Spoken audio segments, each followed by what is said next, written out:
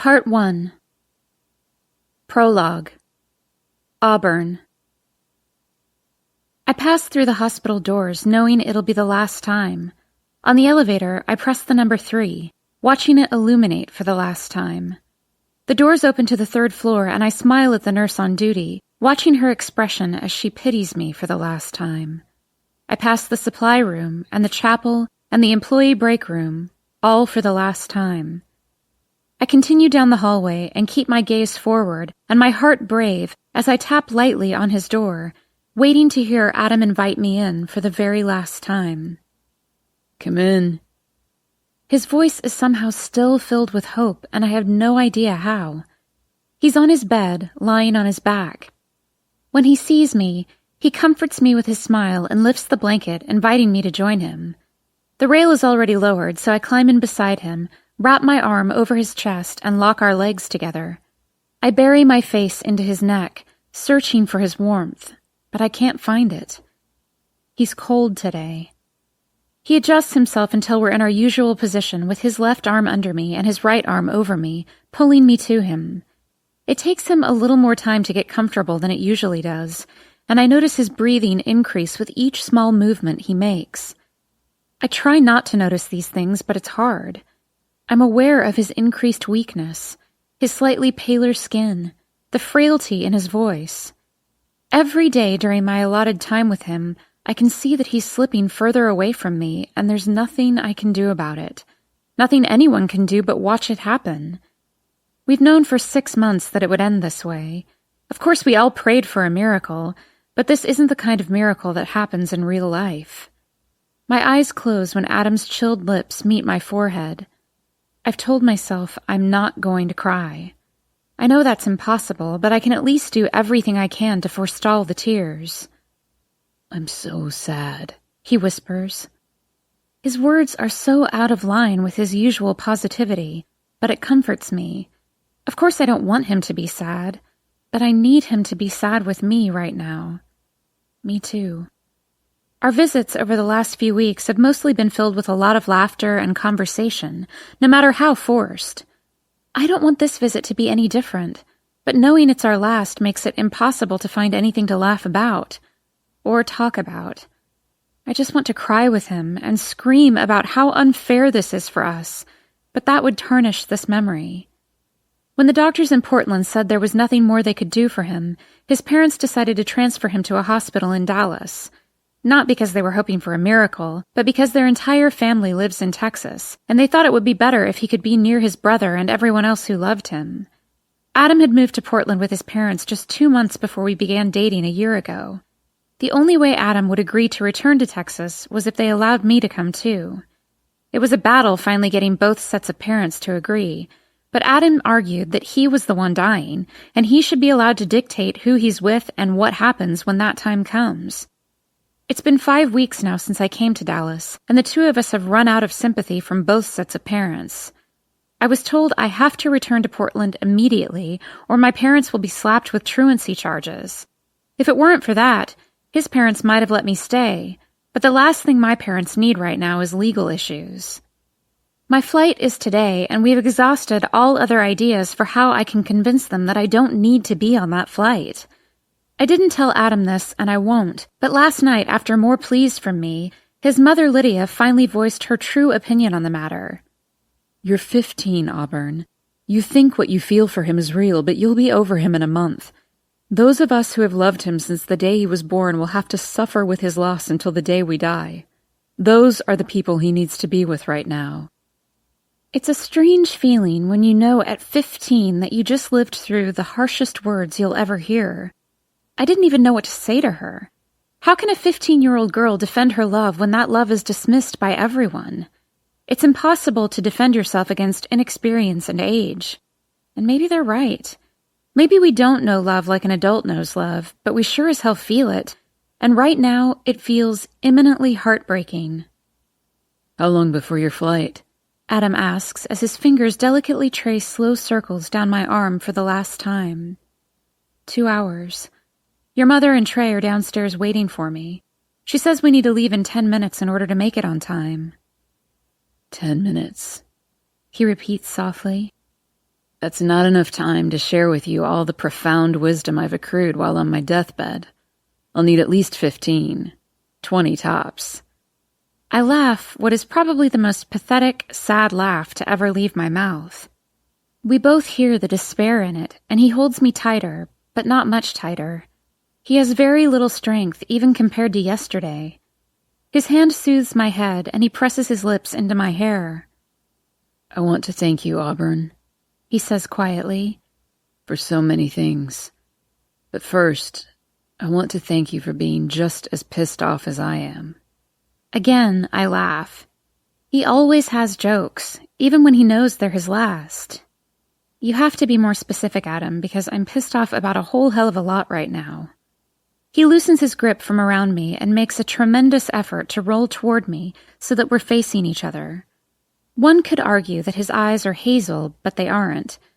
They are layers of greens and browns, touching but never blending, creating the most intense, defined pair of eyes that have ever looked in my direction. Eyes that were once the brightest part of him, but are now too defeated by an untimely fate that is slowly draining the color right out of them. I'm referring specifically to how we're both so pissed at death for being such a greedy bastard. But I guess I'm also referring to our parents for not understanding this, for not allowing me to have the one and only thing I want here with me. He's right. I'm definitely pissed about both of those things. But we've been over it enough times in the last few days to know that we lost and they won. Right now, I just want to focus on him and soak up every last ounce of his presence while I still have it. You said you have so many things to thank me for. What's the next one? He smiles and brings his hand up to my face. His thumb brushes over my lips, and it feels as if my heart lunges toward him in a desperate attempt to remain here, while my empty shell is forced to fly back to Portland. I want to thank you for letting me be your first, he says, and for being mine. His smile briefly transforms him from a 16-year-old boy on his deathbed into a handsome, vibrant, full-of-life teenage boy who is thinking about the first time he had sex. His words, and his own reaction to his words, force an embarrassed smile to cross my face as I think back to that night. It was before we knew he would be moving back to Texas. We knew his prognosis at that point, and we were still trying to accept it. We spent an entire evening discussing all the things we could have experienced together if we had a possibility of forever. Traveling, marriage, kids, including what we would have named them, all the places we would have lived, and of course, sex. We predicted that we would have had a phenomenal sex life if given the chance. Our sex would have been the envy of all our friends. We would have made love every morning before we left for work and every night before we went to bed, and sometimes in between. We laughed about it, but the conversation soon grew quiet as we both realized that this was the one aspect of our relationship that we still had control over.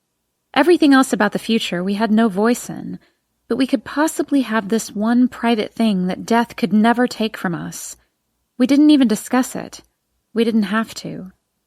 As soon as he looked at me and I saw my own thoughts mirrored in his eyes, we began kissing, and we didn't stop. We kissed while we undressed. We kissed while we touched. We kissed while we cried.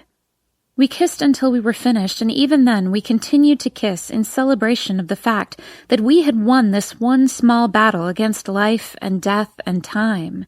And we were still kissing when he held me afterward and told me he loved me. Just like he's holding and kissing me now. His hand is touching my neck, and his lips are parting mine in what feels like the somber opening of a goodbye letter. Auburn.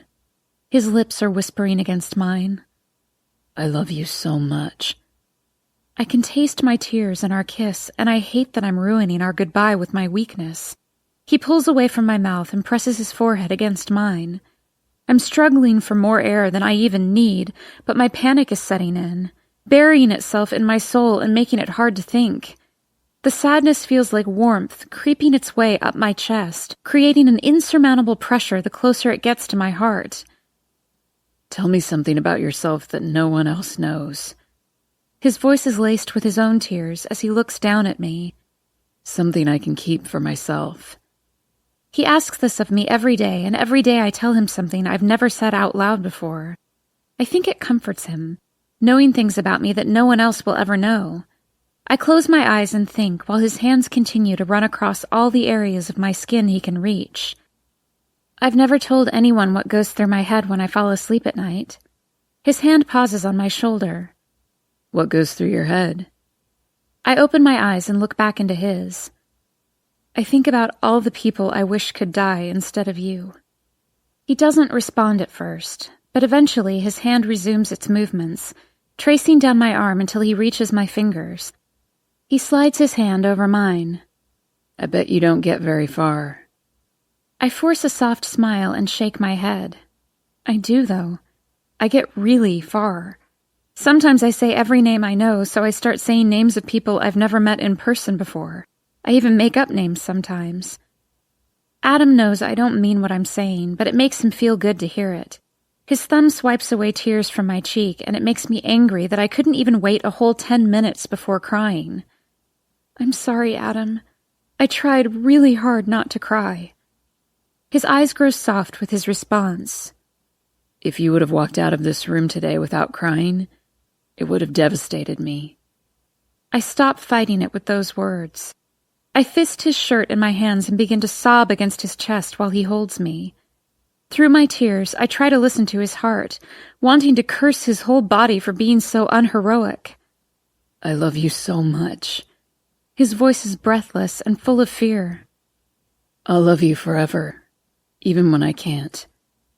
My tears fall harder at his words. And I'll love you forever, even when I shouldn't. We cling to one another as we experience a sadness so excruciating it makes it hard to want to live beyond it. I tell him I love him because I need him to know. I tell him I love him again. I keep saying it more times than I've ever said it out loud. Every time I say it, he tells me right back. We say it so much that I'm not sure who's repeating who now, but we keep saying it, over and over until his brother, Trey, touches my arm and tells me it's time to go. We're still saying it as we kiss for the last time. We're still saying it as we hold on to each other. We're still saying it as we kiss for the last time again. I'm still saying it. Chapter 1. Auburn. I squirm in my chair as soon as he tells me his hourly rate. There's no way I can afford this with my income. Do you work on a sliding scale basis? I ask him. The wrinkles around his mouth become more prominent as he attempts to keep from frowning.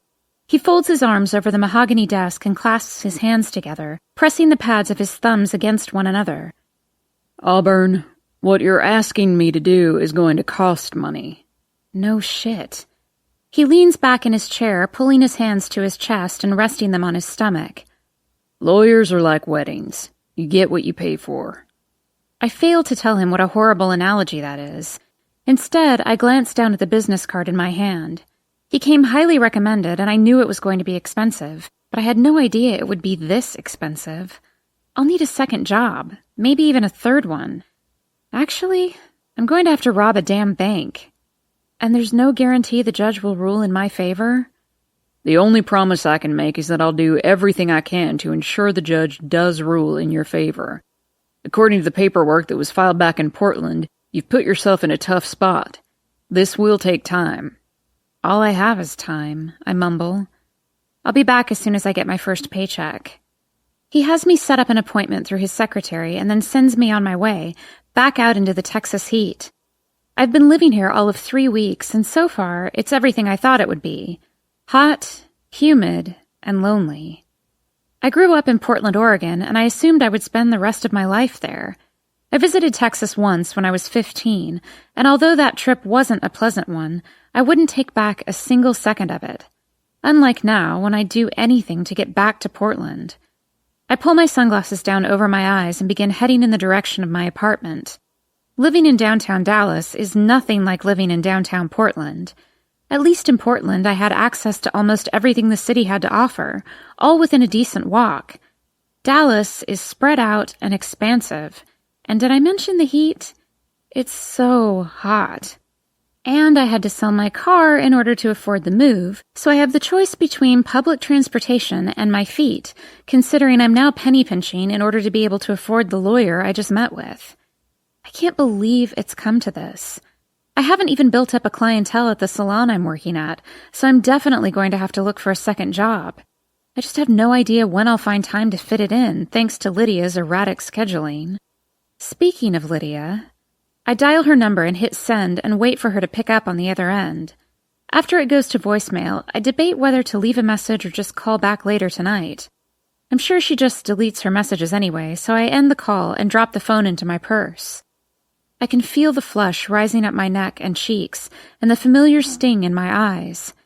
It's the 13th time I've walked home in my new state, in a city inhabited by nothing but strangers. But I'm determined to make it the first time I'm not crying when I reach my front door. My neighbors probably think I'm psychotic. It's just such a long walk from work to home, and long walks make me contemplate my life. My life makes me cry. I pause and look into the glass window of one of the buildings to check for smeared mascara. I take in my reflection and don't like what I see. A girl who hates the choices she's made in her life. A girl who hates her career. A girl who misses Portland. A girl who desperately needs a second job, and now a girl who is reading the Help Wanted sign she just noticed in the window. Help Wanted, knock to apply. I take a step back and assess the building I'm standing in front of. I've passed by it every day on my commute, and I've never noticed it. Probably because I spend my mornings on the phone and my afternoon walks with too many tears in my eyes to notice my surroundings. Confess. That's all the sign says. The name leads me to believe it might be a church, but that thought is quickly dismissed when I take a closer look at the glass windows lining the front of the building.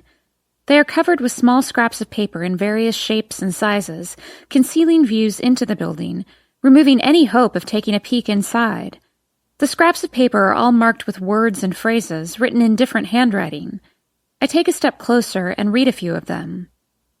Every day I'm grateful that my husband and his brother look exactly alike. It means there's less of a chance that my husband will find out that our son isn't his. I clutch my hand to my heart. What the hell is this? I read another. I haven't spoken to my children in 4 months. They'll call on holidays and my birthday, but never in between. I don't blame them. I was a horrible father. I read another. I lied on my resume. I don't have a degree. In the 5 years I've been working for my employer, no one has ever asked to see it. My mouth is agape and my eyes are wide as I stand and read all the confessions my eyes can reach. I still have no idea what this building is, or what I even think about all these things being plastered up for the world to see, but reading them somehow gives me a sense of normalcy. If these are all true, then maybe my life isn't quite as bad as I think it is. After no less than 15 minutes, I've made it to the second window, having read most of the confessions to the right of the door, when it begins to swing open. I take a step back to avoid being hit, while I simultaneously fight the intense urge to step around the door and get a peek inside the building. A hand reaches out and yanks down the Help Wanted sign. I can hear a marker sliding across the vinyl sign as I remain poised behind the door. Wanting to get a better look at whoever or whatever this place is, I begin to step around the door just as the hand slaps the Help Wanted sign back onto the window. Help, crossed out, wanted, crossed out, knock to apply, all caps, desperately needed, beat on the damn door. I laugh when I read the alterations made to the sign. Maybe this is fate. I desperately need a second job, and whoever this is desperately needs help. The door then opens further, and I'm suddenly under the scrutiny of eyes that I guarantee are more shades of green than I could find on his paint-splattered shirt. His hair is black and thick, and he uses both hands to push it off his forehead, revealing even more of his face. His eyes are wide and full of anxiety at first, but after taking me in, he lets out a sigh. It's almost as if he's acknowledging that I'm exactly where I'm supposed to be, and he's relieved I'm finally here. He stares at me with a concentrated expression for several seconds. I shift on my feet and glance away, not because I'm uncomfortable, but because the way he stares at me is oddly comforting. It's probably the first time I've felt welcome since I've been back in Texas. "Are you here to save me?" he asks, pulling my attention back to his eyes. He's smiling, holding the door open with his elbow. He assesses me from head to toe, and I can't help but wonder what he's thinking. I glance at the help wanted sign and run through a million scenarios of what could happen if I answer his question with a yes and follow him inside this building. The worst scenario I can come up with is one that would end with my murder. Sadly, that's not enough of a deterrent, considering the month I've had. Are you the one hiring? I ask him. If you're the one applying. His voice is overtly friendly. I'm not used to overt friendliness, and I don't know what to do with it. I have a few questions before I agree to help you, I say, proud of myself for not being so willingly killable. He grabs the help wanted sign and pulls it away from the window. He tosses it inside the building and presses his back against the door, pushing it open as far as it will reach, motioning for me to come inside. We don't really have time for questions, but I promise I won't torture, rape, or kill you if that helps. His voice is still pleasant, despite his phrase of choice. So is that smile that shows off 2 rows of almost perfect teeth and a slightly crooked front left incisor. But that little flaw in his smile is actually my favorite part of him. That and his complete disregard for my questions. I hate questions. This might not be such a bad gig.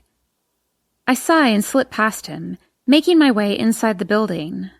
What am I getting myself into? I mutter. Something you won't want to get out of, he says. The door closes behind us, blocking off all the natural lighting in the room. That wouldn't be a bad thing if there were interior lights on, but there aren't.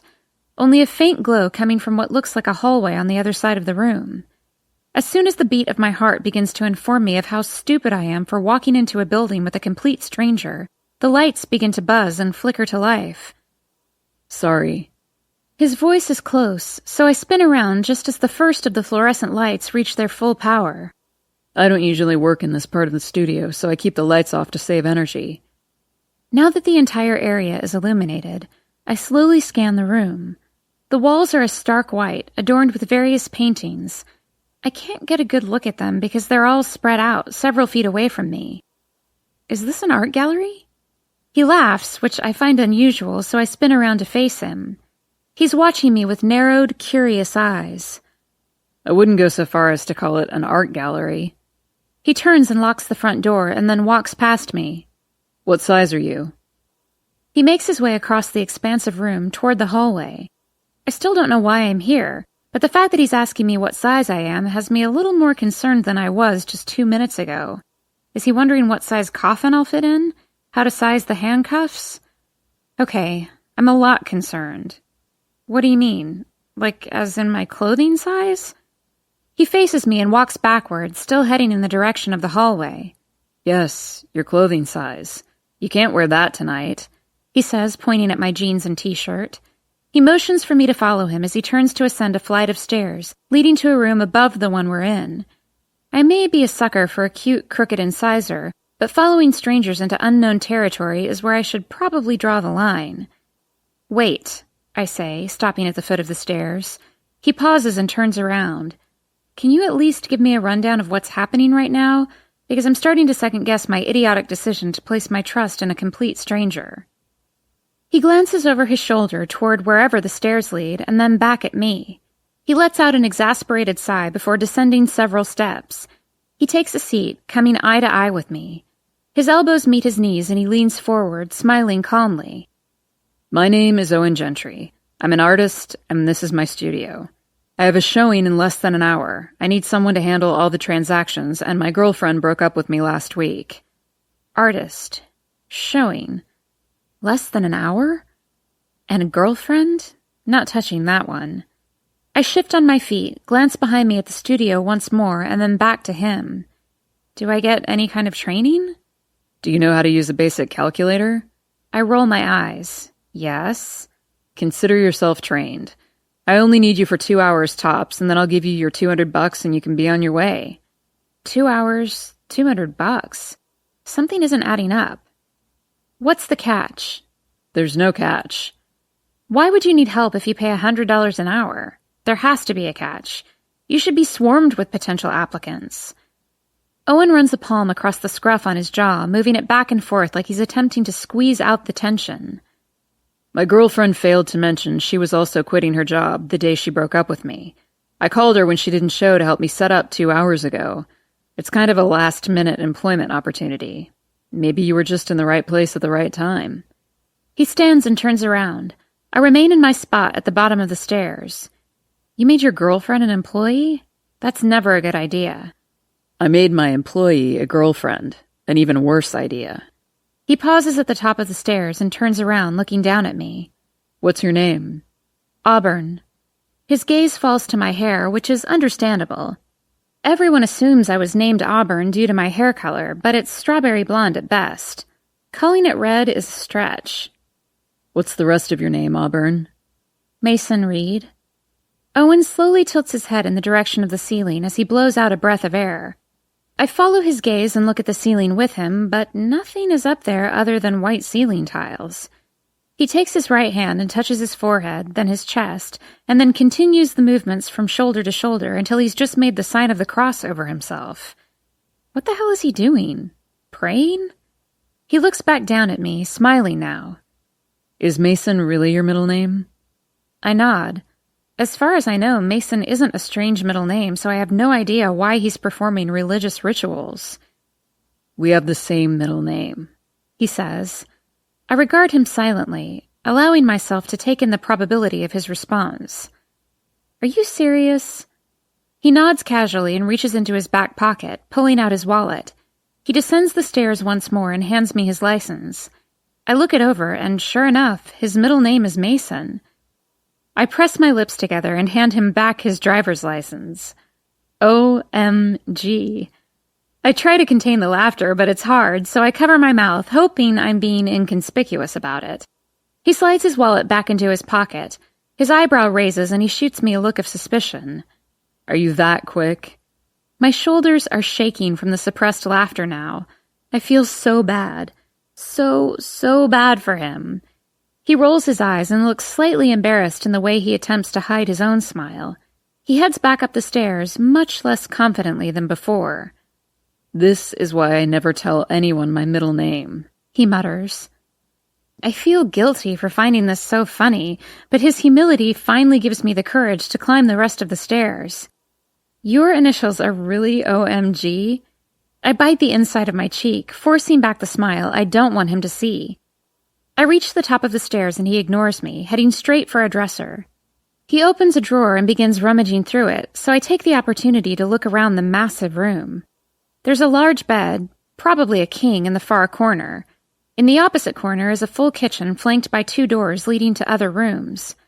I'm in his apartment. He turns around and tosses me something black. I catch it and unfold it, revealing a skirt. That should fit. You and the traitor look about the same size. He walks to the closet and removes a white shirt from a hanger. See if this works. The shoes you have on are fine. I take the shirt from him and glance toward the 2 doors. Bathroom? He points to the door on the left. What if they don't fit? I ask, worried he won't be able to use my help if I'm not dressed professionally. $200 isn't easy to come by. If they don't fit, we'll burn them along with everything else she left behind. I laugh and make my way to the bathroom. Once I'm inside, I pay no attention to the actual bathroom itself as I begin to change into the clothes he gave me. Luckily, they fit perfectly. I look at myself in the full-length mirror and cringe at the disaster that is my hair. I should be embarrassed to call myself a cosmetologist. I haven't touched it since I left the apartment this morning, so I do a quick fix and use one of Owen's combs to pull it up into a bun. I fold the clothes I just removed and set them on the countertop. When I exit the bathroom, Owen is in the kitchen, pouring 2 glasses of wine. I contemplate whether or not I should tell him I'm a few weeks shy of being old enough to drink, but my nerves are screaming for a glass of wine right now. Fits, I say, walking toward him. He lifts his eyes and stares at my shirt for much longer than it takes to acknowledge whether or not a shirt fits. He clears his throat and looks back down at the wine he's pouring. Looks better on you, he says. I slide onto the stool, fighting to hide my smile. It's been a while since I've been complimented, and I've forgotten how good it feels. You don't mean that. You're just bitter over your breakup. He pushes a glass of wine across the bar. I'm not bitter. I'm relieved. And I absolutely mean it. He raises his glass of wine, so I raise mine. To ex-girlfriends and new employees. I laugh as our glasses clink together. Better than ex-employees and new girlfriends. He pauses with his glass at his lips and watches me sip from mine. When I'm finished, he grins and finally takes a sip. As soon as I set my wine glass back down on the countertop, something soft grazes my leg. My initial reaction is to scream, which is exactly what happens. Or maybe the noise that comes out of my mouth is more of a yelp. Either way, I pull both of my legs up and look down to see a black, long-haired cat rubbing the stool I'm seated on. I immediately lower my legs back to the floor and bend over to scoop up the cat. I don't know why, but knowing this guy has a cat eases my discomfort even more. It doesn't seem like someone could be dangerous if they own a pet. I know that isn't the best way to justify being in a stranger's apartment, but it does make me feel better. What's your cat's name? Owen reaches over and runs his fingers through the cat's mane. Owen. I immediately laugh at his joke, but his expression remains calm. I pause for a few seconds, waiting for him to laugh, but he doesn't. You named your cat after yourself? Seriously? He looks at me and I can see the slightest smile playing at the corner of his mouth. He shrugs almost bashfully. She reminded me of myself. I laugh again. She? You named a girl cat Owen? He looks down at Owen cat and continues to pet her as I hold her. Shh, he says quietly. She can understand you. Don't give her a complex. As if he's right and she can actually hear me making fun of her name, Owen cat jumps out of my arms and lands on the floor. She disappears around the bar and I force myself to wipe the grin off my face.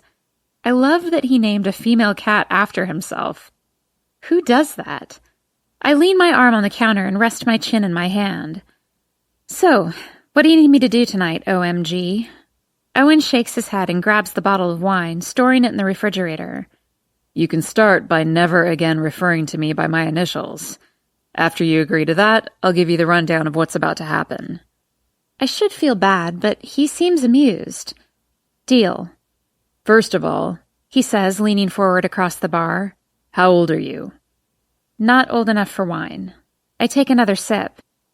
Oops, he says dryly. What do you do? Are you in college? He rests his chin in his hand and waits for my response to his questions. How are these questions preparing me for work tonight? He smiles. His smile is exceptionally nice when accompanied by a few sips of wine. He nods once and stands straight. He takes the wine glass from my hand and sets it back down on the bar. Follow me, Auburn Reed. I'll do what he asks, because for $100 an hour, I'll do almost anything. Almost. When we reach the main floor again, he walks into the center of the room and lifts his arms, making a full circle. I follow his gaze around the room, taking in the vastness of it. The track lighting is what catches my eye first. Each light is focused on a painting adorning the stark white walls of the studio, pulling the focus to the art and nothing else. Well, there really isn't anything else. Just floor-to-ceiling white walls, a polished concrete floor, and art. It's both simple and overwhelming. This is my studio. He pauses and points to a painting. That's the art. He points to a counter on the other side of the room. That's where you'll be most of the time. I'll work the room and you ring up the purchases. That's pretty much it. He explains it all so casually, as if anyone is perfectly capable of creating something of this magnitude. He rests his hands on his hips and waits for me to absorb it all. How old are you? I ask him. His eyes narrow and he dips his head slightly before looking away. 21. He says it like his age embarrasses him. It's almost as if he doesn't like that he's so young and already has what appears to be a successful career. I would have guessed much older. His eyes don't seem like the eyes of a 21-year-old. They're dark and deep, and I have the sudden urge to plunge into their depths so I can see everything he's seen. I glance away and place my attention on the art. I walk toward the painting closest to me, growing more and more aware of the talent behind the brush with each step. When I reach it, I suck in a breath. It's somehow sad and breathtaking and beautiful all at once. The painting is of a woman who seems to encompass both love and shame and every single emotion in between. What do you use besides acrylics? I ask, taking a step closer. I run my finger across the canvas and hear his footsteps close in on me. He pauses next to me, but I can't take my eyes off the painting long enough to look at him. I use a lot of different mediums, from acrylic to spray paint. It just depends on the piece. My eyes are drawn to a slip of paper next to the painting adhered to the wall. I read the words sprawled across it. Sometimes I wonder if being dead would be easier than being his mother. I touch the paper and then look back at the painting. A confession? When I turn and face him, his playful smile is gone. His arms are folded tightly across his chest and his chin is tucked in. He looks at me as if he's nervous about my reaction. Yep, he says simply. I glance toward the window, at all the pieces of paper lining the glass. My eyes move around the room to all the paintings and I notice strips of paper adhered to the walls next to every one. They're all confessions, I say in awe. Are these from actual people? People you know? He shakes his head and motions toward the front door. They're all anonymous. People leave their confessions in the slot over there, and I use some of them as inspiration for my art. I walk to the next painting and look at the confession before I even look at the interpreted piece. I've never let anyone see me without makeup. My greatest fear is what I'll look like at my funeral. I'm almost certain I'll be cremated because my insecurities run so deep they'll follow me into the afterlife. Thank you for that, Mother. I immediately move my attention to the painting. It's incredible, I whisper, spinning around to take in more of what he's created. I walk to the window of confessions and find one written in red ink and highlighted. I'm scared I'll never stop comparing my life without him to how my life was when I was with him. I'm not sure if I'm more fascinated by the confessions, the art, or the fact that I feel like I can relate to everything in here. I'm a very closed-off person. I rarely share my true thoughts with anyone, regardless of how helpful it might be for me. Seeing all of these secrets, and knowing that these people have more than likely never shared these with anyone, and never will, makes me feel a sense of connection to them, a sense of belonging. In a way, the studio and the confessions remind me of Adam. Tell me something about yourself that no one else knows, something I can keep for myself. I hate how I always tie Adam into everything I see and do, and I wonder if and when that will ever go away. It's been 5 years since I last saw him. 5 years since he passed away. 5 years, and I'm wondering if, like the confession in front of me, I'll forever be comparing my life with him to my life without him. And I wonder if I'll ever not be disappointed. Chapter 2. Owen. She's here, right here, standing in my studio, staring at my art. I never thought I'd see her again. I was so convinced that the likelihood of our paths ever crossing was minimal, I can't even remember the last time I thought about her. But here she is, standing right in front of me. I want to ask her if she remembers me, but I know she doesn't. How could she, when we never even exchanged words? I remember her, though. I remember the sound of her laughter, her voice, her hair, even though her hair used to be a lot shorter. And even though I felt like I knew her back then, I never really got a good look at her face. Now that I'm seeing her up close, I have to force myself not to stare too hard. Not because of her unassuming beauty, but because it's exactly how I imagined she would look up close.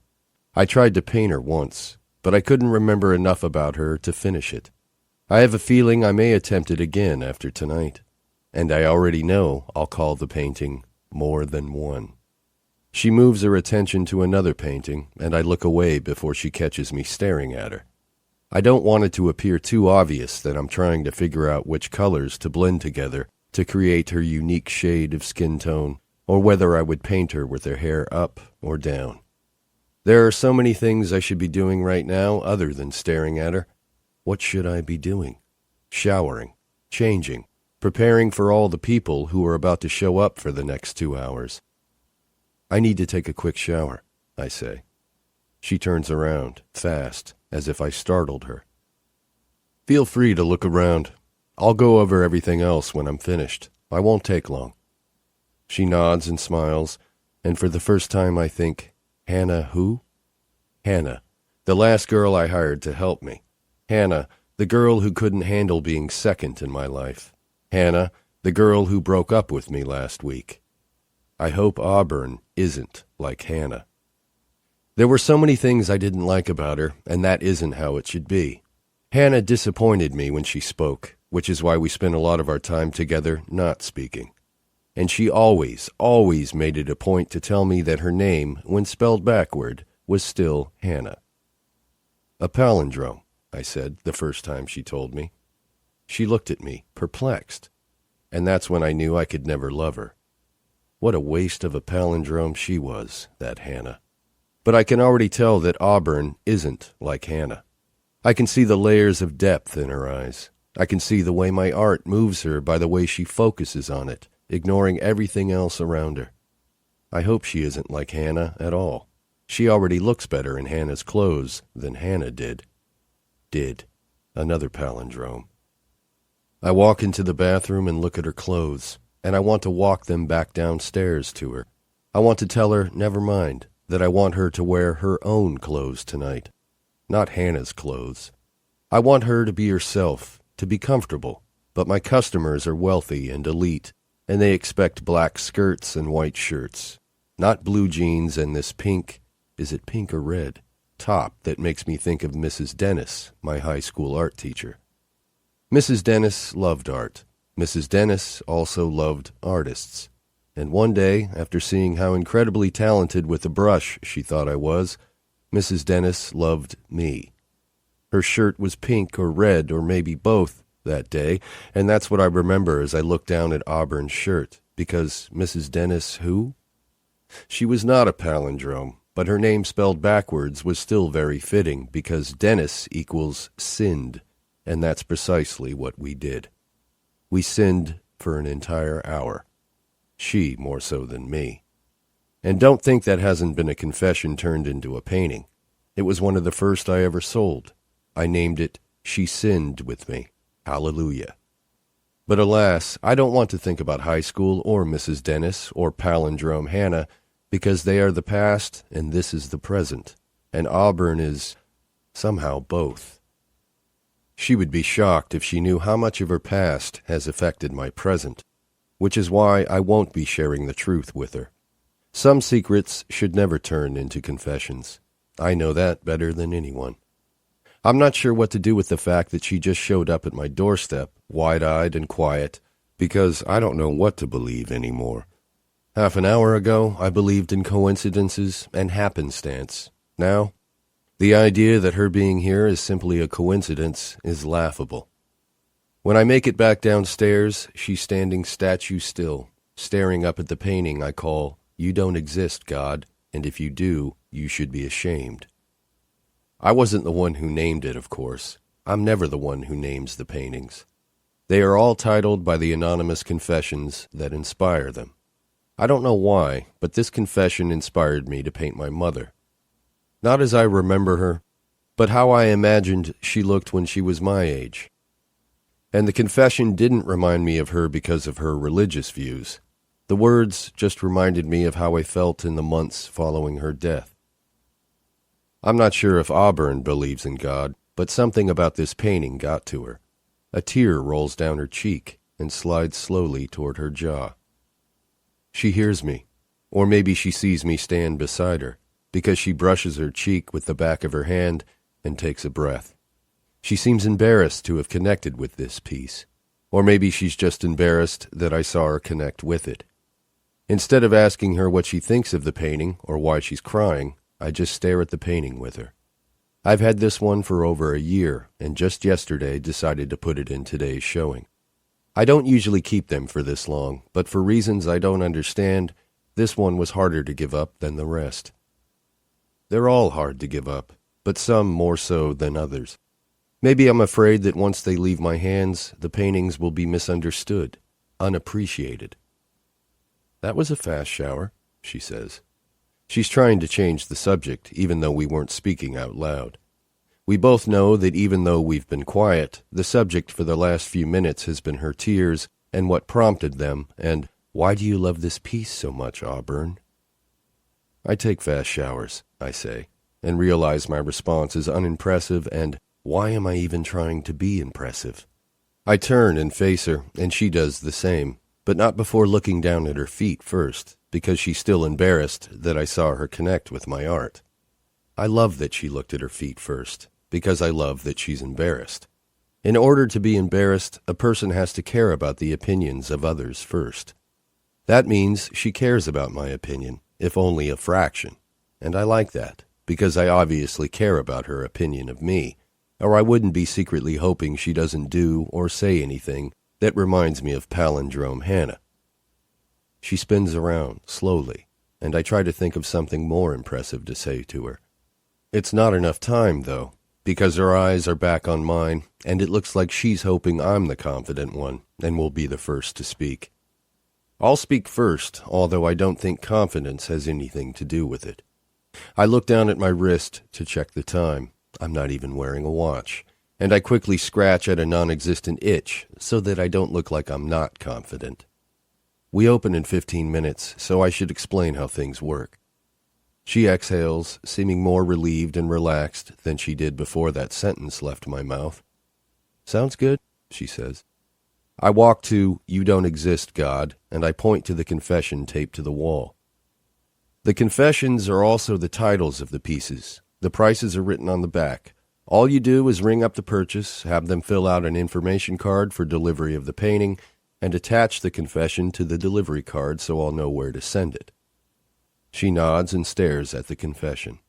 She wants to see it, so I take it off the wall and hand it to her. I watch as she reads the confession again before flipping the card over. Do you think people ever buy their own confessions? I know they do. I've had people admit to me that they're the ones who wrote the confession. Yes, but I prefer not to know. She looks at me like I'm insane, but also with fascination, so I accept it. Why wouldn't you want to know? She asks. I shrug and her eyes drop to my shoulder and maybe linger on my neck. It makes me wonder what she's thinking when she looks at me like this. You know when you hear a band on the radio and you have this vision of them in your head? I ask her. But then you see a picture or a video of them and it's nothing like you assumed? Not necessarily better or worse than you imagined, just different? She nods in understanding. That's what it's like when I've finished a painting and someone tells me their confession inspired it. When I'm painting, I create a story in my head of what inspired the confession and who it came from. But when I find out that the image I had while painting doesn't fit the actual image standing in front of me, it somehow invalidates the art for me. She smiles and looks at her feet again. There's a song called Hold On by the band Alabama Shakes, she says, explaining the reason behind her flushed cheeks. I listened to that song for more than a month before I saw the video and realized the singer was a woman. Talk about a mindfuck. I laugh. She understands exactly what I'm saying. And I can't stop smiling because I know that band, and I find it hard to believe anyone would think the singer was a man. She says her own name in the song, doesn't she? She shrugs, and now I'm staring at her shoulder. I thought he was referring to someone else, she says, still calling the singer a he, even though she knows it's a she now. Her eyes flutter away, and she walks around me toward the counter. She's still holding the confession in her hand, and I let her hold it. Have you ever thought of allowing people to purchase anonymously? I walk to the opposite side of the counter, and I lean forward, closer to her. Can't say that I have. She runs her fingers over the counter, the calculator, the information cards, my business cards. She picks one up. She flips it over. You should put confessions on the backs of these. As soon as those words leave her mouth, her lips press into a tight line. She thinks I'm insulted by her suggestions, but I'm not. How would it benefit me if the purchases were anonymous? Well, she says, treading carefully, if I were one of the people who wrote one of these, she holds up the confession in her hand, I would be too embarrassed to buy it. I'd be afraid you would know it was me who wrote it. I think it's rare that people who write the confession actually come to a showing. She hands me the confession, finally, and then crosses her arms over the counter. Even if I didn't write the confession, I'd be too embarrassed to buy the painting for fear that you would assume I wrote it. She makes a good point. I think the confessions add an element of realness to your paintings that can't be found in other art. If a person walks into a gallery and sees a painting they connect with, they might buy it. But if a person walks into your gallery and sees a painting or a confession they connect with, they might not want to connect with it, but they do. And they're embarrassed that they connect with a painting about a mother admitting she might not love her own child. And if they hand the confession card to whoever is going to ring up their purchase, they're essentially saying to that person, I connected with this horrible admission of guilt. I might be in awe of her, and I try not to look at her with so much obvious fascination.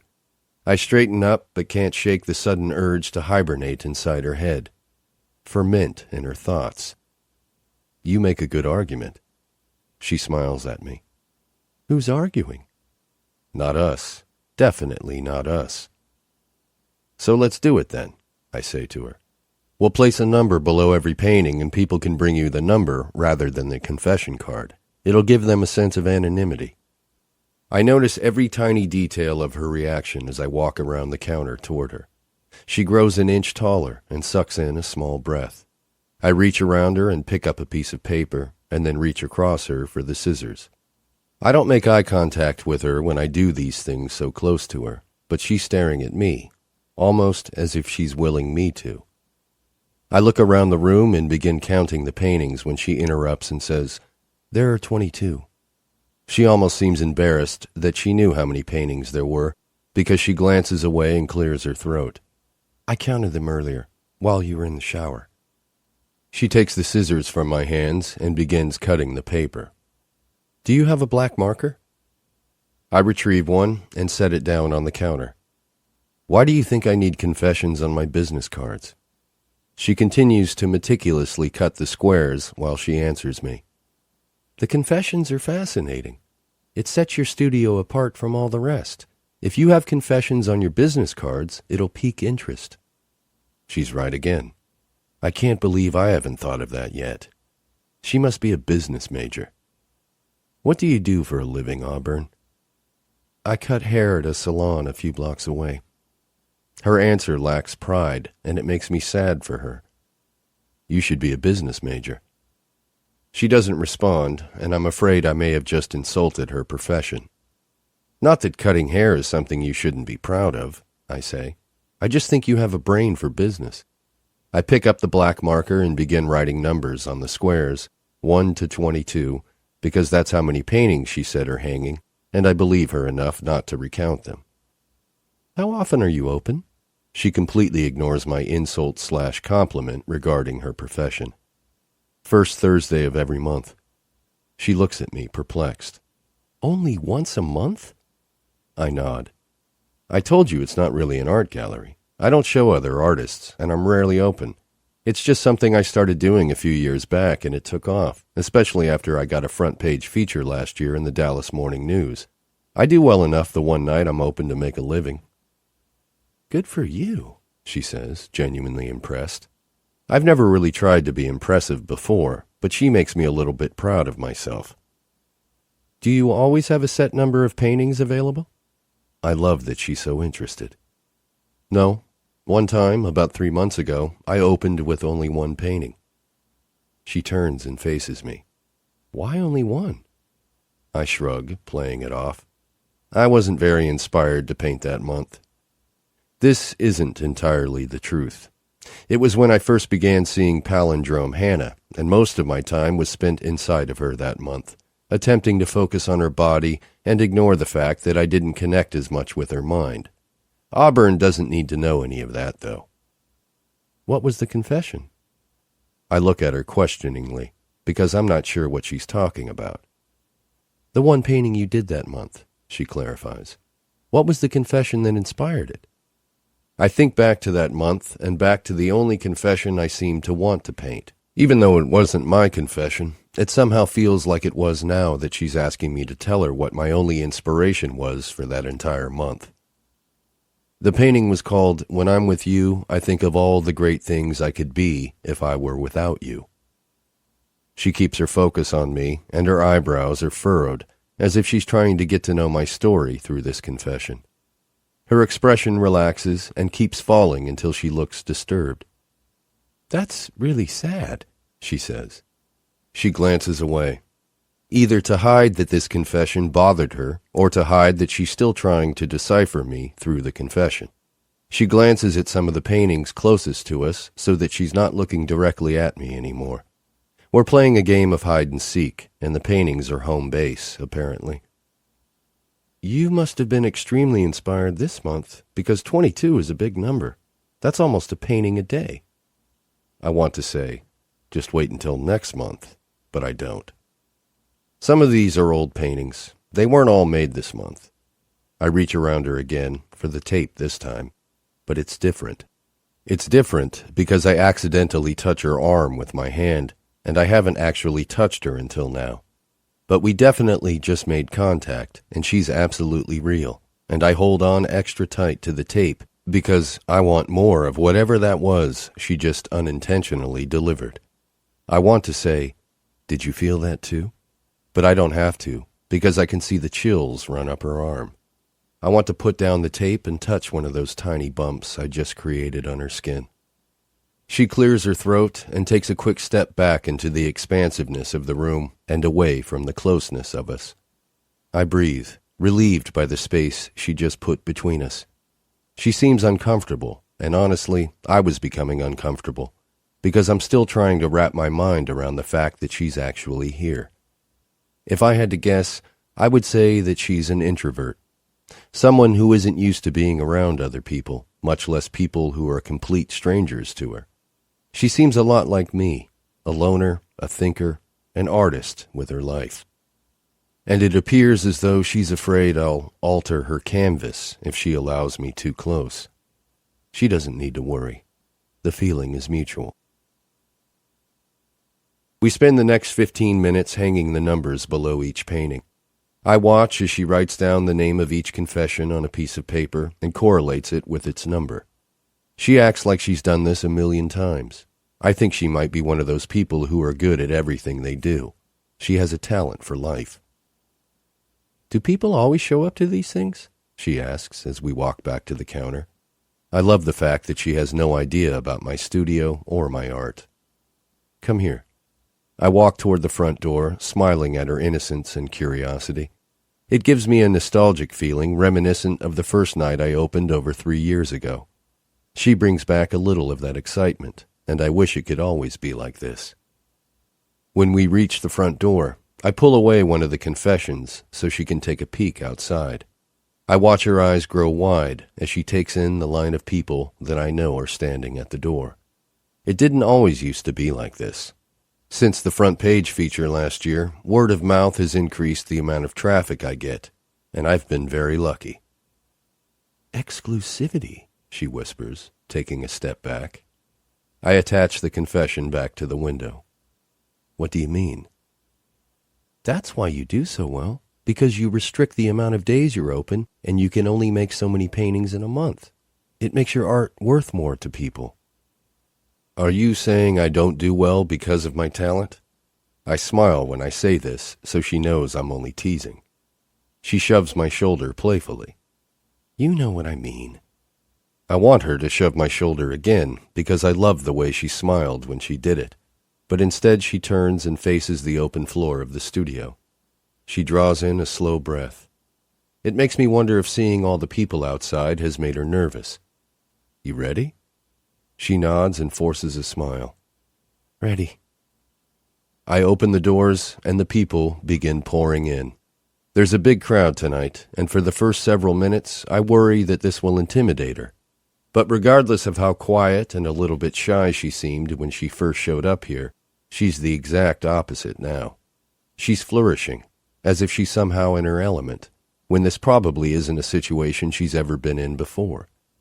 I wouldn't know that from watching her, though. For the first half hour, she mingles with the guests and discusses the art and some of the confessions. I recognize a few faces, but most of them are people I don't know. She acts like she knows all of them. She eventually walks back to the counter when she sees someone pull the number 5 down. Number 5 correlates to the painting titled, "I went to China for 2 weeks without telling anyone. When I returned, No one noticed I'd been gone.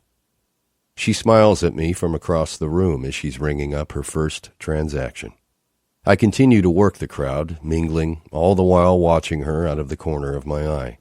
Tonight, everyone's focus is on my art, but my focus is on her. She's the most interesting piece in this entire room. "Will your father be here tonight, Owen?" I look away from her long enough to answer Judge Corley's question with a shake of my head. "He couldn't make it tonight," I lie. "If I were a priority in his life, he would have made it." "That's a shame," Judge Corley says. "I'm having my office redecorated, and he suggested I stop by to check out your work." Judge Corley is a man with a height of 5'6", but an ego twice as tall. My father is a lawyer and spends a lot of time in the courthouse downtown, where Judge Corley's office is. I know this because my father isn't a fan of Judge Corley's, and despite Judge Corley's show of interest, I'm pretty sure he's not a fan of my father's. Surface friends is what I call it. When your friendship is merely a facade and your enemies on the inside. My father has a lot of surface friends. I think it's a side effect of being a lawyer. I don't have any. I don't want any. "You have exceptional talent, although I'm not sure it's quite my taste," Judge Corley says, moving around me to view another painting. An hour quickly passes. She's been busy most of the time, and even when she isn't, she finds something to do. She doesn't just sit behind the counter and look bored like Palindrome Hannah did. Hannah perfected the art of boredom, filing her nails so much during the 2 showings she worked for me. I'm surprised she even had nails left by the end of it. Auburn doesn't look bored. She looks like she's having fun. Whenever there isn't someone at the counter, she's up and mingling and smiling and laughing at the jokes that I know she thinks are lame. She sees Judge Corley approach the table with a number. She smiles at him and says something, but he just grunts. When she looks down at the number, I see a frown form on her lips, but she quickly shoves it away with a fake smile. Her eyes briefly meet the painting titled, "You Don't Exist, God," and I immediately understand the look on her face. Judge Corley is buying the painting, and she knows as well as I do that he doesn't deserve it. I quickly make my way to the counter. "There's been a misunderstanding." Judge Corley looks at me, annoyed, and Auburn glances up at me in surprise. I take the number out of her hand. "This painting isn't for sale." Judge Corley huffs and points to the number in my hand. "Well, the number was still on the wall. I thought that meant it was for sale." I put the number in my pocket. "It sold before we opened," I say. "I guess I forgot to take down the number." I wave toward the painting behind him, one of the few left. "Would something like this work for you?" Judge Corley rolls his eyes and puts his wallet back in his pocket. "No, it won't," he says. "I like the orange in the other painting. It matches the leather in my office sofa." He likes it for the orange. Thank God I saved it from him. He motions for a woman standing several feet away, and he begins walking toward her. "Ruth," he says, "let's just stop by the Pottery Barn tomorrow. There's nothing here I like." I watch as they leave, then turn and face Auburn again. She's grinning. "Couldn't let him take your baby, could you?" I let out a breath of relief. I would have never forgiven myself. She glances behind me at someone approaching, so I step aside and let her work her magic. Another half hour passes, and most of the paintings have been purchased when the last person leaves for the night. I lock the door behind them. I turn around and she's still standing behind the counter, organizing the sales. Her smile is huge, and she isn't trying to hide it at all. Whatever stress she walked into this studio with, it's not plaguing her right now. Right now, she's happy, and it's intoxicating. "You sold 19, she says, almost in a squeal. "OMG, Owen, do you realize how much money you just made? And do you realize I just used your initials in my sentence?" I laugh because, yes, I realize how much money I just made, and yes, I realize she just used my initials in a sentence. But it's okay, because she was adorable doing it. She also must have a natural ability to conduct business, because I can honestly say I've never sold 19 paintings in one night. "So?" I ask. hopeful that this won't be the last time she helps me. You busy next month? She's already smiling, but my job offer makes her smile even bigger. She shakes her head and looks up at me. I'm never busy when it comes to $100 an hour. She's counting the money, separating the bills into piles. She takes 2 of the $100 bills and holds them up, smiling. These are mine. She folds them and tucks them into the front pocket of her, or palindrome Hannah's, shirt. My high from the night begins to fade the moment I realize she's finished, and I don't know how to prolong the time between us. I'm not ready for her to leave yet, but she's tucking the cash away in a drawer and stacking the orders into a pile on the counter. It's after 9, I say. You're probably starving. I use this as an opening to see if she wants something to eat, but her eyes immediately grow wide and her smile disappears. It's already after 9? Her voice is full of panic and she quickly turns and sprints for the stairs. She takes them 2 at a time. I had no idea she was capable of displaying so much urgency. I expect her to come rushing back down the stairs with the same haste, but she doesn't, so I make my way toward the stairs. When I reach the top step, I can hear her voice. I'm so sorry, she says. I know. She's quiet for several seconds, and then she sighs. Okay, that's okay. I'll talk to you tomorrow. When the call comes to an end, I walk up the stairs, curious what kind of phone call could cause someone to feel so much panic. I see her, sitting quietly at the bar, staring at the phone in her hands. I watch her wipe away the second tear tonight, and I immediately dislike whoever was on the other end of that call. I don't like the person who made her feel this way, when just a few minutes ago she couldn't stop smiling. She lays her phone face down on the bar when she notices me standing at the top of the stairs. She isn't sure if I saw that tear just now. I did, so she forces a smile.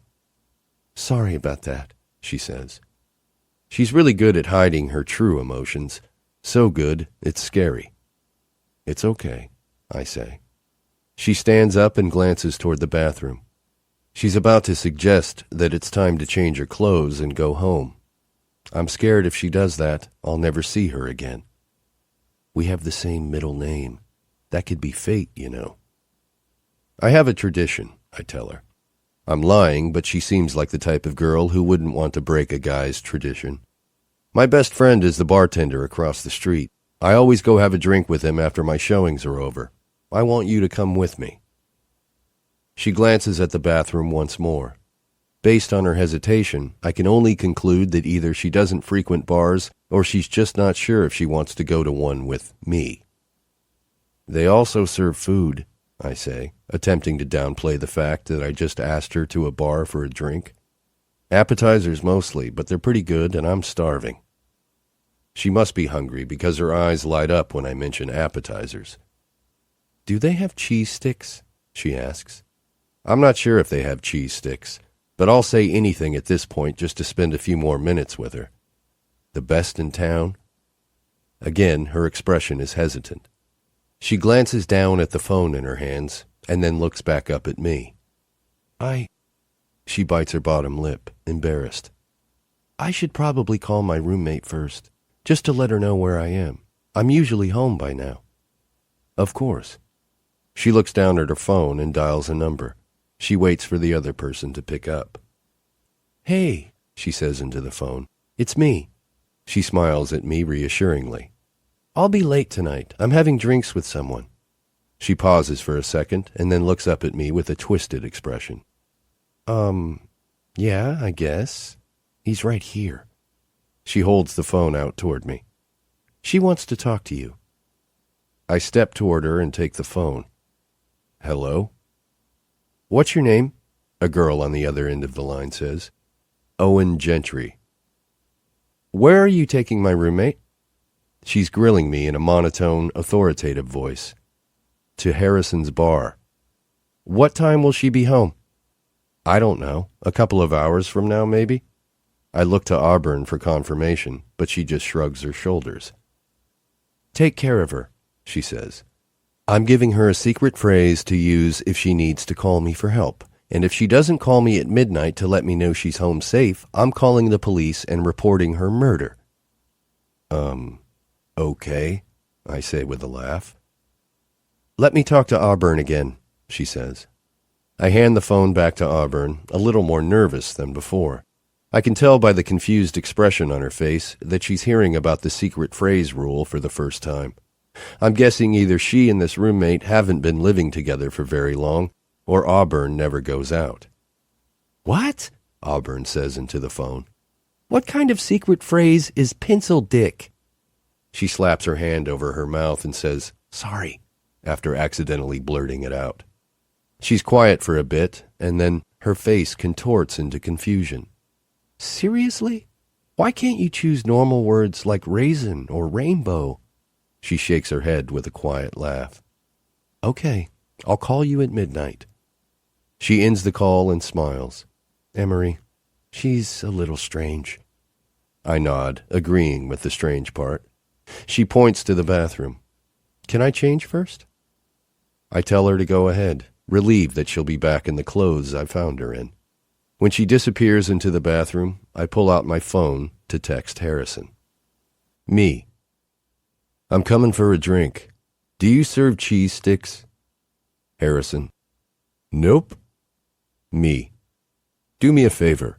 When I order cheese sticks, don't say you don't serve them. Just say you ran out. Harrison. Okay. Random request, but whatever. Chapter 3. Auburn. Life is strange. I have no idea how I went from working at the salon this morning to an appointment at a law office this afternoon to working at an art studio tonight to walking into a bar for the first time in my life. I was too embarrassed to tell Owen I've never been to a bar before, but I'm pretty sure he could tell by my hesitation at the door. I didn't know what to expect when we walked in because I'm not yet 21. I reminded Owen of this, and he shook his head and told me not to mention it if Harrison asks for ID. Just tell him you left it at the studio, and I'll vouch for you. It's definitely not what I expected a bar would look like. I imagined disco balls and a huge central dance floor and John Travolta. In reality, this bar is much less dramatic than I imagined. It's quiet, and I could probably count the number of occupants on both hands. There are more tables covering the floor than there is room to dance, and there's no disco ball anywhere in sight. I'm a little disappointed by that. Owen weaves through a few tables until he gets to the back of the dimly lit room. He pulls out a stool and motions for me to sit while he takes the one next to it. There's a guy at the other end of the bar who looks up at us just as I'm taking my seat, and I assume this is Harrison. He looks to be in his late 20s with a head full of curly red hair. The combination of his fair skin and the fact that there are four-leaf clovers on almost every sign in this place makes me wonder if he's Irish or if he just wishes he were. I know it shouldn't surprise me that this guy owns a bar and appears this young, because if everyone around here is anything like Owen, this city must be full of young entrepreneurs. Great. Makes me feel even more out of place. Harrison nods his head in Owen's direction and then briefly glances at me. He doesn't stare long, and then his eyes are back on Owen's with a perplexed look. I don't know what has this guy confused, but Owen ignores the look he shoots him and turns to face me. You were great tonight, he says. His chin is resting in his hand, and he's smiling. His compliment makes me smile back, or maybe it's just him. He's got such an innocent, charming vibe. The way his eyes crinkle in the corners makes his smile seem more genuine than other people's. So were you.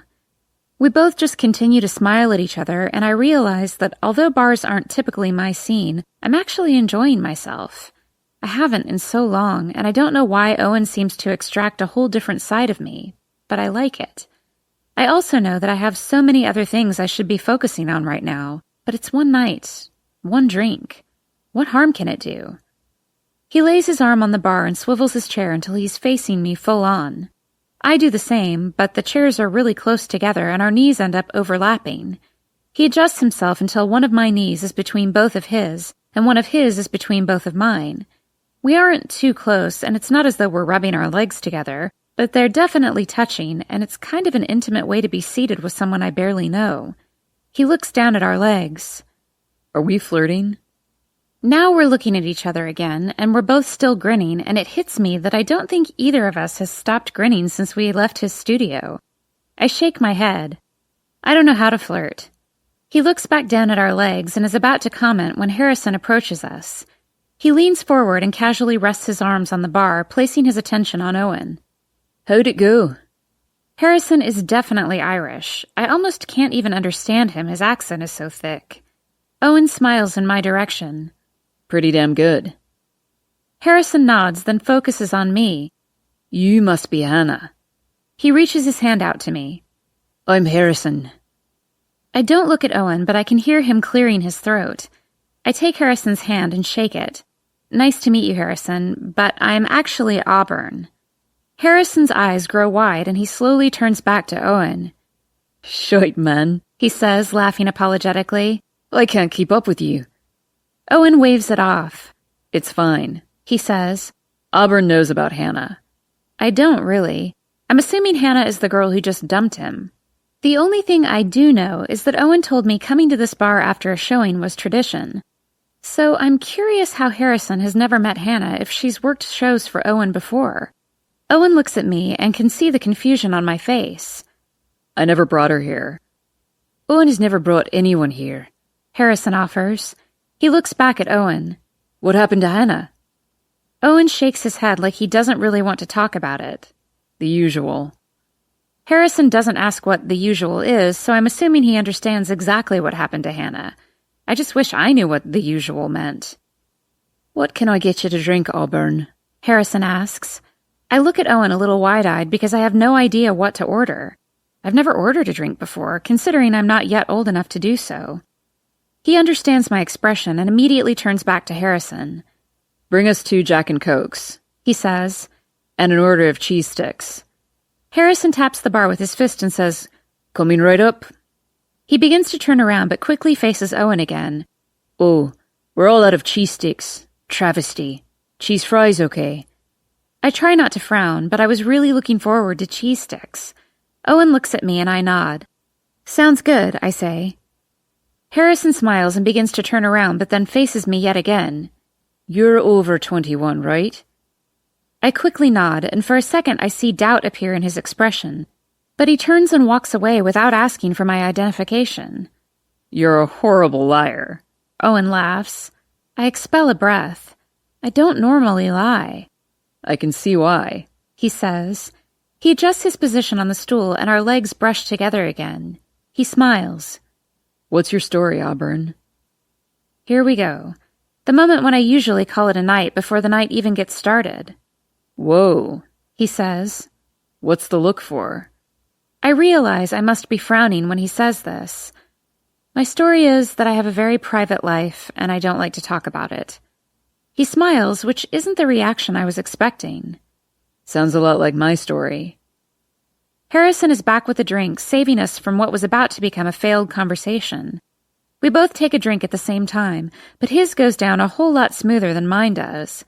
Despite being underage, I've had a few drinks in the past with friends back in Portland, but this is a tad strong for my taste. I cover my mouth to cough, and Owen, of course, smiles again. Well, since neither of us feels like talking at all, do you at least dance? He glances over my shoulder at the small empty dance floor on the opposite side of the room. I immediately shake my head. How did I know that would be your answer? He stands up. Come on. I shake my head again, and almost instantly my mood changes. There's no way I'm dancing with him, especially to whatever slow song just started playing. He grabs my hand and tries to pull me up, but I'm gripping my chair with my other hand, ready to fight him off if I have to. You really don't want to dance? He asks.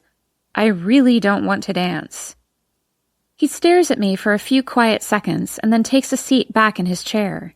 He leans forward and motions for me to come closer. He still has hold of my hand, and I feel his thumb brush slightly over mine. He continues to lean toward me until his mouth is close to my ear. 10 seconds, he whispers.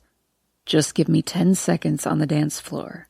If you still don't want to dance with me after my time is up, you can walk away. There are chills on my arms and legs and neck, and his voice is so soothing and convincing, I can feel myself nodding before I even know what I'm agreeing to. But 10 seconds is simple. 10 seconds I can do. 10 seconds isn't enough time to embarrass myself. And after his time is up, I'll come back and sit down and he'll leave me alone about dancing. Hopefully.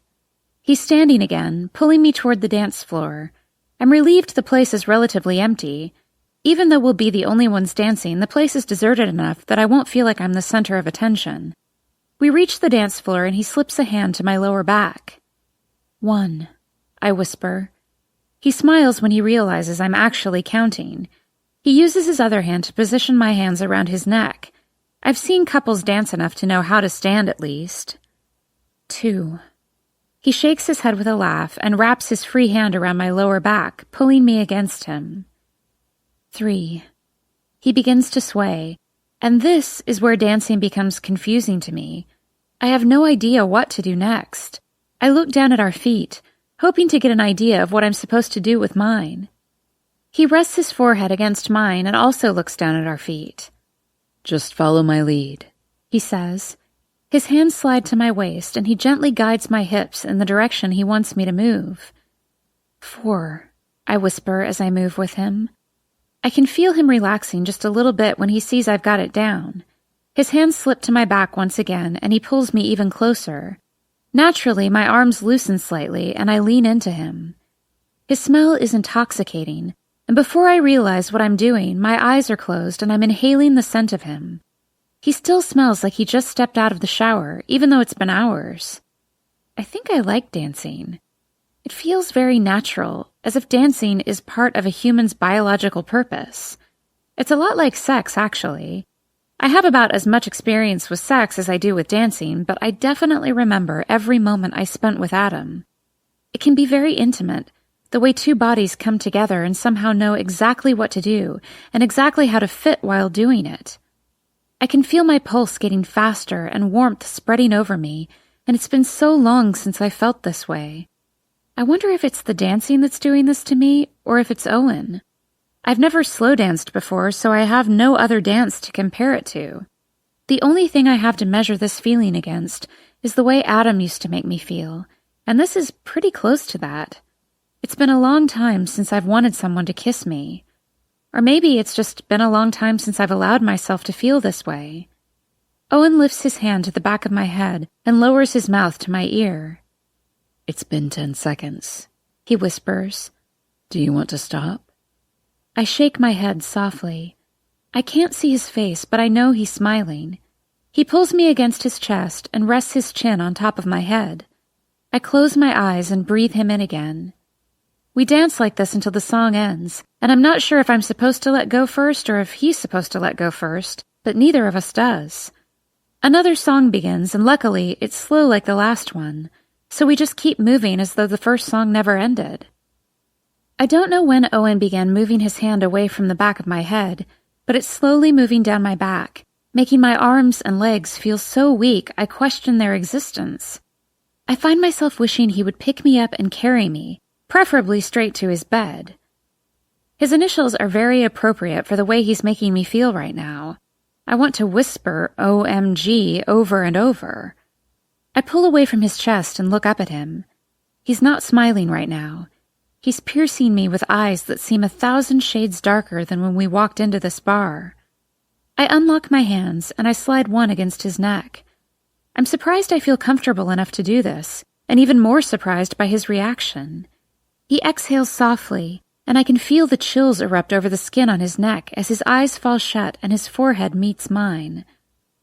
I'm pretty sure I just fell in love with this song, he says. And I hate this song. I laugh a little, and he pulls me closer, resting my head against his chest. We don't speak, and we don't stop dancing until the song ends. The third song begins to play, and it isn't something I'm willing to dance to, considering it's not a slow song. When we both accept that the dance is over, we inhale simultaneous breaths and begin to separate. His expression is full of concentrated intent, and as much as I like his smile, I also really like it when he looks at me like this. My arms leave his neck and his hands leave my waist, and we're both standing on the dance floor, staring at each other awkwardly, and I'm not sure what to do now. The thing about dancing, he says, folding his arms across his chest, is that no matter how good it feels when you're doing it, it's always extremely awkward when it's over. It makes me feel good to know that it's not just me who doesn't know what to do now. His hand touches my shoulder and he urges me back toward the bar. We have drinks to finish. And fries to eat, I add. He didn't ask me to dance again. In fact, as soon as we got back to the bar, he seemed like he was in a hurry to get out of there. I ate most of the fries while he chatted with Harrison a little more. He could tell I wasn't really digging my drink, so he finished it for me. Now we're walking back outside and it feels a little bit awkward again, like when the dance came to an end. Only now it's the entire night that's coming to an end, and I hate that I really don't want to say goodbye to him yet. But I'm certainly not about to suggest we go back to his studio. Which way is your place? He asks. My eyes swing to his, and I'm shocked by his forwardness. You aren't coming over, I immediately say. Auburn, he says, laughing. It's late. I'm offering to walk you home, not asking to spend the night. I inhale, embarrassed at my assumption. Oh. I point to the right. I'm about 15 blocks that way. He smiles and waves a hand in that direction, and we both begin walking.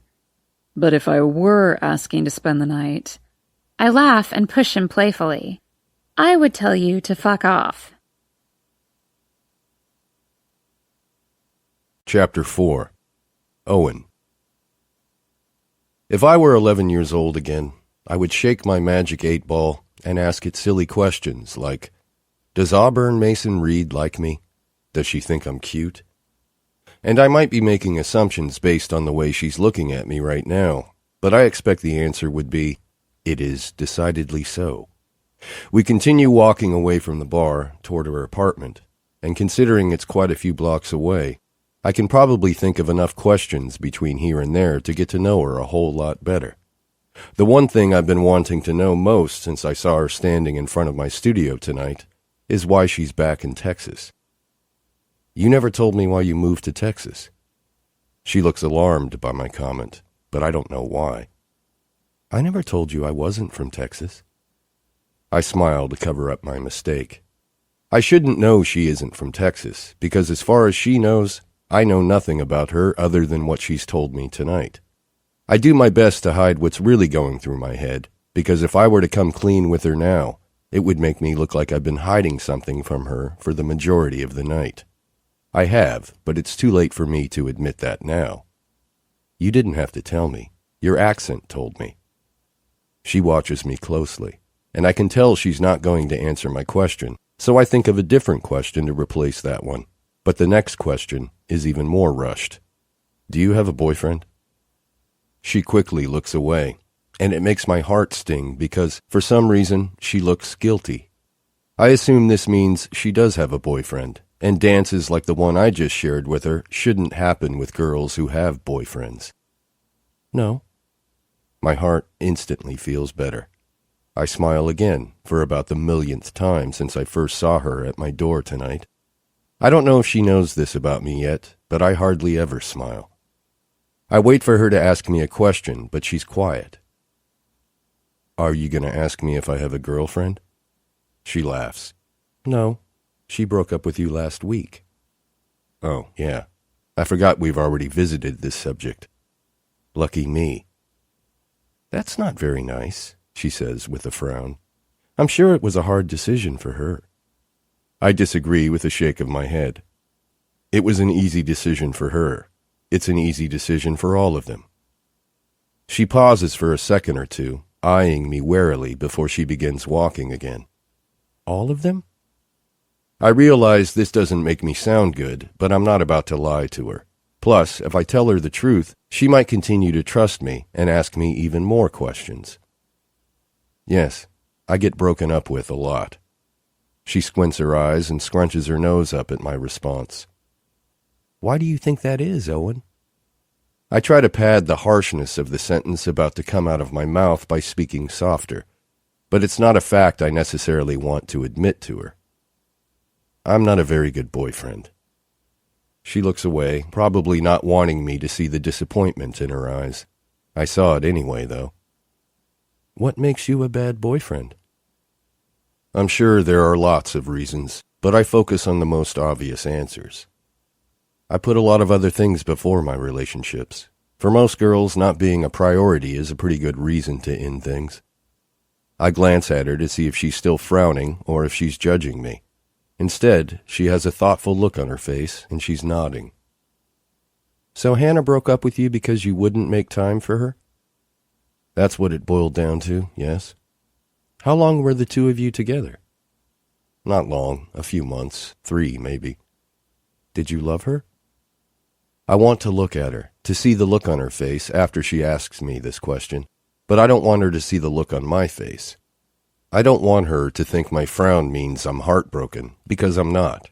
If anything, I'm sad that I couldn't love her. I think love is a hard word to define, I say to her. You can love a lot of things about a person, but still not love the whole person. Did you cry? Her question makes me laugh. No, I didn't cry. I was pissed. I get involved with these girls who claim they can handle it when I need to lock myself up for a week at a time. Then when it actually happens, we spend the time we are together fighting about how I love my art more than I love them. She turns and walks backward so she can peg me with her stare. Do you? Love your art more? I look straight at her this time. Absolutely. Her lips curl up into a hesitant grin, and I don't know why this answer pleases her. It disturbs most people. I should be able to love people more than I love to create, but so far that hasn't happened yet. What's the best anonymous confession you've ever received? We haven't been walking long. We aren't even to the end of the street, but the question she just asked could open up a conversation that could last for days. That's a tough one. Do you keep all of them? I nod. I've never thrown one away, even the awful ones. This gets her attention. Define awful. I glance over my shoulder to the end of the street and look at my studio. I don't know why the thought to show her even crosses my mind, because I've never shared the confessions with anyone. But she isn't just anyone. When I look at her again, her eyes are hopeful. I can show you some, I say. Her smile widens with my words, and she immediately stops heading in the direction of her apartment in favor of my studio. Once upstairs, I open the door and let her cross the threshold that has, up to this point, only been crossed by me. This is the room I paint in. This is the room I keep the confessions in. This is the room that is the most private part of me. In a way, I guess you could say this room holds my confession. There are several paintings in here I've never shown anyone. Paintings that will never see the light of day, like the one she's looking at right now. She touches the canvas and runs her fingers over the face of the man in the picture. She traces his eyes, his nose, his lips. This isn't a confession, she says, reading the piece of paper attached to it. She glances at me. Who is this? I walk to where she is and stare at the picture with her. My father. She gasps quietly, running her fingers over the words written on the slip of paper. What does nothing but blues mean?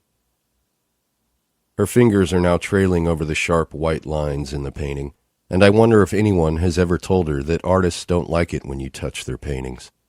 That's not true in this case, because I want to watch her touch every single one of them. I love how she can't seem to look at one without feeling it with both her eyes and her hands. She looks up at me expectantly, waiting for me to explain what the title of this one means. It means nothing but lies. I walk away before she can see the expression on my face. I lift the 3 boxes I keep in the corner and take them to the center of the room. I take a seat on the concrete floor and motion for her to do the same. She sits cross-legged in front of me with the boxes stacked between us. I take the 2 smaller boxes off the top and set them aside, then open the lid on the larger box. She peeks inside and shoves her hand into the pile of confessions, pulling out a random one. She reads it out loud. I've lost over 100 pounds in the past year. Everyone thinks it's because I've discovered a new healthy way of living, but really it's because I suffer from depression and anxiety, and I don't want anyone to know. She places the confession back in the box and grabs another.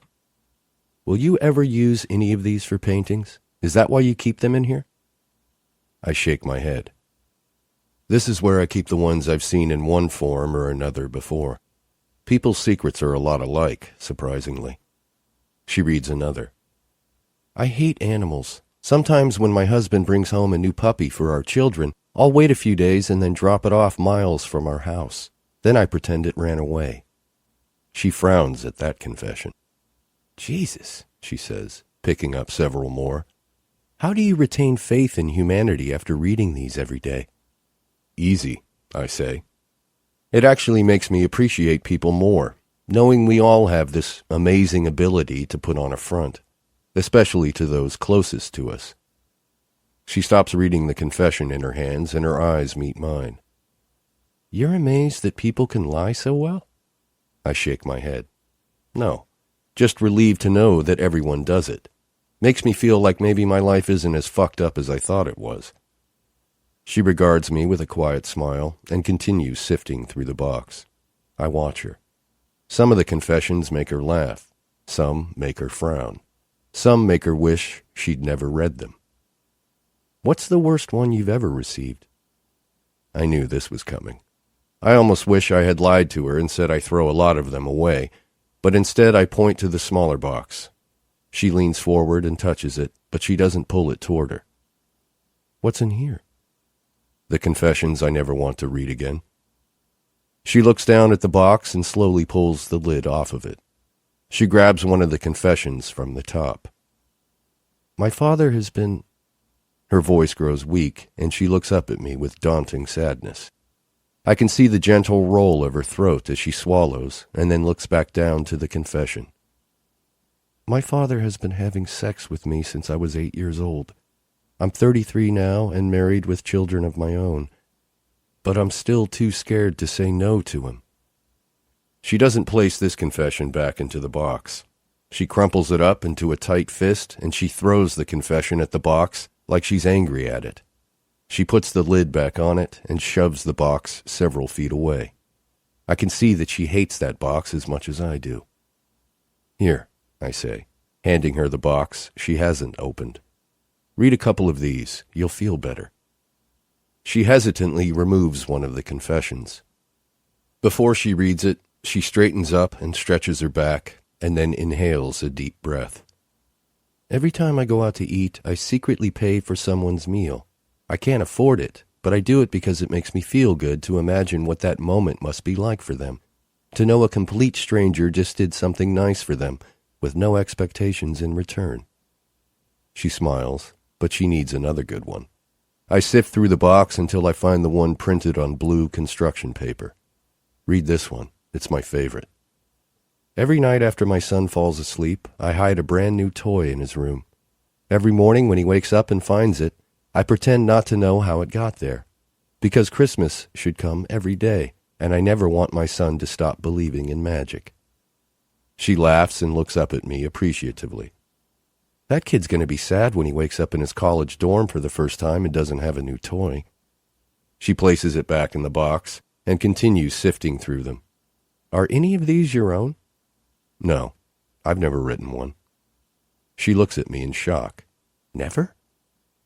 I shake my head and she tilts hers in confusion. That's not right, Owen. She immediately stands and leaves the room. I'm confused as to what's going on, but before I take the time to stand up and follow her, she returns. Here, she says, handing me a sheet of paper and a pen. Sitting back down on the floor in front of me, she nods her head at the paper and encourages me to write. I look down at the paper when I hear her say, Write something about yourself that no one else knows, something you've never told anyone. I smile when she says this, because there is so much I could tell her. So much that she probably wouldn't even believe, and so much I'm not even sure I want her to know. Here, I tear the paper in half and hand a piece of it to her. You have to write one too. I write mine first, but as soon as I'm done, she takes the pen from me. She writes hers without hesitation. She folds it and begins to throw it in the box, but I stop her. We have to trade. She immediately shakes her head. You aren't reading mine. she says firmly. She's so adamant, it makes me want to read it even more. It's not a confession if no one reads it. It's just an unshared secret. She shoves her hand inside the box and releases her confession into the pile of other confessions. You don't have to read it in front of me in order for it to be considered a confession. She grabs the paper out of my hands and shoves it into the box along with hers and all the others. You don't read any of the others as soon as they write them. She makes a good point, but I'm extremely disappointed that I don't know what she just wrote down. I want to pour the box out onto the floor and sift through the confessions until I find hers, but she stands up and reaches down for my hand. Walk me home, Owen. It's getting late. We walk most of the way to her apartment in complete silence. Not an uncomfortable silence in any way. I think we're both quiet because neither of us is ready to say goodbye just yet. She doesn't pause when we reach her apartment building in order to say goodbye to me. She keeps walking, expecting that I'll follow her. I do. I follow behind her all the way to apartment 1408. I stare at the pewter number plaque on her door, and I just want to ask her if she's ever seen the horror movie 1408 with John Cusack. But I'm afraid if she's never heard of it, she might not like that there's a horror movie with the same name as her apartment number. She inserts her key into the lock and pushes open the door. After it's open, she turns around to face me, but not before motioning toward the apartment number. Eerie, huh? You ever seen the movie? I nod. I wasn't going to bring it up. She glances at the number and sighs. I found my roommate online, so she already lived here. Believe it or not, Emery had a choice between 3 apartments and actually chose this one because of the creepy correlation to the movie. That's a little disturbing. She nods and inhales a breath. She's different. She looks down at her feet. I inhale and look up at the ceiling. Our eyes meet in the middle, and I hate this moment. I hate it because I'm not finished talking to her, but it's time for her to go. It's way too soon for a kiss, but the discomfort of a first date coming to an end is there. I hate this moment because I can feel how uncomfortable she is as she waits for me to tell her goodnight. Rather than do the expected, I point inside her apartment. Mind if I use your restroom before I head back? That's platonic enough, but still gives me an excuse to talk to her a little more. She glances inside, and I see a flash of doubt cross her face because she doesn't know me, and she doesn't know that I would never hurt her, and she wants to do the right thing and protect herself. I like that. It makes me worry a little less, knowing she has a semblance of self-preservation. I smile innocently. I already promised I wouldn't torture, rape, or kill you. I don't know why this makes her feel better, but she laughs. Well, since you promised, she says, holding the door open wider, allowing me inside her apartment. But just in case, you should know I'm very loud. I can scream like Jamie Lee Curtis. I shouldn't be thinking about what she sounds like when she's loud, but she brought it up. She points me in the direction of her restroom, and I walk inside, closing the door behind me. I grip the edges of her sink while looking in the mirror. I try to tell myself again that this is nothing more than a coincidence. Her showing up at my doorstep tonight, her connecting with my art, her having the same middle name as I do. That could be fate, you know. Chapter 5. Auburn. What the hell am I doing? I don't do this kind of thing. I don't invite guys into my home. Texas is turning me into a whore. I put on a pot of coffee knowing full well I don't need caffeine, but after the day I've had, I know I won't be able to sleep anyway, so what the hell? Owen walks out of the restroom, but he doesn't make his way back to the door. Instead, a painting catches his eye on the far wall of the living room. He walks slowly to it and studies it. He better not say anything negative about it. He's an artist, though. He'll probably critique it. What he doesn't realize is that painting is the last thing Adam made me before he passed away, and it means more to me than anything else I own. If Owen criticizes it, I'll kick him out. Whatever this flirtation is that's going on between us will be over faster than it started. Is this yours? He asks, pointing at the painting. Here we go. It's my roommate's, I lie. I feel like he'll be more honest in his critique if he doesn't think it belongs to me. He glances back at me and watches me for a few seconds before facing the painting again. He runs his fingers over the center of it, where the two hands are being pulled apart. Incredible, he says quietly, as if he's not even speaking to me. He was, I say under my breath, knowing he can hear me, but not really caring. Do you want a cup of coffee? He says yes without turning to face me. He stares at the painting for a while longer and then continues around the living room, taking everything in. Luckily, since most of my stuff is still back in Oregon, the only trace of me in this entire apartment is that painting, so he won't be able to learn anything else about me. I pour him a cup of coffee and slide it across the bar. He makes his way into the kitchen and takes a seat, pulling it to him. I pass him the cream and sugar when I finish with them, but he waves them away and takes a sip.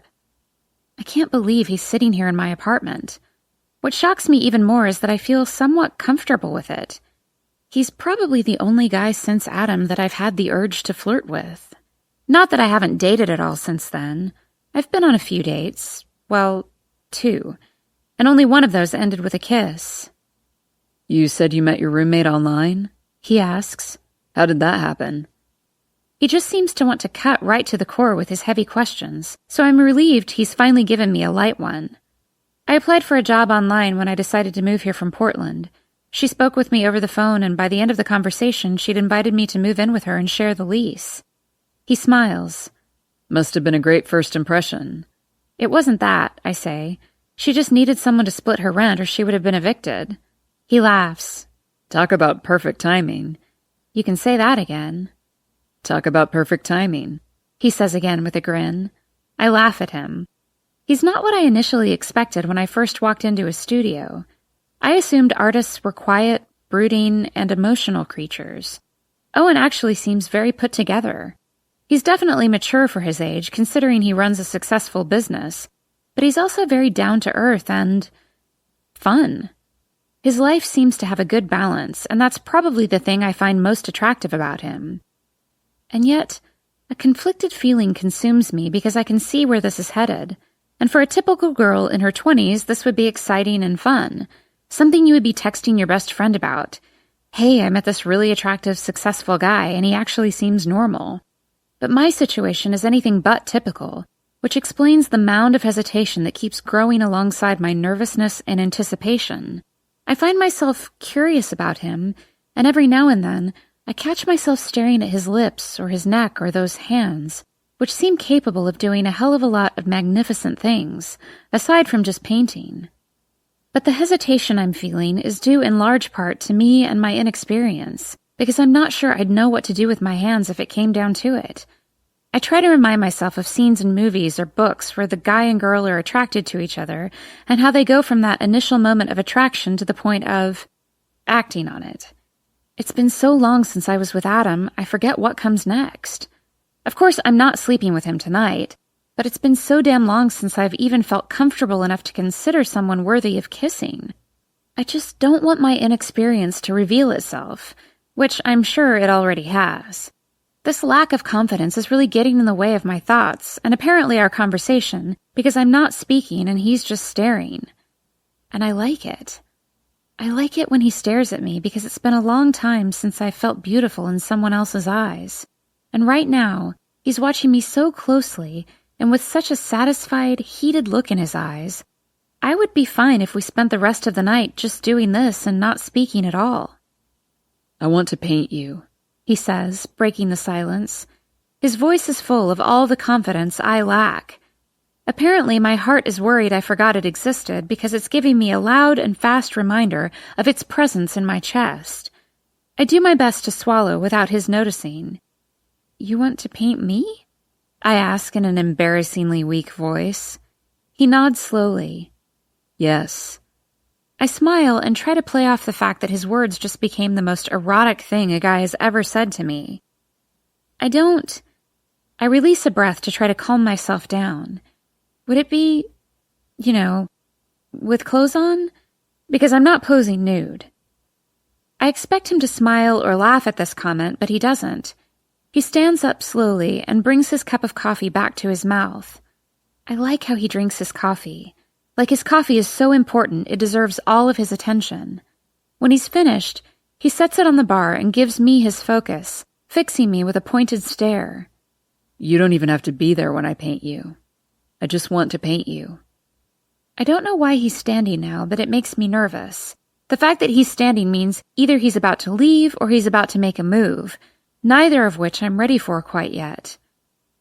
How will you paint me if I'm not there? I hate that I can't fake the confidence that surrounds him like an aura.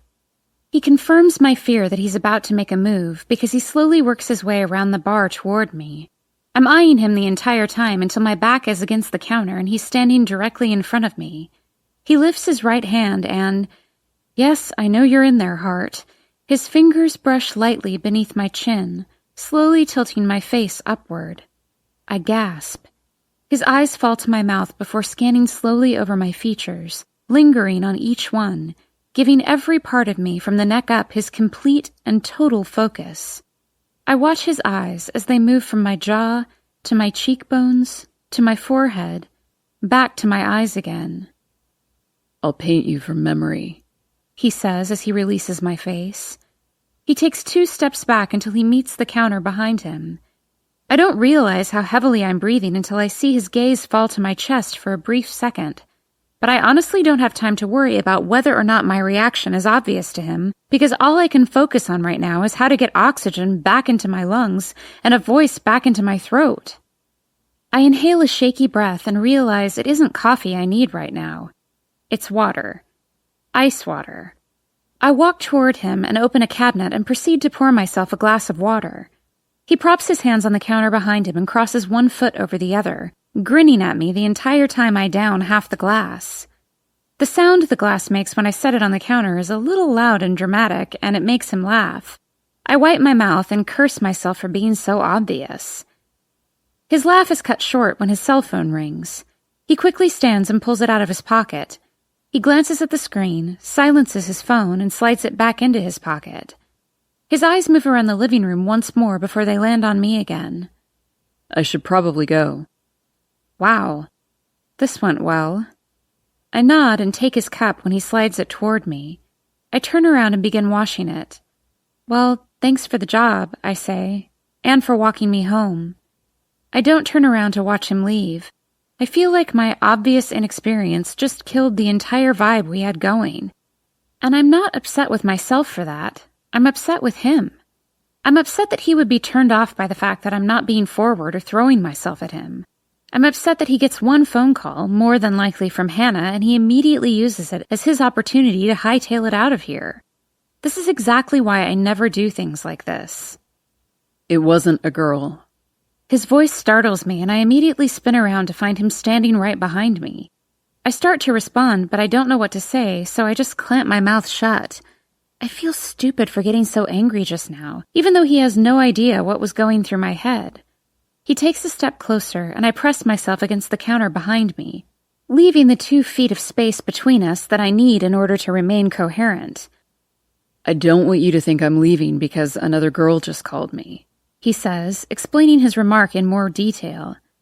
I love that he just said this, and it makes all the negative thoughts I was having about him disappear. Maybe I was wrong. I do tend to have irrational reactions from time to time. I turn around and face the sink again because I don't want him to see how much it pleases me that he wasn't making up an excuse to leave. It's not my business who calls you, Owen. I'm still facing the sink when his hands grip the counter on either side of me. His face moves close to the side of my head, and I can feel his breath on my neck. I don't know how it happens, but my entire body moves involuntarily until his chest is flush against my back. We aren't nearly as close as we were during our dance, but it feels a whole hell of a lot more intimate considering we aren't actually dancing. He rests his chin on my shoulder, and I close my eyes and inhale. The way he makes me feel is so overwhelming. I find it difficult to continue standing. I'm gripping the counter, hoping he doesn't notice how white my knuckles are. I want to see you again, he whispers. I don't think about all the reasons why that's such a bad idea. I don't think about what my focus should be on. Instead, I think about how good it feels when he's this close to me and how I want so much more of it. All the bad parts of me answer him and force my voice to say, okay, because all the good parts of me are too weak to offer up a defense. Tomorrow night, he says. Will you be home? I think about tomorrow, and for a few seconds I have no idea what month it is, much less what day of the week it is. After grasping where and who I am, and remembering that this is still Thursday and tomorrow is Friday, I conclude that I am, in fact, free tomorrow night. Yes, I whisper. Good, he says. I'm almost positive he's smiling right now. I can hear it in his voice. But I turn and face him. I thought you learned your lesson about mixing business with pleasure. Isn't that how you found yourself in a bind today? He grins with a very subtle laugh. Consider yourself fired. I smile because I'm not sure I've ever been so happy to lose a job. I would choose his coming over tomorrow night over working for $100 an hour any day, and that surprises me. A lot. He turns and heads toward the front door. I'll see you tomorrow night, Auburn Reed. We're both smiling when we lock eyes for the 2 seconds it takes for him to close the door behind him. I fall forward and lay my head on my arms, sucking in all the air I've been missing tonight, straight into my lungs. O-M-G, I exhale. This was definitely an unexpected departure from my usual routine. A sudden knock on my door startles me, and I stand upright just as the door begins to crack open. He reappears in the doorway. Will you lock your door behind me? You don't live in the best neighborhood. I can't help but grin at his request. I walk to the door, and he pushes it open a little further. And one more thing, he adds. You shouldn't be so quick to follow strangers into random buildings. That's not very smart for someone who doesn't know anything about Dallas. I narrow my eyes at him. Well, you shouldn't be so desperate for employees, I say in my own defense. I lift my hand to the lock on the door, but instead of pulling it shut, he opens it even further. And I don't know how it is in Portland, but you also shouldn't allow strangers inside your apartment. You walked me home. I couldn't deny you the use of my restroom. He laughs. Thank you. I appreciate that. Just don't let anyone else in to use your restroom, okay? I grin at him flirtatiously, proud that I even have it in me.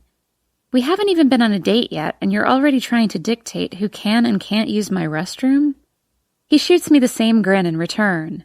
I can't help it if I'm a little possessive. It was a really nice restroom. I roll my eyes and begin to close the door. Good night, Owen. I'm serious, he says. You even have those cute little seashell soaps. I love those. We're both laughing now as he watches me through the crack in the door. Right when the door shuts and I lock the latch, he knocks again. I shake my head and open the door, but it catches with the chain lock this time. What now? It's midnight, he says frantically, slapping at the door. Call her. Call your roommate. Oh shit, I mutter. I retrieve my phone and begin to dial Emery's number. I was about to dial 911, Emery says as she answers. Sorry, we almost forgot. Do you need to use the code word? She asks. No, I'm fine. I already locked him out, so I don't think he's going to murder me tonight. Emery sighs. That sucks, she says. Not that he didn't murder you, she adds quickly. I just really wanted to hear you say the code word. I laugh. I'm sorry my safety disappoints you. She sighs again. Please, just say it for me one time. Fine, I say with a groan. Meat dress. Are you happy? There's a quiet pause before she says, I don't know. Now I'm not sure if you said the code word just to make me happy or if you're really in danger. I laugh. I'm fine. I'll see you when you get home. I hang up the phone and glance at Owen through the opening in the door. His eyebrow is cocked and his head is tilted. Your code word was meat dress? That's kind of morbid, isn't it? I smile because it kind of is. So is choosing an apartment based on its connection to a horror film. I told you Emery is different. He nods in agreement. I had fun tonight, I tell him. He smiles. I had funner. We're both smiling, almost cheesily, until I straighten up and decide to close the door for good this time. Good night, Owen. Good night, Auburn, he says. Thank you for not correcting my grammar. Thank you for not killing me, I say in response. His smile disappears. Yet. I don't know if I should laugh at that comment. I'm kidding, he says, as soon as he sees the hesitation on my face.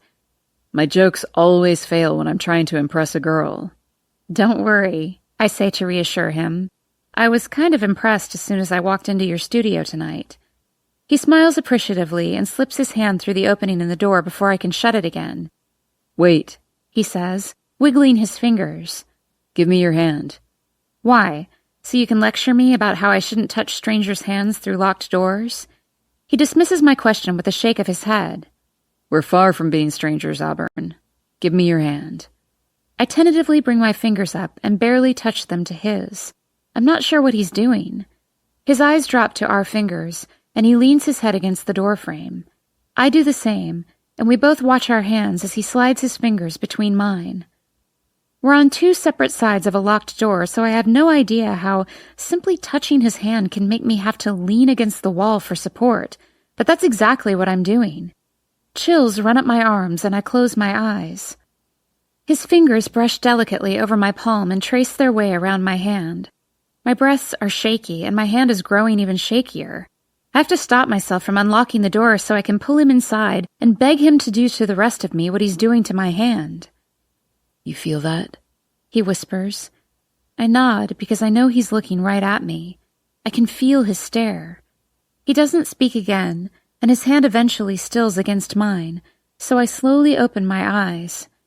He's still watching me through the crack in the door, but as soon as my eyes are all the way open, he quickly lifts his head away from the doorframe and pulls his hand back, leaving mine empty. Fuck, he says, standing up straight. He runs his hand through his hair and then grips the back of his neck. I'm sorry. I'm ridiculous. He releases his neck and grips the doorknob. I'm leaving for real this time, before I scare you away, he says with a smile. I grin. Good night, OMG. He slowly shakes his head back and forth while his eyes narrow playfully. You're lucky I like you, Auburn Reed. With that, he closes the door. Oh my God, I whisper. I think I might have a crush on that boy. Auburn. I groan, not ready to wake up, but someone's hand is on my shoulder, shaking me. Rude. Auburn, wake up. It's Emery's voice. The police are here. I immediately roll onto my side and see her standing over me. She's got mascara under her eyes and her blonde hair is sticking out in all directions. Her unexpected, unkempt appearance scares me more than the fact that she just said the police are here. I sit up straight in bed. I try to find my alarm clock to check the time, but my eyes won't open enough for me to see it. What time is it? After 9, she says. And, did you hear me? I said there's a cop here. He's asking for you. I scoot myself off the bed and look for my jeans. I find them crumpled on the floor on the other side of my bed. As soon as I get them buttoned, I reach into the closet for a shirt. Are you in some kind of trouble? Emery asks, standing by my door now. Shit, I forgot she doesn't know anything about me. It's not the police, I tell her. It's just Trey, my brother-in-law. I can see she's still confused, and that makes sense since he's not really my brother-in-law. It's just easier to refer to him that way sometimes. I also have no idea why he's here. I open my bedroom door and see Trey standing in the kitchen, making himself a cup of coffee. Is everything okay? I ask him. He spins around, and as soon as I see his smile, I know everything is fine. He's just here for a visit. All good, he says. Shift just ended and I was in the neighborhood. Thought I'd bring you breakfast. He holds up a sack and tosses it toward me on the counter. Emery walks around me and grabs the bag, opening it. Is it true? She asks, looking up at Trey. Do cops really get all the free donuts they want? She grabs one of the pastries and shoves it in her mouth while making her way toward the living room. Trey is looking at her with contempt, but she doesn't notice. I wonder if she's aware that she hasn't looked in a mirror today. I doubt she cares. I love that about her. Thank you for the breakfast, I tell him. I take a seat at the bar, confused as to why he would think it's okay to just stop by without notice, especially this early in the morning. But I don't say anything because I'm sure it's just me being cranky due to my late night and lack of sleep. Is Lydia coming home today? He shakes his head. Tomorrow morning. He sets his cup on the bar. Where were you last night? I cock my head, wondering why he would even ask that. What do you mean? He glances back at me. She says you called over an hour late. Now I get why he's here. I sigh. Did you really want to bring me breakfast, or are you using it as an excuse to check up on me? The offended look he shoots me makes me regret my comment. I blow out an exasperated breath and rest my arms on the bar. I was working, I say. I filled in at an art gallery for extra money. Trey is standing in the exact spot Owen was standing in last night. Trey and Owen are probably the same height, but for some reason, Trey just appears more intimidating. I don't know if it's because he's always in a police uniform or if it's the hardened facial features. His dark eyes always seem to be frowning, whereas Owen can't seem to help smiling. Just thinking about Owen and the fact that I'll see him again tonight instantly puts me in a better mood. An art gallery? Which one? The one on Pearl near my work. It's called Confess. Trey's jaw tenses and he sets his cup of coffee on the counter. I know the one, he says. Callahan Gentry's son owns that building. Am I supposed to know who Callahan Gentry is? He shakes his head and pours his coffee in the sink. Cal's an attorney, he says, and his son is trouble. I wince at his insult because I don't understand it. Owen is the last person I would associate with the word trouble. Trey grabs his keys off the bar and begins making his way out of the kitchen. I don't like the idea of you working for him. Not that Trey's opinion matters to me in any way, but I'm a little put off that he even made that comment. You don't have to worry about it, I say. I was fired last night. Not what he was looking for in an employee, I guess. I fail to tell him the true reason I was fired last night. I'm sure that would upset him even more. Good, he says. You coming to dinner Sunday night? I follow him to the door. Haven't missed it yet, have I? Trey turns to face me after he opens the door. Well, you've also never missed a phone call, and look what happened last night. Touché, Trey. I hate confrontation, and my attitude is going to start one if I don't backtrack. The last thing I need is tension with Trey or Lydia. Sorry, I mutter. It was a late night last night with working 2 jobs yesterday. Thank you for the breakfast. I'll be nicer the next time you show up unannounced. He smiles and reaches up to tuck a lock of hair behind my ear. It's an intimate gesture, and I don't like that he feels comfortable enough to do it. It's fine, Auburn. He drops his hand and steps out into the hall. See you Sunday night. I close the door and lean against it. I've been getting a very different vibe from him lately. When I lived in Portland, I never saw him. However, moving to Texas put me in his presence a lot more, and I'm not sure we're on the same page when it comes to how we define our friendship. I don't like him, Emery says. I glance toward the living room and she's seated on the couch, eating her donut while flipping through a magazine. You don't even know him, I say in Trey's defense. I like the guy you had over last night much better. She doesn't bother looking up from her magazine as she judges me. You were here last night? She nods and takes a long sip of her soda, again not bothering to give me eye contact. Yep. What? Why does she think this is okay? Were you here when I called you about the code word? She nods again. I was in my room. I'm really good at eavesdropping, she says flatly. I nod once and make my way back toward my bedroom. That's good to know, Emery. Chapter 6. Owen. If I were smarter, I would be at my place right now, getting dressed. If I were smarter, I'd be mentally preparing to show up at Auburn's apartment, since that's what I promised her I would do tonight. If I were smarter, I wouldn't be sitting here, waiting for my father to walk through the door and see my hands cuffed behind my back. I don't really know how I should feel right now, but numbness probably isn't the appropriate response. I just know he's about to walk through that door any second, and the last thing I want to do is look him in the eyes. The door opens. I look away. I hear his footsteps as he slowly enters the room. I shift in my seat, but I can barely move thanks to the metal digging into my wrists. I bite my bottom lip to stop myself from saying something I'll regret. I bite it so hard I taste blood. I continue to avoid looking at him and choose to focus on the poster hanging on the wall. It's a photo timeline, depicting the progression of meth use over a 10-year span. I stare at it, aware of the fact that all 10 pictures are of the same man, and all of them are mugshots. That means the guy was arrested no fewer than 10 times. He's got 9 arrests on me.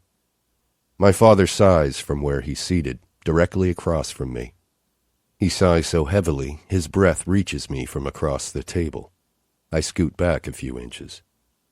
I don't even want to know what's going through his head right now. I just know what's going through my head, and that's nothing but a sea of disappointment. Not as much for my arrest as for the fact that I've let Auburn down. She seems to live a life where a lot of people let her down, and I hate that I'm about to become one of them. I hate it. Owen, my father says, requesting my attention. I don't give it to him. I wait for him to finish, but he doesn't say anything beyond my name. I don't like that all he said was my name, because I know there are a hell of a lot of other things he wants to say to me right now.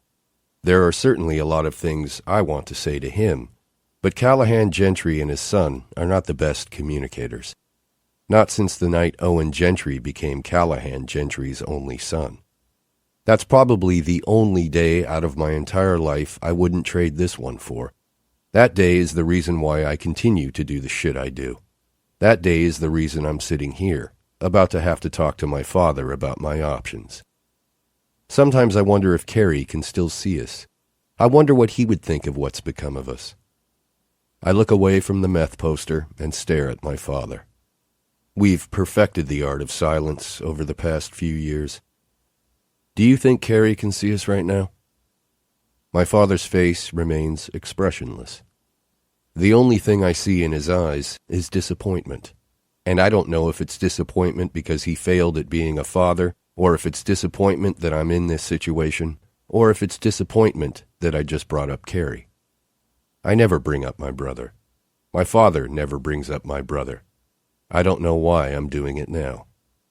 I lean forward and I keep my eyes locked with his. What do you think he thinks of me, Dad? I say quietly. So quietly. If my voice were a color, it would be white. My father's jaw clenches, so I keep going. Do you think he's disappointed in my inability to just say no? My father inhales and looks away, breaking eye contact with me. I'm making him uncomfortable. I can't lean forward any more than I already am, so I scoot my chair toward him until my chest meets the table between us. I'm as close as I can get now. What do you think Carrie thinks of you, Dad? That sentence would be painted black. My father's fist meets the table, and his chair falls backward when he stands abruptly. He paces the room twice and kicks the chair, causing it to crash against the wall.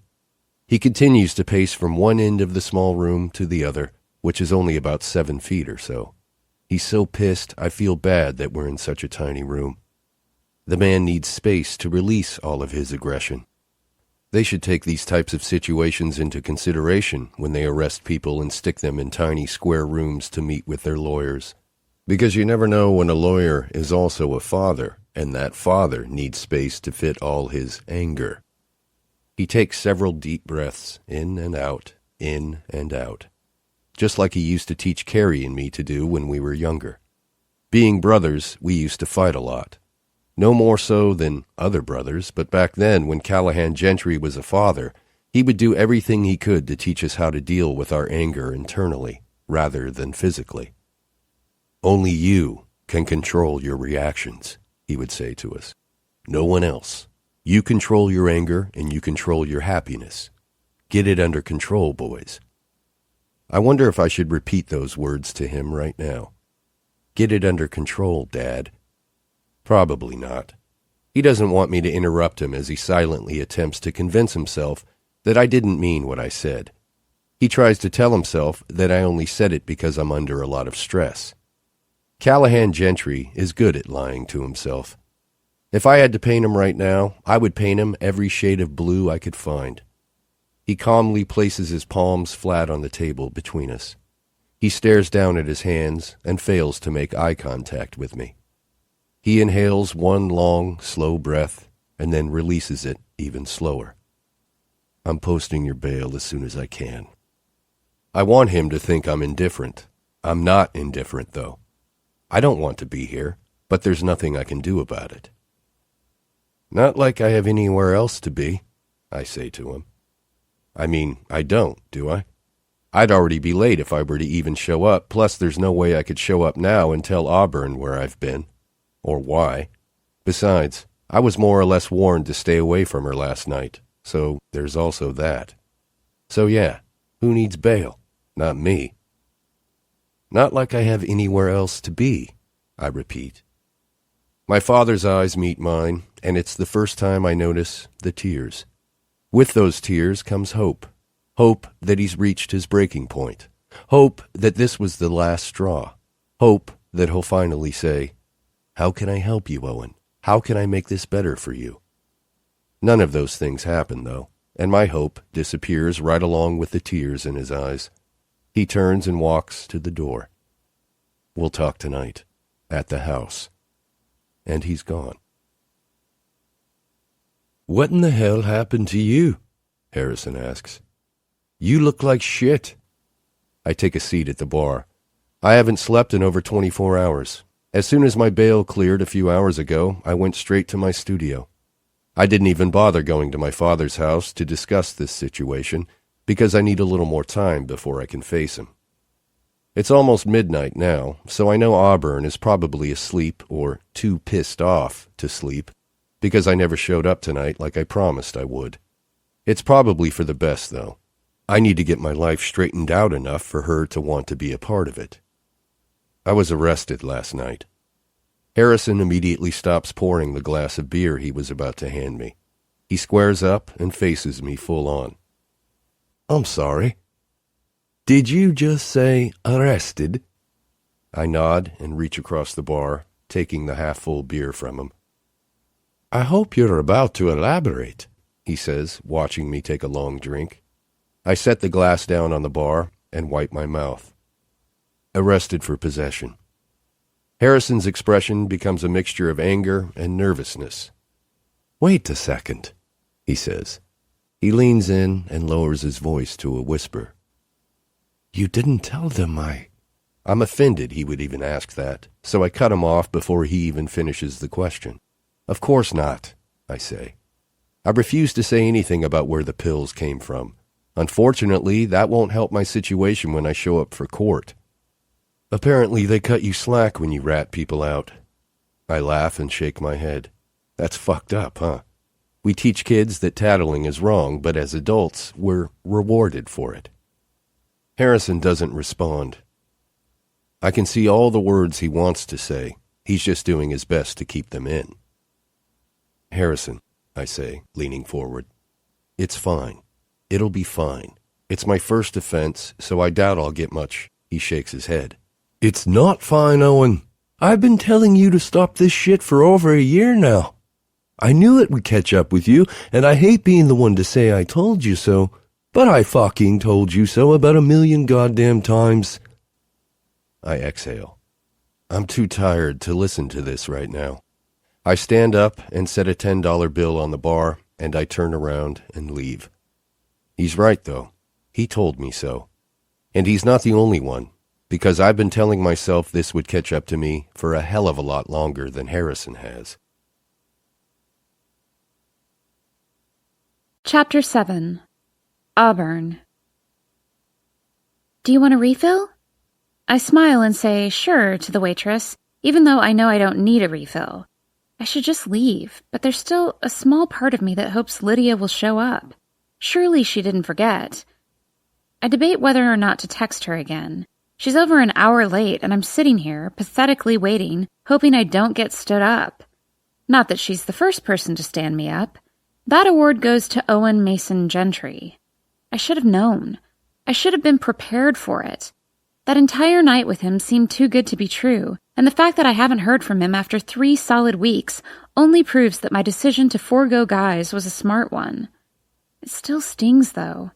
It hurts like hell because when he walked out my door that Thursday night, I felt so hopeful.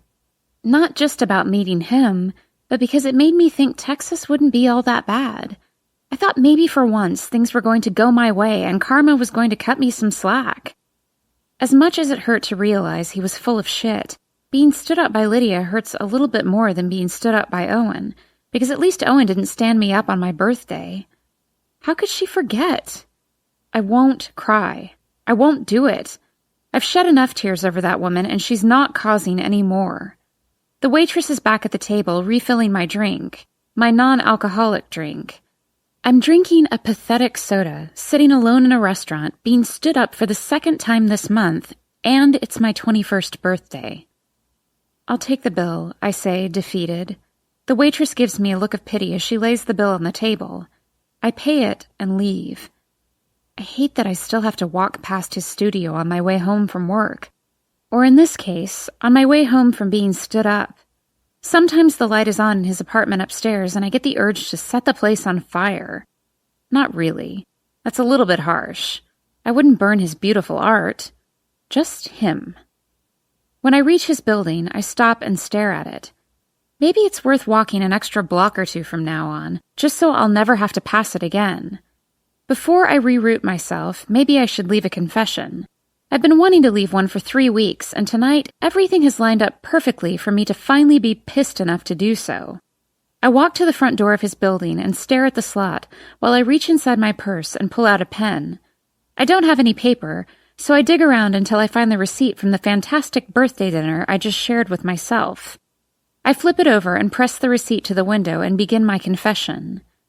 I met this really great guy 3 weeks ago. He taught me how to dance, reminded me of what it feels like to flirt, walked me home, made me smile, and then, "You're an asshole, Owen." I press the button on the end of the pen to retract it. I put it back in my purse.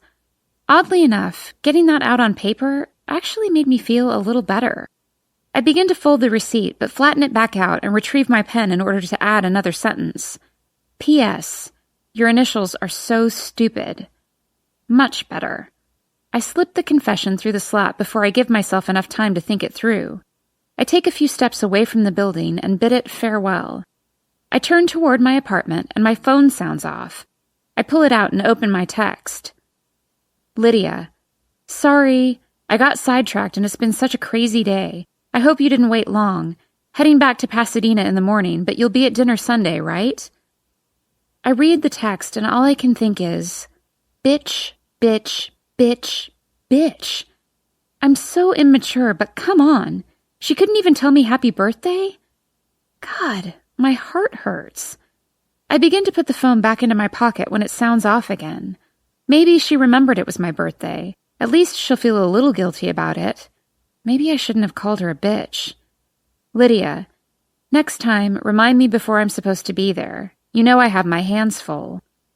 Bitch, bitch, bitch, big, huge bitch. I clench my teeth and scream out of frustration. I can't win with her. I'll never win with her. I can't believe I'm about to do this, but I need a drink. An alcoholic drink. And lucky for me, I know just where to get one. You lied. Harrison is looking at my ID. I assume he just noticed that today is my birthday and I wasn't at all 21 when I walked in here with Owen the first time. Owen made me. Harrison shakes his head and hands me back my ID. Owen does a lot of things Owen shouldn't do. He wipes down the bar between us and tosses the rag aside, but I'm hoping he'll elaborate on that comment. So what'll it be, Ms. Reed? Jack and Coke again? I immediately shake my head. No thanks. Something a little less assaulting. Margarita? I nod. He turns around to make my first legally ordered alcoholic beverage. I hope he puts one of those tiny umbrellas in it. Where's Owen? He asks. I roll my eyes. Do I look like Owen's keeper? He's probably inside Hannah. Harrison spins around, wide-eyed. I shrug off my insult and he laughs before returning his attention to my drink. When he's finished making it, he sets it on the bar in front of me. I begin to frown, but he reaches to his right, plucks an umbrella out of a jar, and places it in the drink. See how you like this one. I bring the margarita to my lips and lick the salt off first, then take a sip. My eyes light up, because this is so much better than the shit Owen ordered for me. I nod and motion for him to go ahead and make me another one. Why don't you finish that one first? He suggests.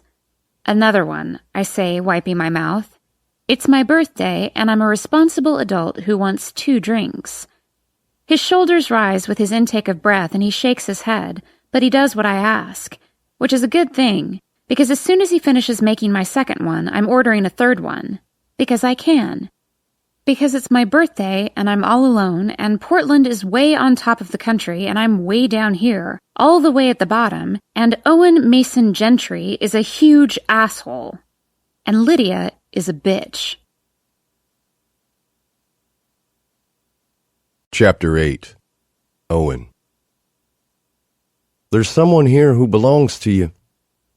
It takes me a few seconds to adjust to the middle of the night phone call. I sit up in bed and rub my eyes. Harrison? You're asleep. He sounds shocked. It's not even 1 a.m. I swing my legs to the side of the bed and press my palm to my forehead. Been a rough week. Haven't slept much. I stand up and look for my jeans.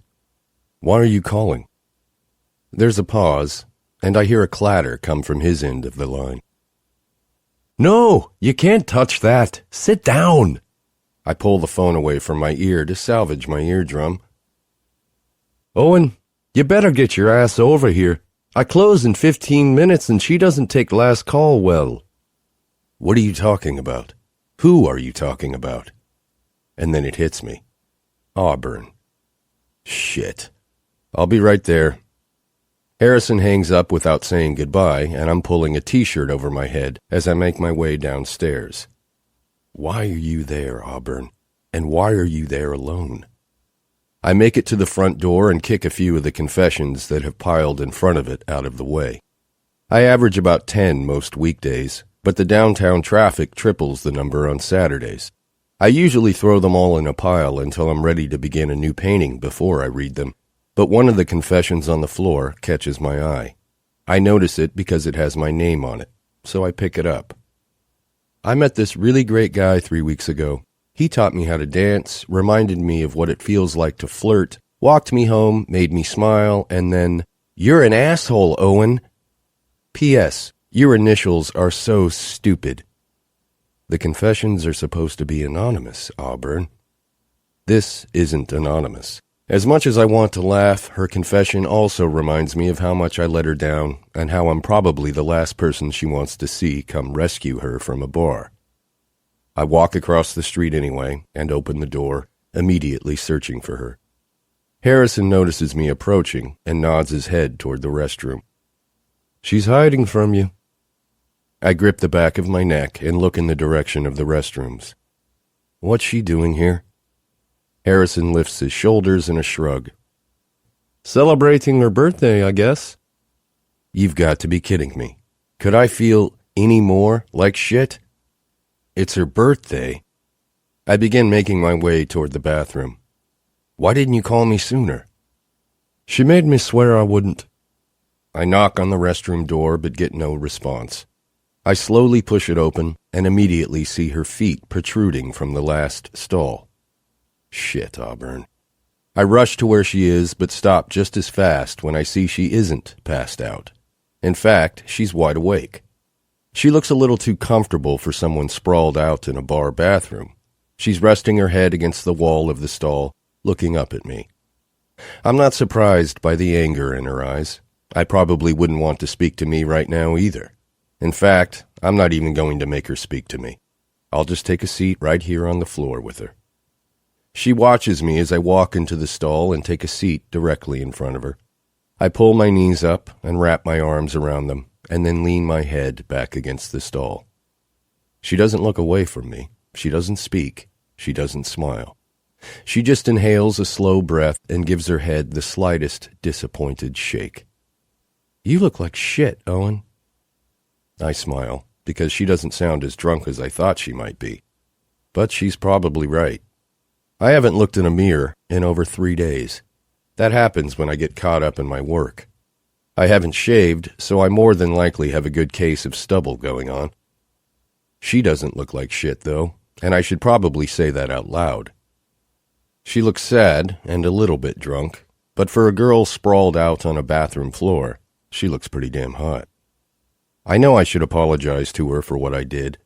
I know that's the only thing that should be coming out of my mouth right now, but I'm scared if I apologize, then she'll start asking questions, and I don't want to have to tell her the truth. I would rather she be disappointed that I stood her up than know the truth about why I stood her up. Are you okay? She rolls her eyes and focuses on the ceiling, and I can see her attempt to blink back her tears. She brings her hands up to her face and rubs them up and down in an attempt to sober herself up, or maybe because she's frustrated that I'm here. Probably a little of both.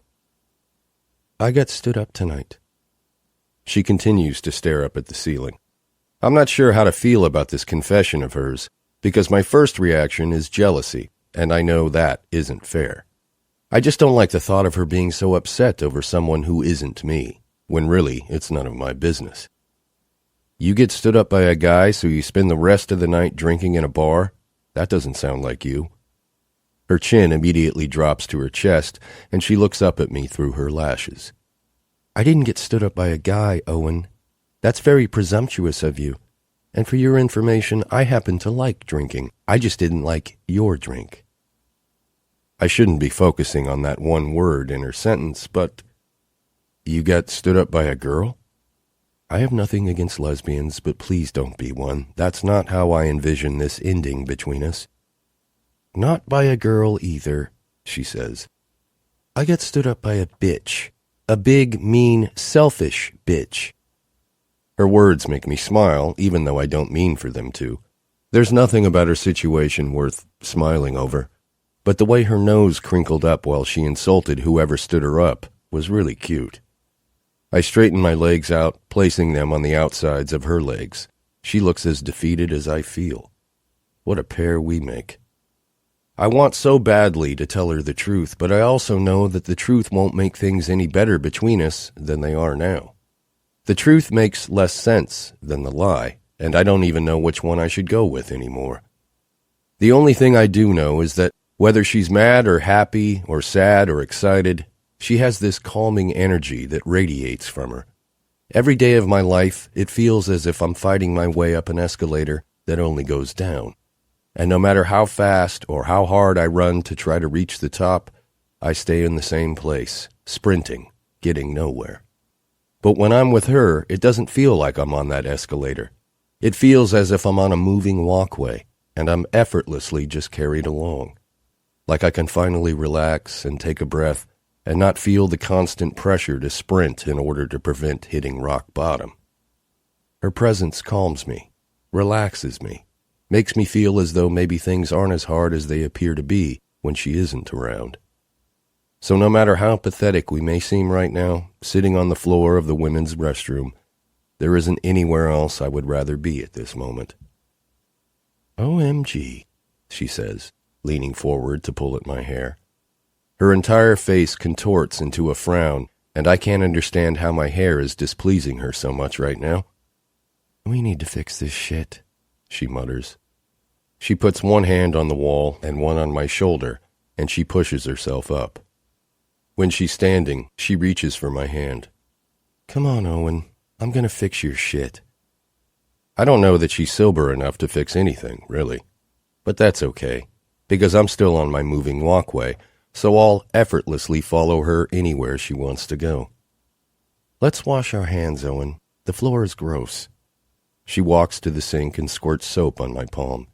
She glances at me in the mirror and looks down at my hand. Here's you some soap, she says, wiping the soap across my hand. I can't tell with her. I don't know how much she's had to drink, but this interaction isn't what I was expecting tonight, especially after reading her confession. We wash our hands in silence. She pulls 2 paper towels out and hands one to me. Dry your hands, Owen. I take the paper towels from her and do as she says. She's confident and in charge right now, and I think it's best to leave it that way. Until I figure out her level of sobriety, I don't want to do anything to trigger any type of reaction from her other than what I'm getting right now. I walk to the door and open it.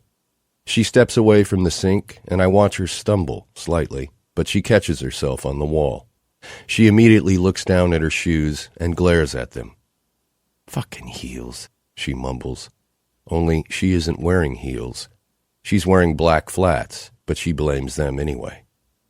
We make our way back out into the bar, and Harrison has already closed up and shut off some of the lights.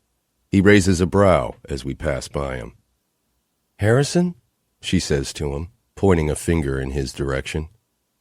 "Auburn," he says flatly. She wags her finger, and I can tell Harrison wants to laugh, but he keeps it in check.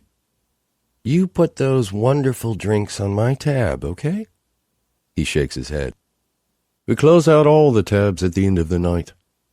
She places her hands on her hips and pouts. "But I don't have any money. I lost my purse." Harrison leans over and grabs a purse from behind the bar.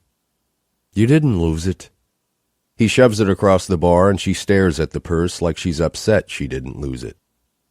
"Well, shit. Now I have to pay you." She steps forward and opens her purse. "I'm only paying you for one drink because I don't even think you put alcohol in that second one." Harrison looks at me and rolls his eyes, then pushes her money away. "It's on the house. Happy birthday," he says.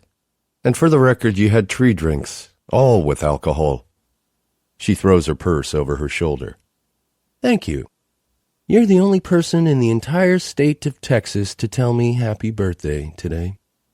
Is it possible to hate myself more than I did 3 weeks ago? Yes, it absolutely is. She turns to me and tucks her chin in when she sees the look on my face. "Why do you look so sad, Owen? We're going to fix your shit, remember?" She takes a step toward me and grabs my hand. "Bye, Harrison. I hate you for calling Owen." Harrison smiles and gives me a nervous look, as if he's silently saying, "Good luck." I shrug and allow her to pull me behind her as we walk toward the exit. "I got presents from Portland today," she says as we near the exit. "People love me in Portland, my mom and dad, my brother and sisters." I push the door open and wait for her to walk outside first. It's the first day of September, happy birthday, and the night has an unseasonable chill to it for Texas. But how many people who claim to love me from Texas got me a present? Take a wild guess. I really don't want to guess. The answer is obvious, and I want to rectify the fact that no one from Texas got her a present today. I would say we should go get one right now, but not while she's drunk and angry. I watch her rub her hands up the bare skin of her arms and look up at the sky. "I hate your Texas weather, Owen. It's dumb. It's hot during the day and cold at night and unreliable the rest of the time." I want to point out that the inclusion of both day and night leaves little room for a rest of the time. But I don't think now is a good time to get into specifics. She continues to pull me in a direction that isn't across the street to my studio, nor is it in the direction of her apartment. "Where are we going?" She drops my hand and slows down until we're walking next to each other. I want to put my arm around her so that she doesn't trip over her heels, but I also know that she's probably slowly sobering up, so I highly anticipate her coming to her senses soon. I doubt she wants me near her, much less with my arm around her. "We're almost there," she says, rummaging through her purse. She stumbles a few times, and each time my hands fly up, preparing to break her fall, but somehow she always recovers. She pulls her hand out of her purse and holds it up, jiggling a set of keys so close to my face they touch my nose. "Keys," she says. "Found him." She smiles like she's proud of herself, so I smile with her. She swings her arm against my chest so that I stop walking. She points to the salon we're now standing in front of, and my hand immediately flies up to my hair in a protective response. She inserts the key in the lock, and sadly, the door opens with ease. She pushes it and motions for me to walk in first. "Lights are on the left by the door," she says. I turn to my left, and she says, "No, Owen, the other left." I keep my smile in check and reach to the right and flip the lights on. I watch her walk with purpose toward one of the stations. She drops her purse on the counter and then grips the back of the salon chair and spins it around to face me. Sit. This is so bad. What guy would allow an inebriated girl to come near him with a pair of scissors? A guy who stood up said inebriated girl and feels really guilty about it. I inhale a nervous breath as I take a seat. She spins me around until I'm facing the mirror. Her hand lingers over a selection of combs and scissors as if she's a surgeon attempting to decide what tools she wants to slice me open with. "You really let yourself go," she says as she grabs a comb. She stands in front of me and concentrates on my hair as she begins to comb through it. "Are you at least showering?" I shrug. "Occasionally." She shakes her head, disappointed, as she reaches behind her for the scissors. When she faces me again, her expression is focused. As soon as the scissors begin to come at me, I panic and try to stand up. "Owen, stop," she says, pushing my shoulders back against the chair. I try to gently brush her aside with my arm so I can stand, but she shoves me back in the chair again. The scissors are still in her left hand, and I know it's not intentional, but they're a little too close to my throat for comfort. Her hands are on my chest, and I can tell I just made her angry with my failed attempt at escaping. "You need a haircut, Owen," she says. "It's okay. I won't charge you. I need the practice." She brings one of her legs up and presses her knee onto my thigh, then brings the other leg up and does the same. "Be still." Now that she physically has me locked to my chair, she lifts herself up and begins messing with my hair. She doesn't have to worry about my trying to escape now that she's in my lap. That won't happen. Her chest is directly in front of me, and even though her button-up shirt isn't at all revealing, the fact that I'm this close to such an intimate part of her has me glued to my seat. I gently lift my hands to her waist to keep her steady. When I touch her, she pauses what she's doing and looks down at me. Neither of us speaks, but I know she feels it. I'm too close to her chest not to notice her reaction. Her breath halts right along with mine. She looks away nervously as soon as we make eye contact, and she begins snipping at my hair. I can honestly say I've never had my hair cut quite like this before. They aren't as accommodating at the barber shop. I can feel the scissors sawing through my hair, and she huffs, "Your hair is really thick, Owen." She says it like it's my fault, and it's irritating her. "Aren't you supposed to wet it first?" Her hands pause in my hair as soon as I ask her that question. She relaxes and lowers herself until her thighs meet her calves. We're eye to eye now. My hands are still on her waist, and she's still on my lap, and I'm still thoroughly enjoying the position of this spontaneous haircut, but I can see from the sudden trembling of her bottom lip that I'm the only one enjoying it. Her arms fall limply to her sides, and she drops the scissors and the comb on the floor. I can see the tears forming, and I don't know what to do to stop them, since I'm not sure what started them. "I forgot to wet it," she says with a defeated pout. She begins to shake her head back and forth. "I'm the worst hairdresser in the whole world, Owen." And now she's crying. She brings her hands up to her face, attempting to cover her tears, or her embarrassment, or both. I lean forward and pull her hands away. "Auburn." She won't open her eyes to look at me. She keeps her head tucked down and she shakes it, refusing to answer me. "Auburn," I say again, this time raising my hands to her cheeks. I hold her face in my hands, and I'm mesmerized by how soft she feels. Like a combination of silk and satin and sin, pressing against my palms. God, I hate that I've already fucked this up so bad. I hate that I don't know how to fix it. I pull her toward me, and surprisingly, she lets me. Her arms are still at her sides, but her face is buried against my neck now. And why did I fuck this up, Auburn? I brush my hand over the back of her head and move my lips to her ear. I need her to forgive me, but I don't know if she can do that without an explanation. The only problem is, I'm the one who reads the confessions. I'm not used to writing them, and I'm certainly not used to speaking them. But I still need her to know that I wish things were different right now. I wish things would have been different 3 weeks ago. I hold on to her tightly so that she'll feel the sincerity in my words. I'm sorry I didn't show up. She immediately stiffens in my arms, as if my apology sobered her up. I don't know if that's a good thing or a bad thing. I watch closely as she slowly lifts herself away from me. I wait for a response or more of a reaction from her, but she's so guarded. I don't blame her. She doesn't owe me anything. She turns her head to the left in an effort to remove my hand from around the back of her head. I pull it away, and she grips the arms of the chair and pushes herself out of it. Did you get my confession, Owen?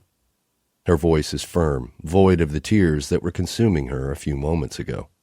When she stands, she wipes her eyes with her fingers. Yes? She nods, pressing her lips together. She glances at her purse and grabs both it and her keys. That's good. She begins walking toward the door. I slowly stand, afraid to look in the mirror at the unfinished haircut she's just given me. Luckily, she switches the lights off before I have the chance to see it. I'm going home, she says, holding the door open. I don't feel so well. Chapter 9. Auburn. I have 4 younger siblings ranging in age from 6 to 12 years old. My parents had me when they were still in high school and waited several years before having more kids. Neither of my parents went to college, and my father works for a manufacturing company, where he's been since he was 18. Because of this, we grew up on a budget. A very strict budget. A budget that didn't allow for air conditioners to be turned on at night. That's what windows are for, my father used to say if anyone complained. I may have adopted his penny-pinching habit, but it hasn't really been an issue since moving in with Emery. She was on the verge of being evicted after her old roommate stuck her with half of the lease, so things like air conditioning aren't considered necessities. They're considered luxuries. This was fine when I lived back in Portland, but having lived in the bipolar weather of Texas for an entire month, I've had to adjust my sleeping habits. Instead of using a comforter, I sleep with layers of sheets. That way, if it gets too hot in the middle of the night, I can just push 1 or 2 of the sheets off the bed. With all that considered, why am I so cold right now? And why am I wrapped up in what feels like a down comforter? Every time I try to open my eyes and wake up to find answers to my own questions, I go right back to sleep because I've never been this comfortable. I feel like I'm a little cherub angel sleeping peacefully on a cloud. Wait, I shouldn't feel like an angel. Am I dead? I sit straight up in the bed and open my eyes. I'm too confused and scared to move, so I keep my head completely still and slowly move my eyes around the room. I see the kitchen, the bathroom door, the stairwell leading down to the studio. I'm in Owen's apartment. Why? I'm in Owen's big, comfortable bed. Why? I immediately turn and look down at the bed, but Owen isn't in it, thank God. The next thing I do is check my clothes. I'm still fully dressed. Thank God. Think. Why are you here, Auburn? Why does your head feel like someone used it as a trampoline all night? It comes back to me slowly. First, I remember being stood up. Bitch. I remember Harrison. I remember running to the bathroom after he betrayed me by calling Owen. I hate Harrison. I also remember being at the salon and... Oh, God. Really, Auburn? I was in his lap, cutting his damn hair. I bring my hand to my forehead. That's it. I'm never drinking again. Alcohol makes people do stupid things, and I can't afford to be caught doing stupid things. The smart thing to do right now would be to get the hell out of here, which sucks because I really wish I could take this bed with me. I quietly slip out of it and head toward the restroom. I close the door behind me and immediately begin looking through drawers in order to hopefully find an unused toothbrush, but I come up empty-handed. Instead, I use my finger, some toothpaste, and an ungodly amount of amazing wintergreen mouthwash. Owen has great taste in bathroom products, that's for sure. Where is he, anyway? Once I'm finished in the restroom, I search for my shoes and find my Toms at the foot of his bed. I could have sworn I was in heels at some point last night. Yep, definitely never drinking again. I make my way to the stairs, hoping Owen isn't in the studio. He doesn't appear to be here, so maybe he left to avoid having to face me once I woke up. He obviously has his reasons for not showing up, so I doubt he's changed his mind about how he feels, which means this is probably the perfect opportunity to get the hell out of here and never come back. You can't keep avoiding me, Owen. We need to talk about this before Monday. I pause at the foot of the stairs and press my back against the wall. Shit. Owen is still here, and he's got company. Why? I just want to leave. I know what my options are, Dad. Dad? Great. The last thing I want right now is to do the walk of shame in front of his freaking father. This isn't good. I hear footsteps approaching, so I immediately begin to scale the stairs again, but the footsteps fade just as fast. I pause, but then the footsteps grow louder. I take 2 more steps, but the footsteps fade again. Whoever is walking, they're just pacing back and forth. After several back and forths, they come to a stop. I need to prepare to shut down the studio, Owen says. It might be a few months before I can open it again, so I really just want to focus on that today. Shut down the studio? I catch myself creeping back to the bottom of the stairs to hear more of the conversation. I'm being so uncharacteristically nosy, it makes me feel a bit like Emery right now. This studio is the last thing you should be worried about right now, his father says angrily. More pacing. This studio is the only thing I'm worried about right now, Owen says loudly. He sounds even angrier than his father. The pacing stops. His father sighs so heavily I could swear it echoes across the studio. There's a long pause before he speaks again. You have options, Owen. I'm only trying to help you. I shouldn't be listening to this. I'm not the type of person to invade someone's privacy, and I feel guilty for doing it. But for the life of me, I can't make myself walk back up the stairs. You're trying to help me? Owen says, laughing in disbelief. He's obviously not pleased with what his father is saying, or failing to say. I want you to leave, Dad. My heart skips an entire beat. I can feel it in my throat. My stomach is telling me to find an alternate escape route. Owen, leave. I squeeze my eyes shut. I don't know who to feel sorry for right now, Owen or his father. I can't tell what they're arguing about, and of course it's none of my business. But if I'm about to have to face Owen, I want to be prepared for whatever mood he's going to be in. Footsteps. I hear footsteps again, but some are coming and some are going, and I slowly open one eye and then the other. I try to smile at him because he looks so defeated standing at the bottom of the stairs looking up at me. He's wearing a blue baseball cap that he lifts up and flips around after running his hand over the top of his head. He squeezes the back of his neck and exhales. I've never seen him with a hat on before, but it looks good on him. It's hard to picture an artist wearing a baseball cap for some reason. But he's an artist, and he definitely makes it work. He doesn't look nearly as angry as he sounded a minute ago, but he definitely looks stressed. He doesn't seem like the same wide-eyed guy I met at the door 3 weeks ago. Sorry, I say, attempting to prepare for an excuse for why I'm standing here eavesdropping. I was about to leave, and then I heard you. He scales the first few steps, coming closer to me, and I stop speaking. Why are you leaving? His eyes are searching mine, and he looks disappointed. I'm confused by his reaction because I assumed he'd want me to leave. And honestly, I don't know why he seems confused that I would choose to leave after he failed to contact me for 3 weeks. He can't expect me to want to spend the day here with him. I shrug, not really knowing what to say in response. I woke up and I want to leave. Owen reaches his hand around to my lower back and urges me up the stairs. You aren't going anywhere, he says. He tries to walk me up the stairs with him, but I push his hand off of me. He can more than likely see by the shock on my face that I'm not about to take orders from him. I open my mouth to speak, but he beats me to it. Not until you fix my hair, he adds. Oh. He pulls his cap off and runs his hand through his choppy hair. I hope you're better at cutting hair when you're sober.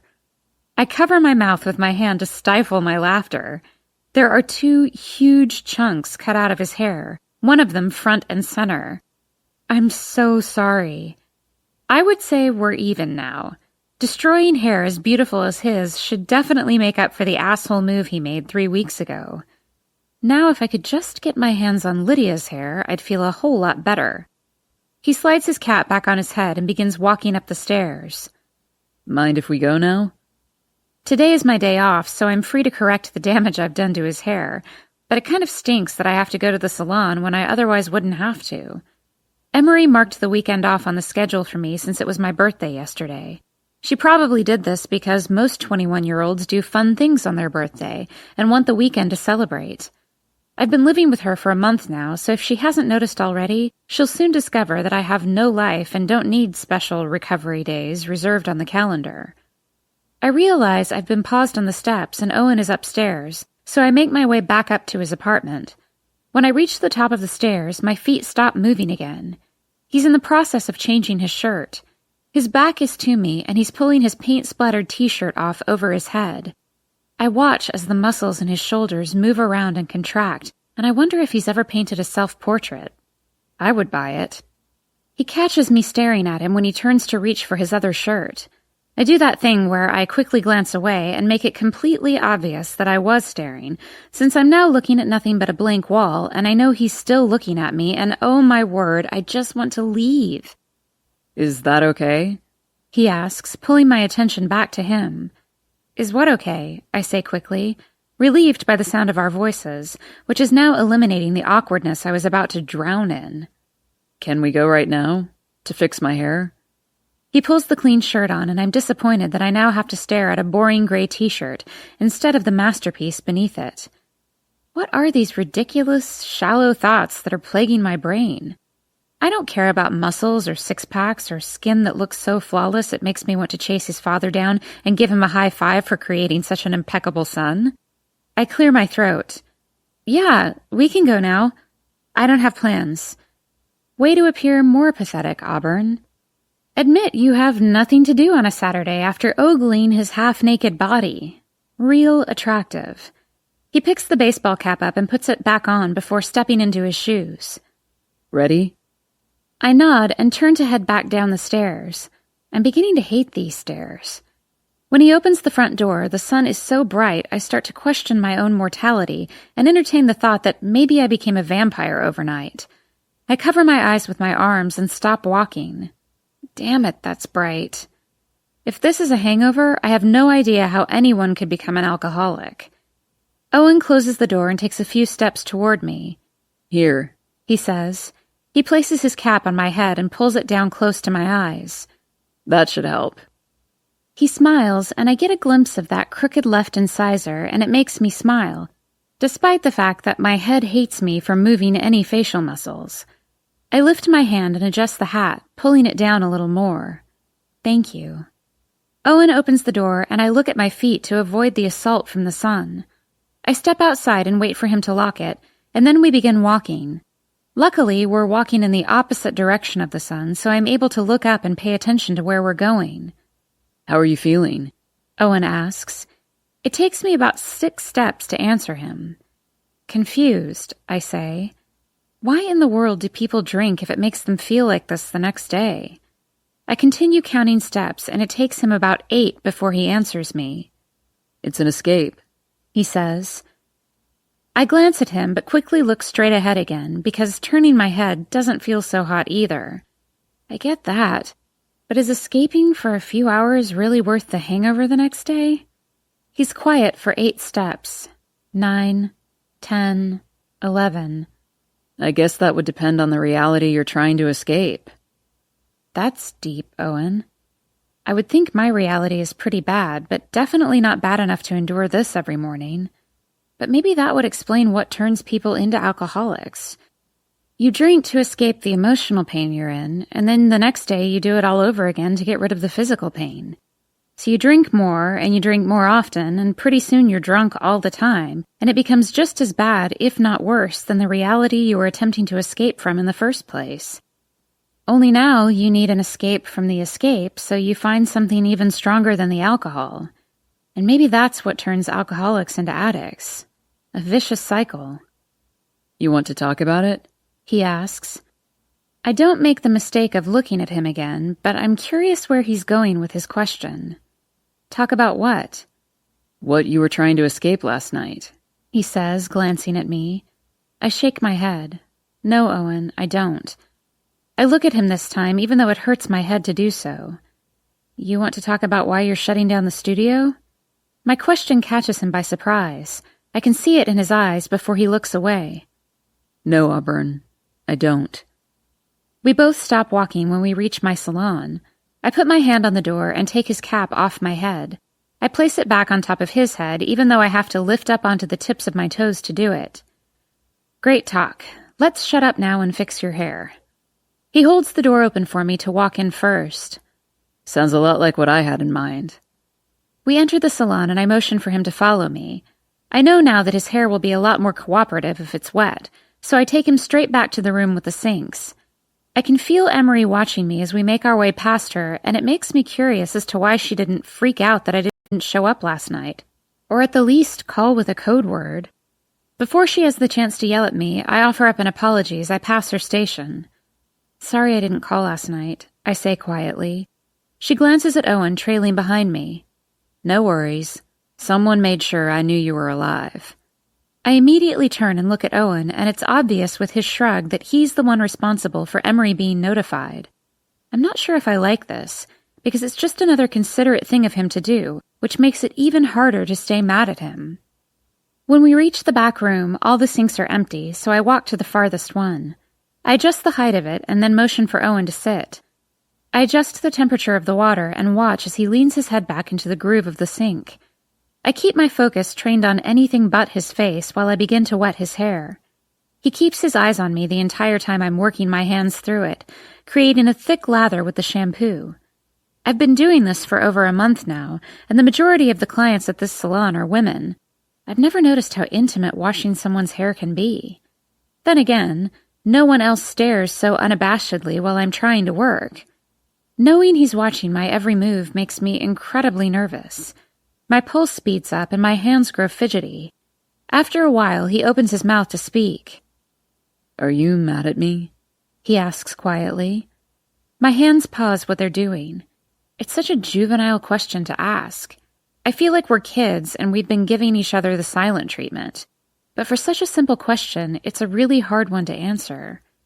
I was mad at him 3 weeks ago. I was mad at him last night. But right now, I don't feel angry. Actually being near him and seeing how he looks at me makes me think he must have had a very valid excuse for not showing up, and it had nothing to do with how he felt about me. I just wish he would explain himself. I shrug as I begin to work the shampoo through his hair again. I tell him. But you did warn me, didn't you? You said everything else comes before the girls. So mad might be a bit harsh. Disappointed, yes. Annoyed, yes. But I'm not really mad. That was way too much of an explanation, one he didn't really deserve. I did say that my work is my #1 priority, but I never said I was an asshole. I let a girl know beforehand if I need space to work. I glance at him briefly and then give my attention to the bottle of conditioner. I squirt some in my hands and spread it through his hair.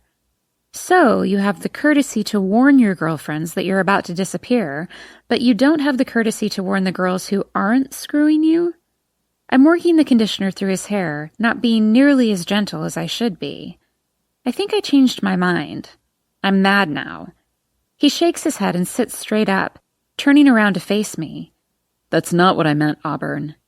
Water is dripping down the side of his face, down his neck. I meant that I didn't disappear on you because of my art. It wasn't that type of situation. I don't want you to think I didn't want to come back, because I did. My jaw is tense, and I'm grinding my teeth together. You're dripping everywhere, I say, as I pull him back to the sink. I pick up the sprayer and begin rinsing his hair. Again, his eyes are on me the whole time, but I don't want to make eye contact with him. I don't want to care what his excuse is, because I honestly don't want to be involved with anyone right now. But damn it, I care. I want to know why he didn't show up, and why he hasn't made an effort to contact me at all since then.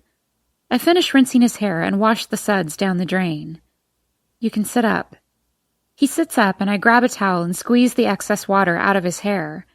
I toss the towel in the hamper on the other side of the room and begin to walk around him, but he grabs my wrist and stops me. He stands up, still holding onto my wrist. I don't try to pull away from him.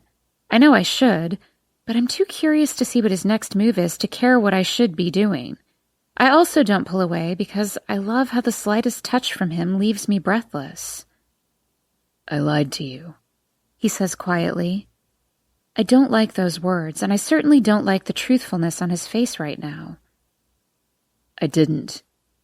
His eyes narrow in contemplation as he exhales slowly. I didn't come back because I didn't see the point. I'm moving on Monday. He says the rest of the sentence like he can't get it out fast enough. I don't like this confession. At all. You're moving? My voice is full of disappointment. I feel like I was just dumped and I don't even have a boyfriend. You're moving? Emery asks. I spin around and she's walking a client to one of the sinks, staring at Owen, waiting for an answer. I face Owen again and can see that this moment of truth is over for now. I walk away from him and head out of the room toward my station. He follows quietly. Neither of us speaks as I comb through his hair and try to figure out how I'm going to fix the mess I made of it last night. I'll have to cut most of it off. He'll look so different, and I'm not sure I'm happy about his having much shorter hair. It'll be short, I say. I messed it up pretty bad. He laughs, and his laugh is exactly what I need in this moment. It alleviates the heaviness of what was happening back in the other room. Why would you let me do this to you? He smiles up at me. It was your birthday. I would have done anything you asked. Flirtatious Owen is back, and I both love it and hate it. I take a step away from him to study his hair. When I'm positive I know how to fix it, I turn around and grab the scissors and comb, which are right where they're supposed to be. I remember dropping them on the floor last night, and it occurs to me that Emery more than likely walked into a mess this morning. I didn't sweep up what I did cut of Owen's hair before we left the salon, but it's gone, so I'll have to thank her later. I begin cutting his hair, and I do my best to focus on that and not so much on him. Somewhere between the beginning of the haircut and this moment, Emery returned to her station. She's now seated in her own salon chair, watching us. She kicks off the cabinet with her foot and begins spinning. Are you moving forever or just for a little while? Emery asks. Owen looks in my direction and raises an eyebrow. Oh, I say, forgetting they haven't been formally introduced yet. I point to Emery. Owen, this is Emery, my strange roommate. He nods slightly and looks in her direction without turning too much. I think he's nervous I'll mess his hair up even more, so he's being as still as he can possibly be. A few months, probably, he says in response to her. It's not permanent. A work thing. Emery frowns. That's too bad, she says. I already like you a whole lot better than the other guy. My eyes grow wide and my head swings in her direction. Emery? I can't believe she just said that. Owen slowly turns his attention back to me and cocks an eyebrow. Other guy? I shake my head and wave her off. She's misinformed. There is no other guy. I glare at her. There can't be another guy when there's not even a guy. Oh, please. She catches the cabinet with her foot and stops spinning. She points to Owen.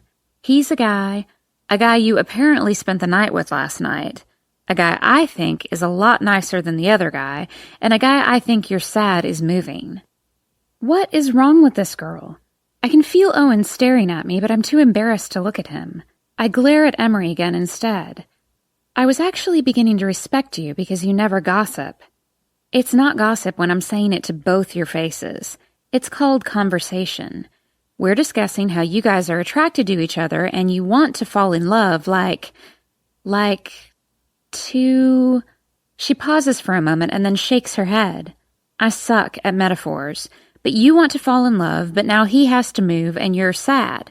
But you don't have to be sad because thanks to me, you now know he's only moving for a few months, not forever. Just don't give in to the other guy first. Owen is laughing, but I'm not. I grab the blow-dryer to drown out her words, and I finish styling his now short hair, which actually looks really good. His eyes stand out even more. A lot more. They look brighter.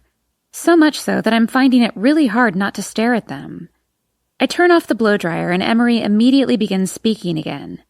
So, when are you moving, Owen? He stares at me when he answers her. Monday. Emery slaps the arm of her chair. That's perfect timing, she says. Auburn is off today and tomorrow. You guys can spend the whole weekend together. I don't tell her to shut up because I know it wouldn't stop her. I step behind Owen and untie the smock wrapped around him and then shove it into a drawer, all while giving her a death stare. I actually like that idea, Owen says. His voice makes me fear for the safety of the world because I'm single-handedly depleting the oxygen supply with all the deep breaths I take every time I hear it.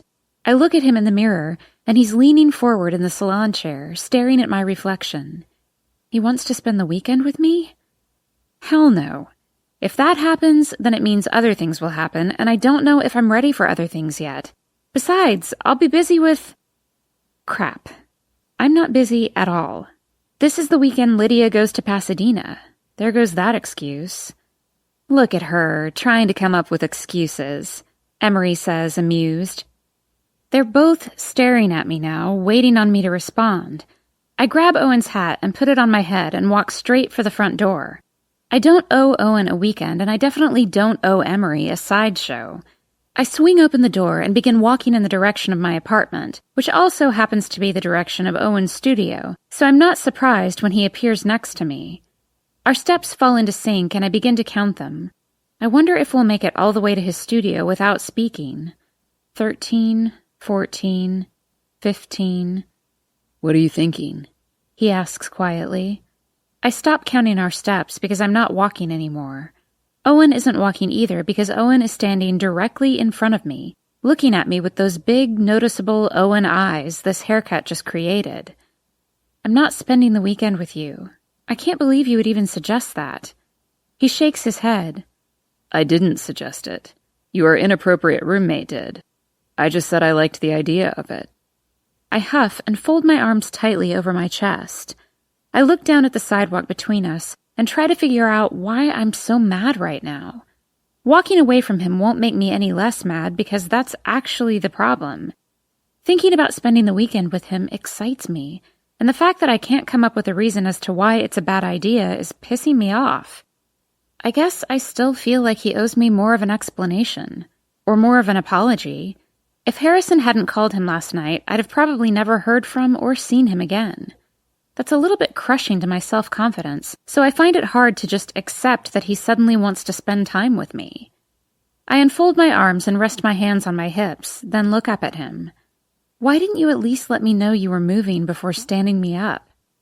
I know he tried to explain himself earlier, but it wasn't good enough, because I'm still upset about it.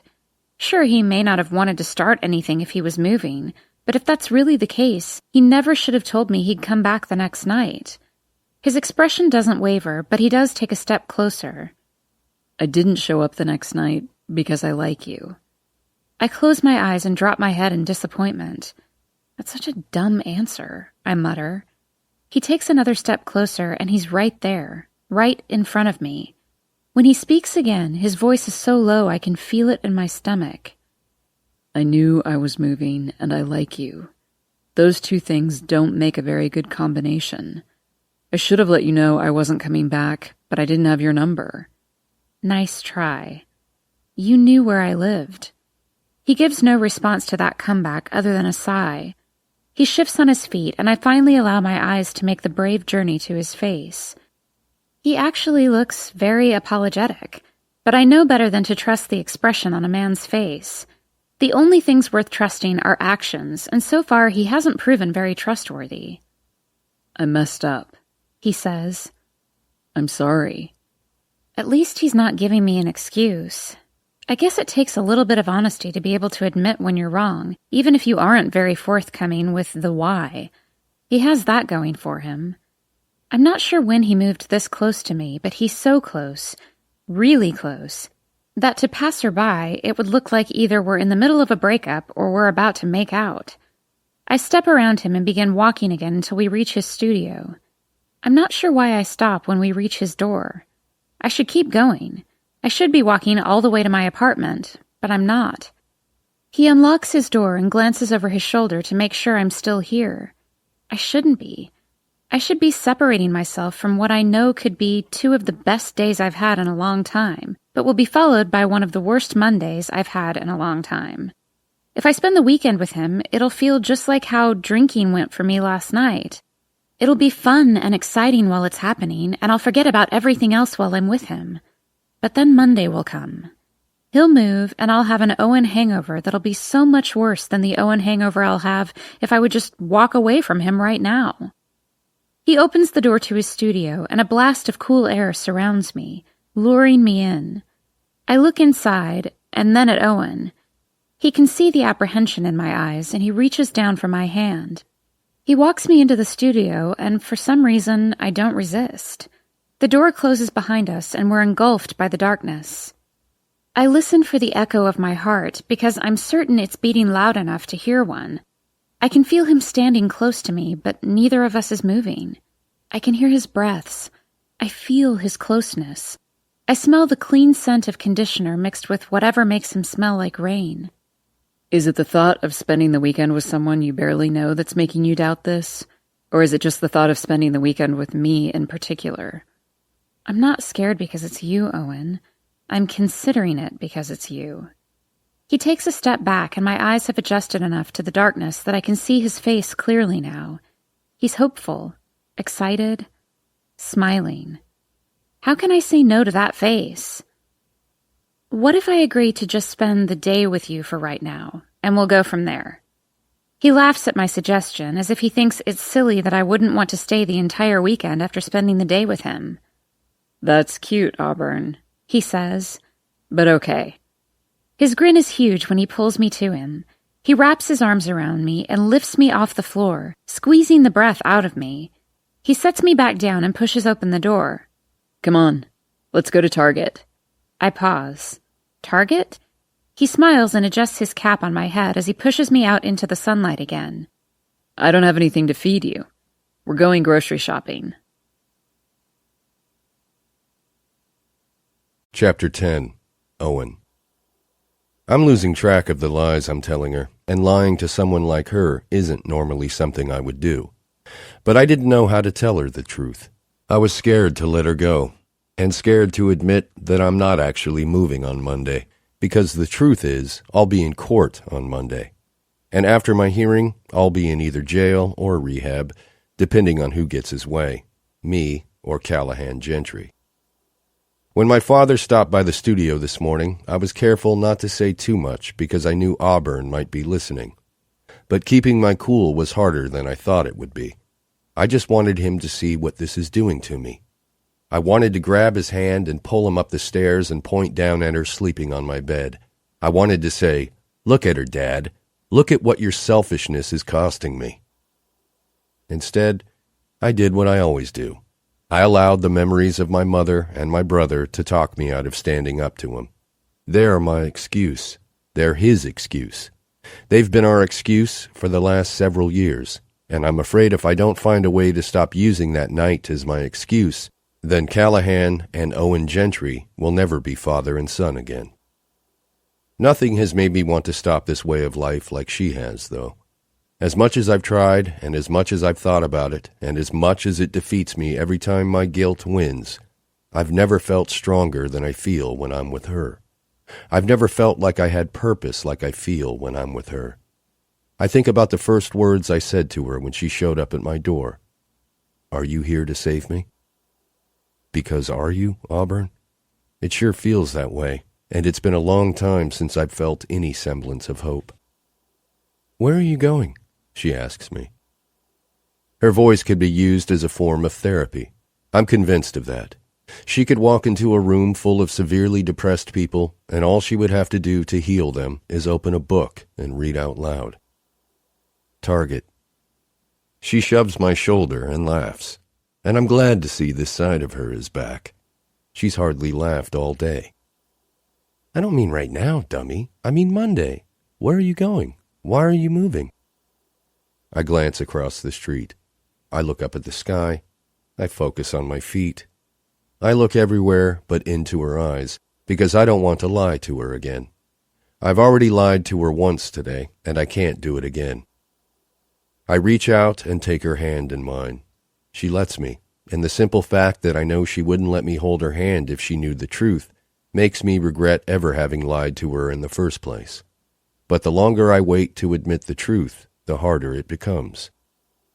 Auburn, I don't really want to answer that question, okay? I continue to stare at my feet, not wanting her to see in my face that I think she's crazy for agreeing to spend the weekend with me, because she deserves so much better than what I can give her. I don't, however, think she deserves better than me. I think she would be perfect for me, and I would be perfect for her. But all the bad choices I've made in my life are what she doesn't deserve to be a part of. So until I can figure out how to right all my wrongs, 2 days with her is all I'm really worthy of.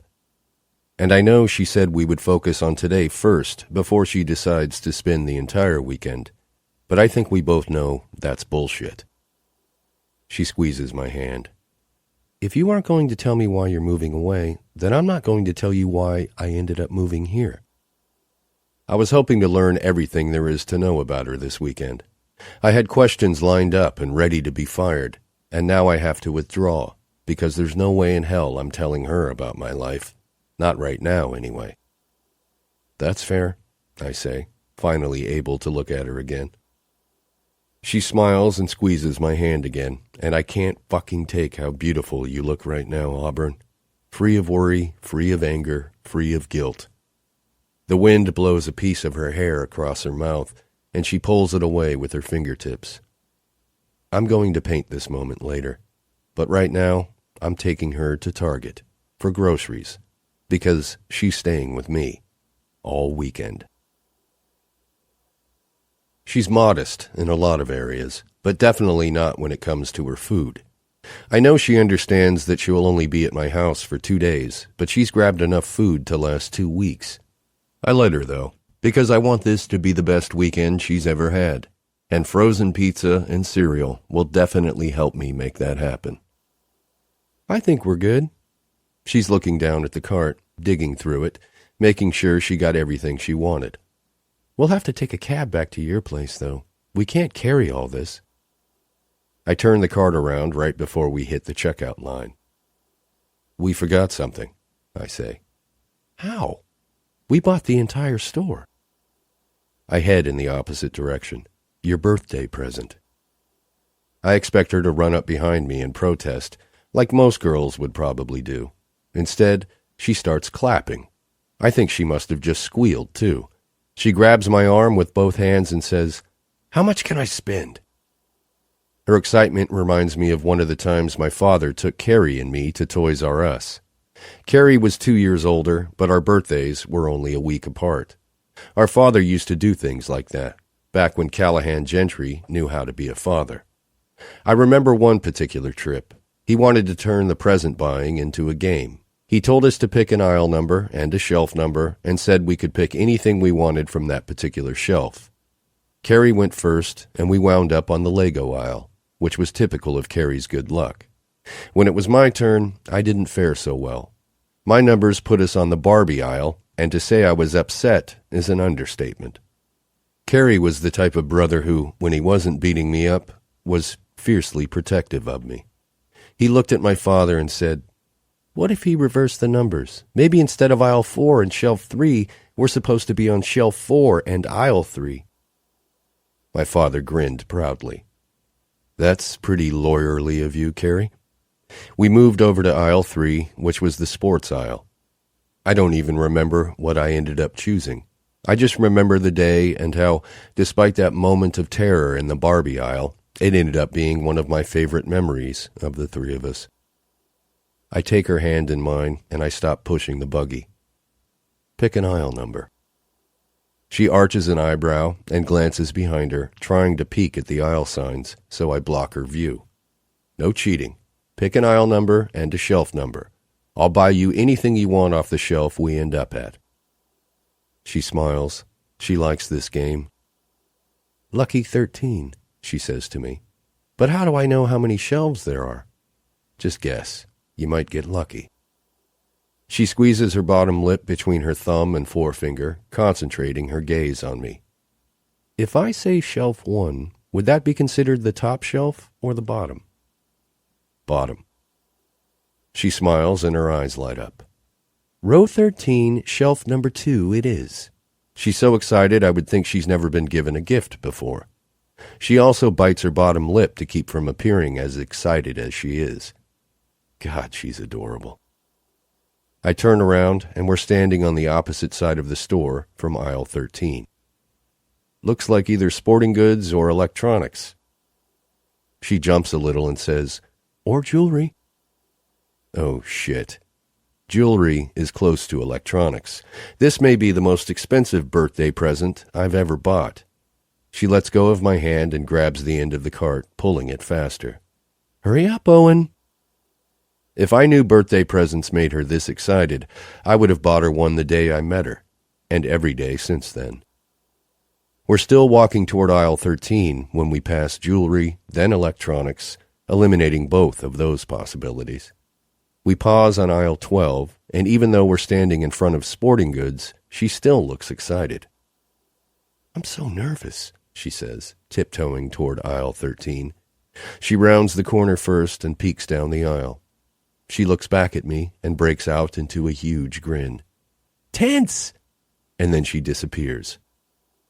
I follow after her and round the corner with the cart, but she's already pulling one off the shelf. I want this one, she says with excitement. But then she pushes it back on the shelf. No, I want this one, she mumbles to herself. Blue is his favorite color. She grabs the blue one, and I would help her, but I'm not sure I can move just yet. I'm still trying to absorb her words. Blue is his favorite color. I want to ask her who he is, and why she's thinking about camping with someone whose favorite color is blue, nothing but blue. But I don't say anything because I don't have a right to say anything. She's giving me 2 days, not forever. 2 days. That won't be enough for me, Auburn. I can already tell. And whoever's favorite color is blue won't stand a chance in this tent, because I'm about to make sure that the only thing she ever thinks about when she sees a tent again is, oh my God. I get all the groceries loaded into the taxi and turn around to grab the tent. She takes it from my hands before I can put it in the trunk. I'll carry this. I want to go to my apartment for a little while before I go to yours, so I'll just take it with me. I glance at the groceries and then back at her. Why?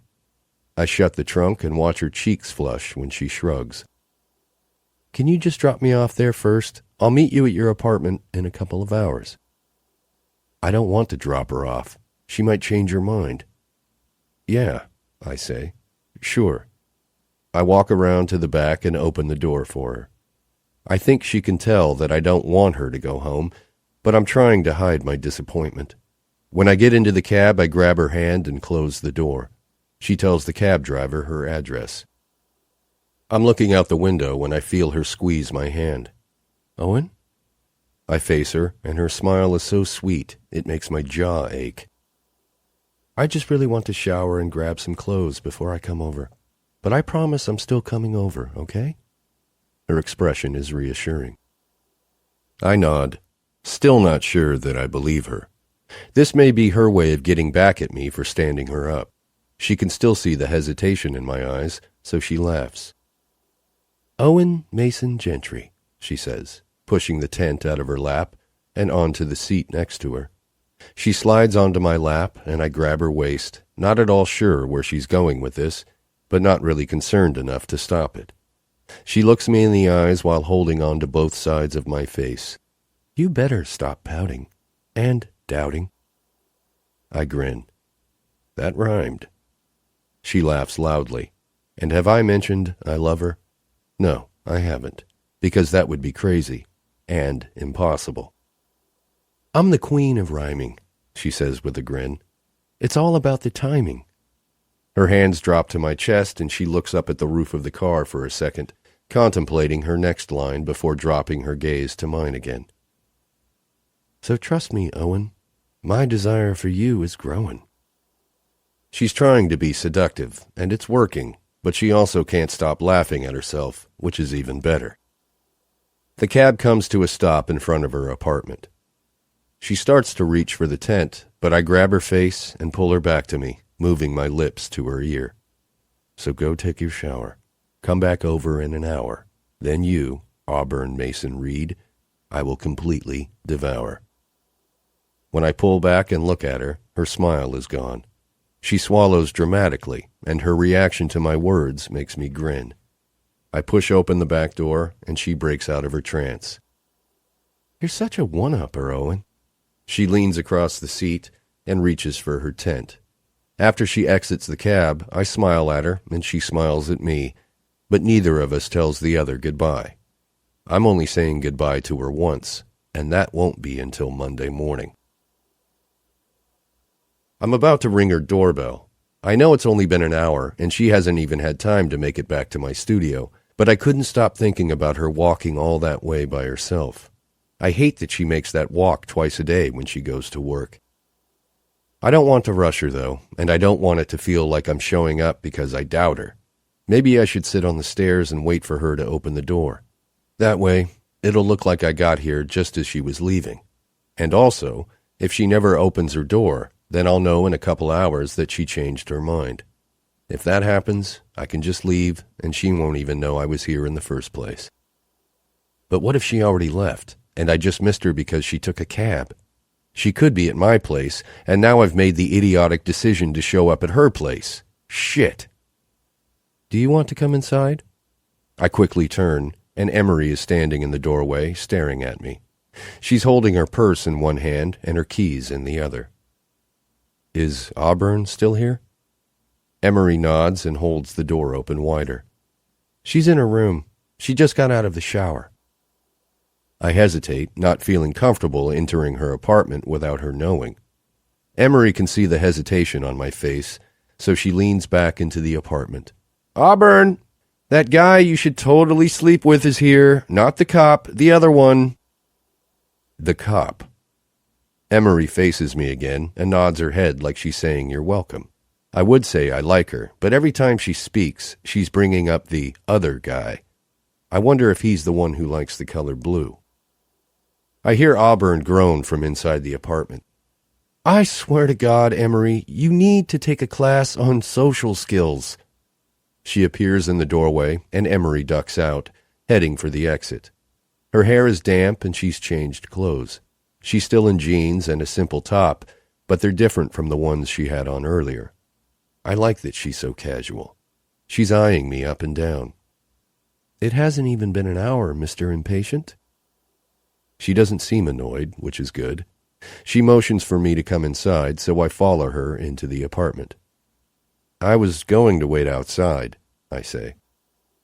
She walks into her bedroom and walks back out with a backpack. She tosses it on the bar and turns and looks at me expectantly. I was bored, I say. I thought I'd walk with you to my studio. Her lips curl up into a grin. You're way too into me, Owen. Monday won't be good for you. She says this like she's kidding, but she has no idea how right she is. Oh! She turns toward the living room and retrieves the tent from the couch.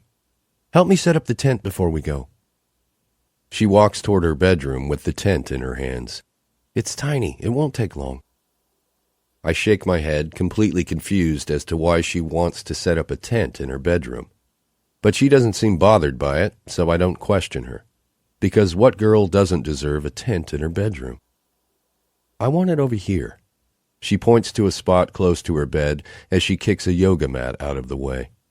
I look around her room, trying to see what I can figure out about her without having to ask questions. There aren't any pictures on her walls or her dresser, and her closet door is shut. It's like she decided one day that she was leaving Portland and she didn't bring a single thing with her when she came. I wonder why that is. Is this not a permanent move for her? I help her unpack the tent. I didn't notice at the store, but it really is a small tent. It fits 2 people and has an optional divider down the middle of it. We have it set up in less than 5 minutes, but simply setting it up isn't good enough for her, apparently. She walks to her closet and grabs 2 blankets that are on the top shelf. She lays them down in the tent and crawls inside. Grab 2 pillows off my bed, she says. We have to lie in it for a few minutes before we leave. I grab the pillows and kneel down in front of the tent. I push them inside and she takes them from me. I pull the flap back and crawl in with her, but I go to my side instead of doing what I really want to do, which is crawl on top of her. I'm too big for the tent and my feet hang out of it, but so do hers. I think you bought a tent for fictional characters. She shakes her head and lifts up onto her elbow. I didn't buy it. You bought it. And it's a kid's tent, Owen. Of course we don't fit. Her eyes move to the zipper hanging from the top of the tent. Look. She grabs it and begins zipping. A net lowers from the top, and she continues to zip up the sides of it until a mesh screen separates us. She lays her head on her arm and smiles at me. Feels like we're in a confessional. I roll onto my side and rest my head in my hand and stare back at her. Which one of us is confessing? She narrows her eyes and lifts her finger, pointing at me. I think it's safe to say you owe the world a few more confessions of your own. I lift my hand and touch her finger through the mesh. She opens up her palm and presses it against mine. We could be here all night, Auburn. I have a lot of confessions. I could tell her how I know her, make her realize why I have this overwhelming urge to protect her. But some secrets I'll take to my grave, and this is definitely one of them. Instead, I give her a different confession, one that doesn't mean as much to me. I give her something safe. I have 3 numbers in my phone, my father's, Harrison's, my cousin Riley's, but I haven't talked to him in over 6 months. That's it. She's quiet. She doesn't know what to say, because who only has 3 numbers in his phone? Someone who has issues, obviously. Why don't you have more phone numbers? I like her eyes. They're very telling, and right now she hurts for me, because she realizes that she isn't the only lonely person in Dallas. After I graduated high school, I kind of went my own way. I focused on my art and nothing else. I lost all my old contacts when I switched phones about a year ago, and when that happened, I realized I didn't really talk to anyone. My grandparents passed away years ago. I only have one cousin, and like I said, we don't really talk much. Other than Harrison and my father, there isn't a phone number I need. Her fingers are tracing my palm now. She's staring at her hands and no longer at me. Let me see your phone. I pull it out of my pocket and hand it to her beneath the mesh, because I told her the truth. She can check for herself. 3 numbers, and that's it. Her fingers move over the screen for several seconds before she hands me back my phone. There. Now you have 4. I look down at my screen and read her contact. I laugh when I see the name she entered for herself. Auburn Mason is the best middle name, Reed. I slide my phone back in my pocket and touch her hand against the mesh again. Your turn, I say to her. She shakes her head. You still have a lot of catching up to do. Keep going. I sigh and roll onto my back. I don't want to tell her anything else yet, but I'm scared if we don't get out of this tent soon, I'll tell her everything I know and everything she doesn't want to hear. But maybe it's best that way. Maybe if I tell her the truth, she can accept it and trust me and know that as soon as I get back, things will be different. Maybe if I tell her the truth, we'll have a chance of making it beyond Monday. That night I didn't show up here? I pause, because my heart is beating so fast, I'm finding it hard to think around it. I know I need to admit this to her, but I haven't known how to bring it up. No matter how I spin it, I know she'll react negatively, and I get that. But I'm tired of not being honest with her. I roll onto my side and face her. I open my mouth to confess, but I'm spared by the knock on her front door. Her confused expression reveals that she isn't used to visitors. I need to get that. Wait here. She immediately climbs out of the tent, and I roll onto my back and exhale. In a matter of seconds, she's back in her room and kneeling down in front of the tent. Owen! Her voice is frantic, and I lift up on my elbows as she pokes her head inside. Her eyes are full of worry. I have to get the door, but please don't come out of my room, okay? I'll explain everything as soon as she leaves, I promise. I nod, hating the fear in her voice. I also hate that she suddenly wants to hide me from whoever is at her door. She backs away and closes the bedroom door. I fall back onto the pillow and listen, aware that I'm about to get one of her confessions, even though she doesn't quite seem ready to share it with me. I hear the front door open, and the first thing I hear is a child's voice. "Mommy, look! Look what Nana Lydia bought me!" And then I hear her respond, "Wow, that's exactly the one you wanted." Did he just call you Mommy? I hear feet shuffling across the floor. I hear a woman's voice say, "I know this is last minute, but we were supposed to leave for Pasadena hours ago. However, my mother-in-law was admitted to the hospital and Trey is on duty." "Oh no, Lydia," Auburn interrupts. "Oh, she's fine. Diabetic issues again, which wouldn't happen if she'd just take care of herself like I tell her. But she doesn't, and then expects the entire family to give up their plans in order to take care of her." I hear a doorknob turning. "AJ, no," I hear Auburn say. "Stay out of Mommy's room." "Anyway," the woman says, "I have to take some things to her, but they don't allow children in the ICU, so I need you to watch them for a couple of hours." "Of course," she says. "Here?" "Yes, I don't have time to drive you to our house." "Okay," she says. She sounds excited. She sounds like she's not used to the woman trusting her to do this. She's so excited, I don't think she notices AJ is opening her bedroom door again. "I'll pick him up later tonight," the woman says. "He can spend the night," Auburn replies, hopeful. "I'll bring him back in the morning." Her bedroom door is open now, and a little boy falls to his knees directly in front of the tent. I lift up on my elbows and smile at him, because he's smiling at me. "Why are you in a tent?" he asks. I bring my finger up to my mouth. "Shh." He grins and crawls inside the tent. He looks to be about 4 or 5 years old, and his eyes aren't green like Auburn's. They're all different colors, browns and grays and greens, like a canvas. He doesn't have her unique shade of hair color, as his is dark brown. I'm assuming he gets that from his father, but I still see a lot of Auburn in him. Mostly in his expression, and how he seems so curious. "Is the tent a secret?" he asks. I nod. "Yes, and no one knows this tent is here, so we need to keep it between us, okay?" He smiles and nods, like he's excited to have a secret. "I can keep secrets." "That's good," I say to him, "because it's not muscles that make men strong, secrets do. The more secrets you keep, the stronger you are on the inside." He grins. "I want to be strong." I'm about to tell him to go back to the living room before any attention is brought to me, but I can hear the opening of the bedroom door. "AJ, come give Nana Lydia a hug," the woman says. Her footsteps grow louder, and AJ's eyes grow wide. "Lydia, wait," I hear Auburn say to her with panic in her voice.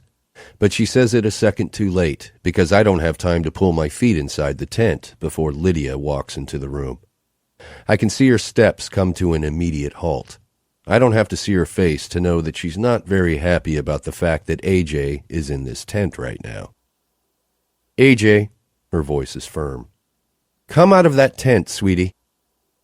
AJ grins at me and puts his finger to his mouth.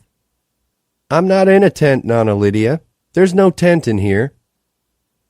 "Lydia, I can explain," Auburn says, bending down. She motions for AJ to come out of the tent, and her eyes only meet mine for a second. "He's just a friend. He was helping me put up this tent for AJ." "AJ, let's go, honey." Lydia grabs his hand, pulling him out of the tent. "You may be okay with allowing your son to be around complete strangers, but I'm not." I can see the disappointment wash over Auburn. It washes over AJ, too, when he realizes Lydia isn't letting him stay. I follow after him, crawling out of the tent, standing up. "It's fine, I'll go," I say. "We just finished setting it up for him." Lydia looks me up and down, unimpressed with whatever she thinks she sees. I want to eye her the same way, but I don't want to do anything to make this worse for Auburn. When I get a good look at her, I realize I've seen her before. It's been a while, but she hasn't changed a bit, other than having a little more gray in her straight black hair. She still looks just as stoic and intimidating as she did all those years ago. She faces AJ. AJ, get your toy. We need to go. Auburn follows Lydia out of the room. Lydia, please. She waves her hand in my direction. He's leaving. It'll just be me and AJ here, I promise. Lydia's hand pauses on the front door, and she turns to face Auburn. She releases a quick sigh. You can see him Sunday night, Auburn. Really, it's fine. I should have known not to stop by unannounced. She looks over Auburn's shoulder to AJ. Tell your mother goodbye, AJ.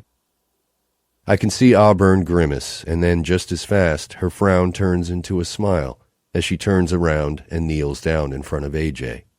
She pulls him to her and hugs him.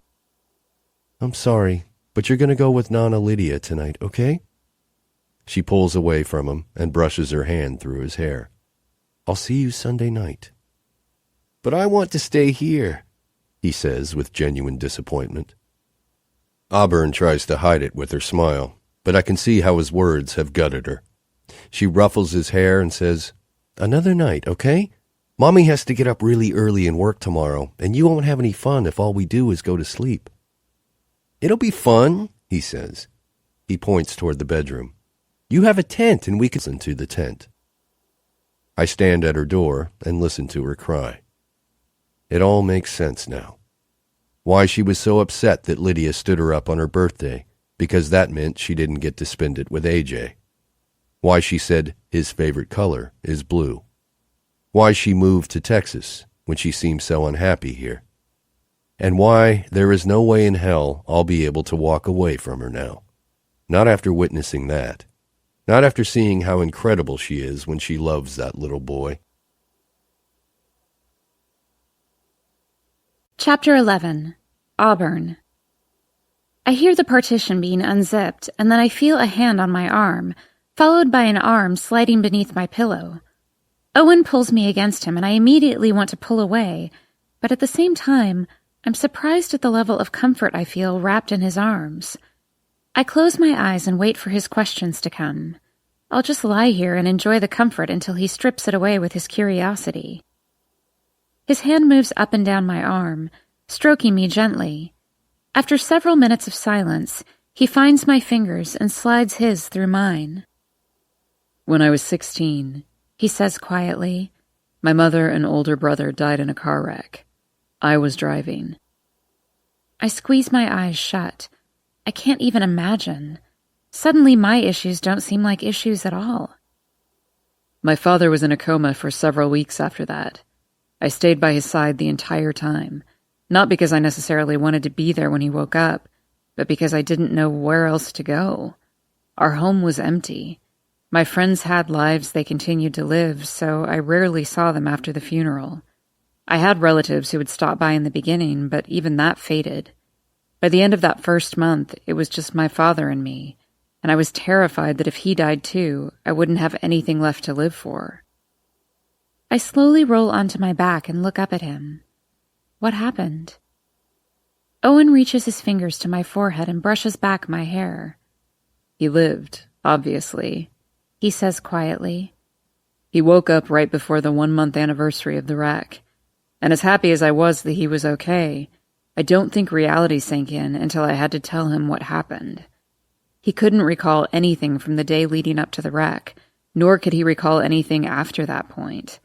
And when I had to tell him that my mother and Carrie were dead, I saw it. I saw the life seep right out of his eyes, and I haven't seen it return since the night it happened. I wipe tears from my eyes. I'm so sorry, I tell him. He shakes his head like he doesn't need my condolences. Don't be, he says to me. It's not something I dwell on. The wreck wasn't my fault. Of course, I miss them, and it hurts every day, but I also know that life has to go on, and my mother and Carrie weren't the type of people who would want me to use their deaths as an excuse. His fingers move gently back and forth across my jaw. He's not looking me in the eyes. He's looking beyond me, over my head, contemplating. Sometimes I miss them so much, it hurts me right here, he says, making a tight fist with his hand against his chest. It feels like someone is squeezing my heart with the strength of the entire goddamn world. I nod because I know exactly what he means. I feel that way every time I think of AJ and the fact that he's not living with me. Every time I get that feeling in my chest, I start to think about the things I miss most about them, like my mother and the way she used to smile at me, because no matter what, no matter where we were, her smile would always comfort me. We could have been in the middle of a war, and all she had to do was kneel down and look me in the eyes with that smile, and it would take away every single fear or worry I had. And somehow, even on her bad days, when I know she didn't feel like smiling, she would anyway, because to her, nothing else mattered but my happiness. And I miss that. Sometimes I miss it so much the only way I can make myself feel better is to paint her. He laughs under his breath. I have about 20 paintings of my mother stowed away. It's kind of creepy.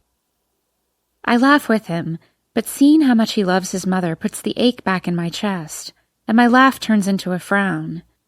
It makes me wonder if AJ will ever feel that for me, since I'm not able to be the type of mother I want to be to him right now.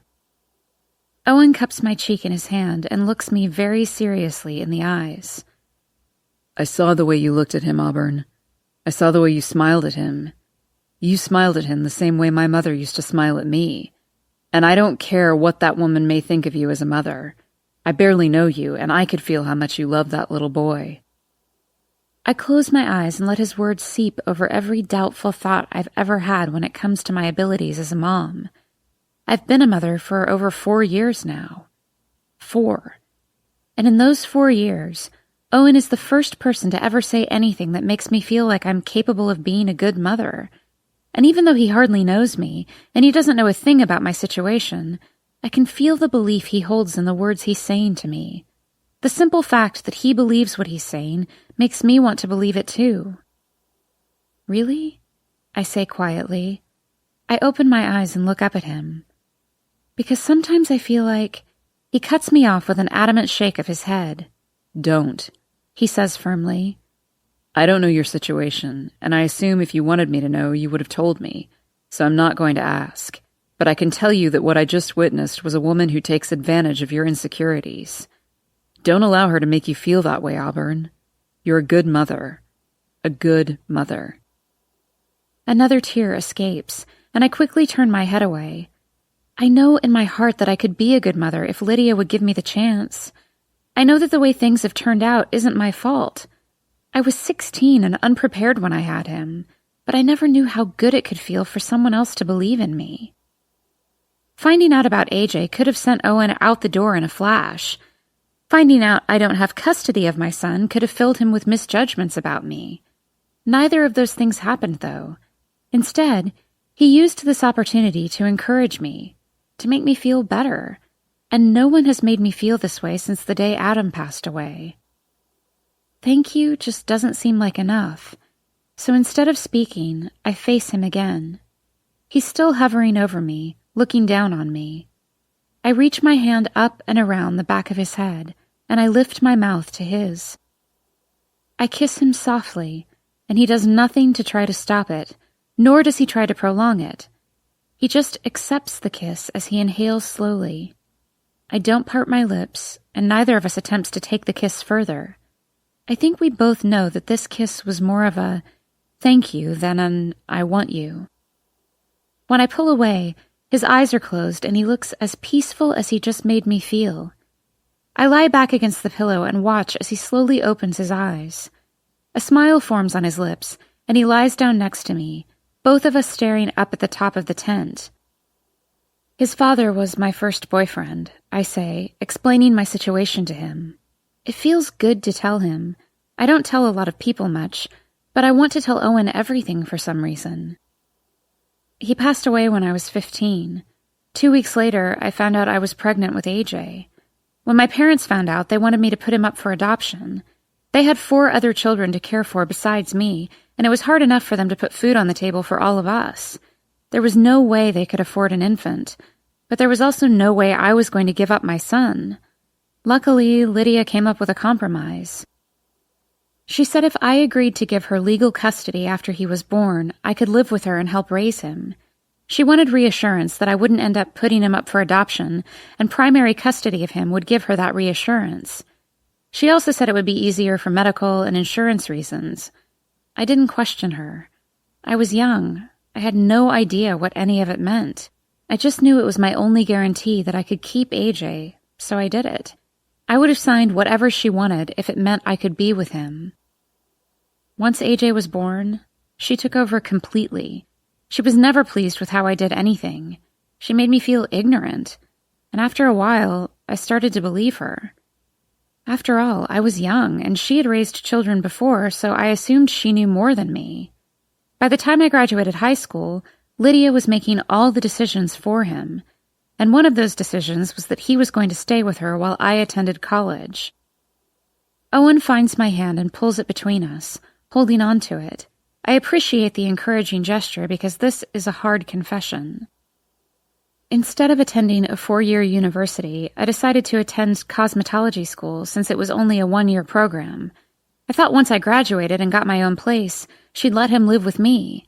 But 3 months before graduation, her husband passed away. She moved back to Texas to be closer to Trey, her other son, and she took my son with her. Owen sighs. That's why you moved to Texas? You couldn't stop her from leaving Oregon? I shake my head. She has the legal right to take him anywhere she wants. She said Texas was a better place to raise a child, and that if I wanted what was best for AJ, I would move here after graduation. My final class ended at 5 p.m. on a Friday, and I had moved into this apartment less than 24 hours later. What about your parents? He says. They couldn't do anything to stop it? I shake my head. My parents have been supportive of my decisions, but they don't get involved. They don't really have a close relationship with AJ since I moved out of their house and into Lydia's when I was pregnant with him. Besides, they have enough to worry about. I would feel bad telling them how Lydia is treating me because it would just make them feel guilty for allowing me to move out all those years ago.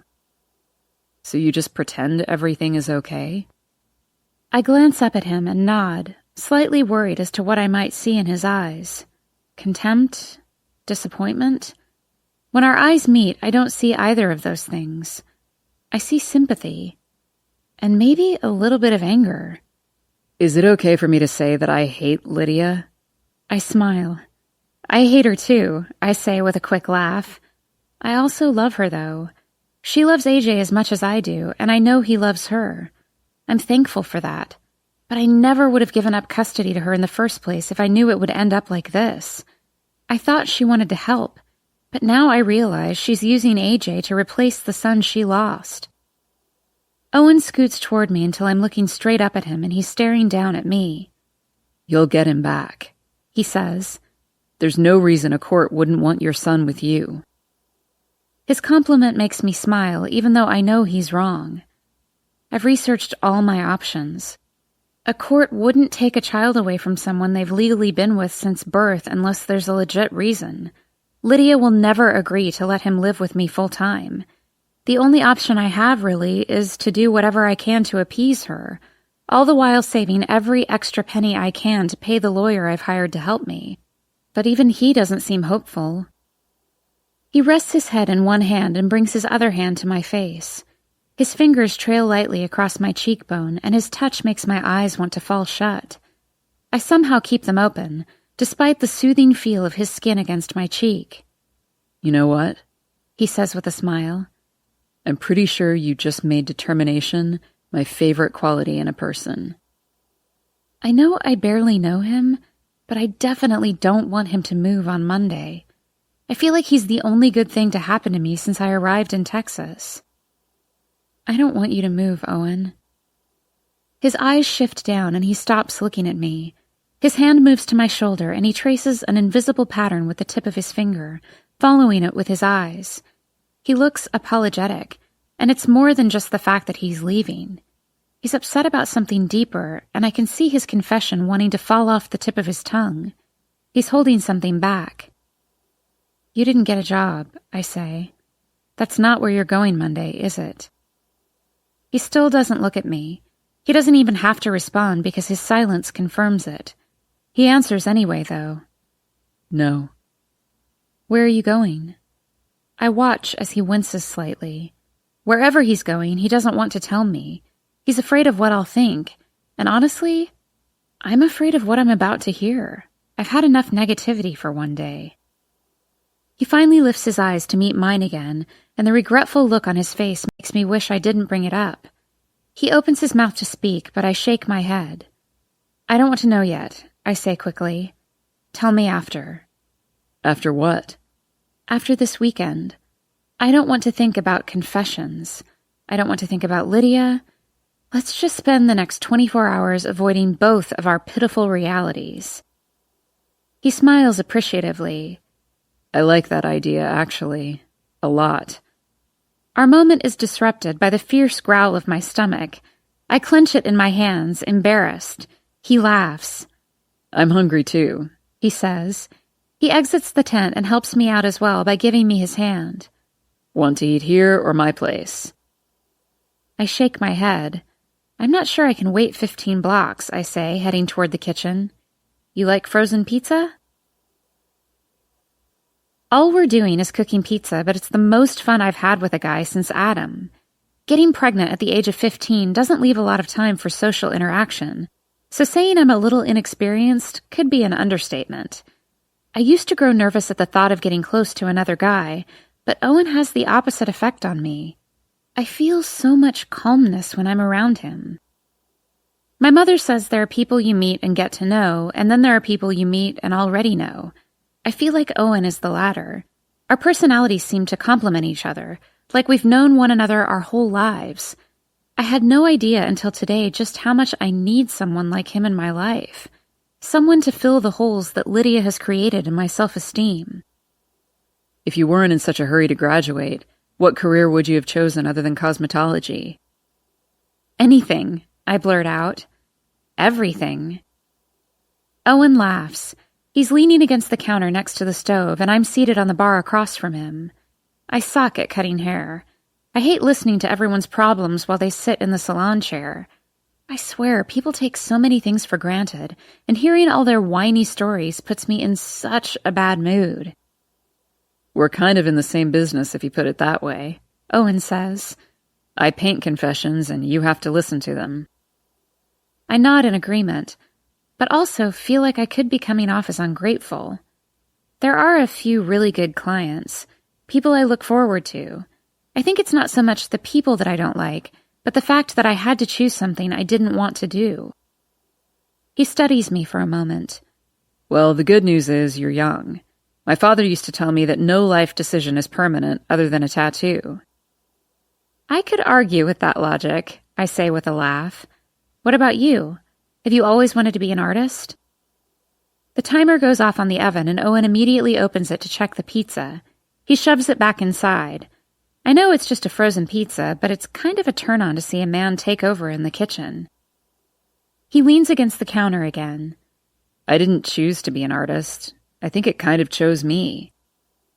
I love that answer. I'm also jealous of it, because I wish I could have been born with a natural talent, something that would have chosen me so that I wouldn't have to cut hair all day. Have you ever thought about returning to school? He asks. Maybe majoring in something you actually have an interest in? I shrug. One of these days, maybe. Right now, though, my goal is AJ. He smiles appreciatively at my answer. I can't think of any questions I want to toss his way because the silence is nice. I like the way he looks at me when it's quiet. His smile lingers and his gaze falls all over me like a blanket. I press my hands onto the countertop beneath me and look down at my dangling feet. I suddenly find it hard to continue watching him because I'm afraid he can see how much I like it. Without speaking, he begins to close the distance between us. I bite my bottom lip nervously because he's coming at me with an intention, and I don't think his intention is to ask more questions. I watch as the palms of his hands meet my knees and then slowly slide upward. His hands graze my thighs all the way up until they come to rest on my hips. When I look into his eyes, I get completely lost in them. He's staring at me with a level of need that I didn't know I was capable of producing in someone. He wraps his hand around my lower back and pulls me against him. I place my hands on his forearms and grip tightly, not sure what's about to happen next, but completely prepared to allow it. The faint smile on his face disappears the closer his lips come to mine. My eyelids flutter and then close completely, just as his mouth feathers mine. "I've been wanting to do this since the moment I laid eyes on you," he whispers. His mouth connects with mine, and at first his kiss is like the one I gave him in the tent, soft, sweet, and innocent.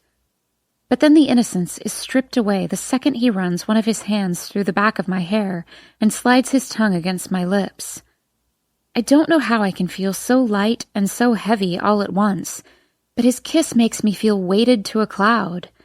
I slide my hands up his neck and do my best to kiss him the way he's kissing me, but I'm afraid my mouth doesn't even compare to his. There's no way I could make him feel like he's making me feel right now. He pulls my legs until they're wrapped around his waist, and then he lifts me off the bar and directs us toward the living room without stopping our kiss. I try to ignore the smell of pizza being overcooked in the oven because I don't want him to stop, but I'm also really, really hungry and don't want the pizza to burn. "I think the pizza is burning," I whisper, just as we hit the couch. He gently lowers me onto my back as he shakes his head. "I'll make you another one." His mouth reconnects with mine, and I suddenly couldn't care less about the pizza. He lowers himself onto the couch, but not completely on top of me. He keeps his arms locked on either side of my head and doesn't do anything to show that he expects more than just this kiss. So that's what I give him. I kiss him, and he kisses me, and we don't stop until a smoke alarm begins to sound. As soon as we realize the sound is coming from inside my apartment, we both separate and jump up. He rushes to the oven and opens it while I grab the cardboard pizza box and begin fanning the smoke alarm. Owen pulls the pizza out of the oven, and it's so burnt it's completely inedible. "Maybe we should just go out to eat on the way back to my place." The smoke alarm finally stops, and I toss the pizza box on the counter. "Or we can just eat some of the year's worth of food you bought at Target today." He pulls the oven mitt off his hand and drops it onto the stove. He reaches for my hand and pulls me against him, lowering his mouth back to mine. I'm pretty sure his kisses are the best form of dieting there is, because every time his lips touch mine, I forget all about the fact that I'm starving. As soon as our tongues meet, there's a sudden loud knock on the front door. Our mouths separate, and we both turn and look at the door as soon as it swings open. When I see Trey standing in the doorway, I immediately back away from Owen. I hate that my first instinct is to separate myself from him, because the last thing I want Owen to think is that I'm involved with Trey in any way. The truth is, I would have backed away from him no matter who was at the door. I just really wish it wasn't Trey. "Shit," Owen mutters. I glance at him and his face has fallen, along with his shoulders. I can tell immediately that he must have the wrong idea about Trey's bursting through the front door. I glance back at Trey, who, for some reason, is making his way toward the kitchen with a death stare directed at Owen. "What are you doing here?" I look at Owen and he isn't paying attention to Trey. He's looking directly at me. "Auburn," he says, "we need to talk." Trey's laugh makes me wince. "What do you need to talk to her about, Owen?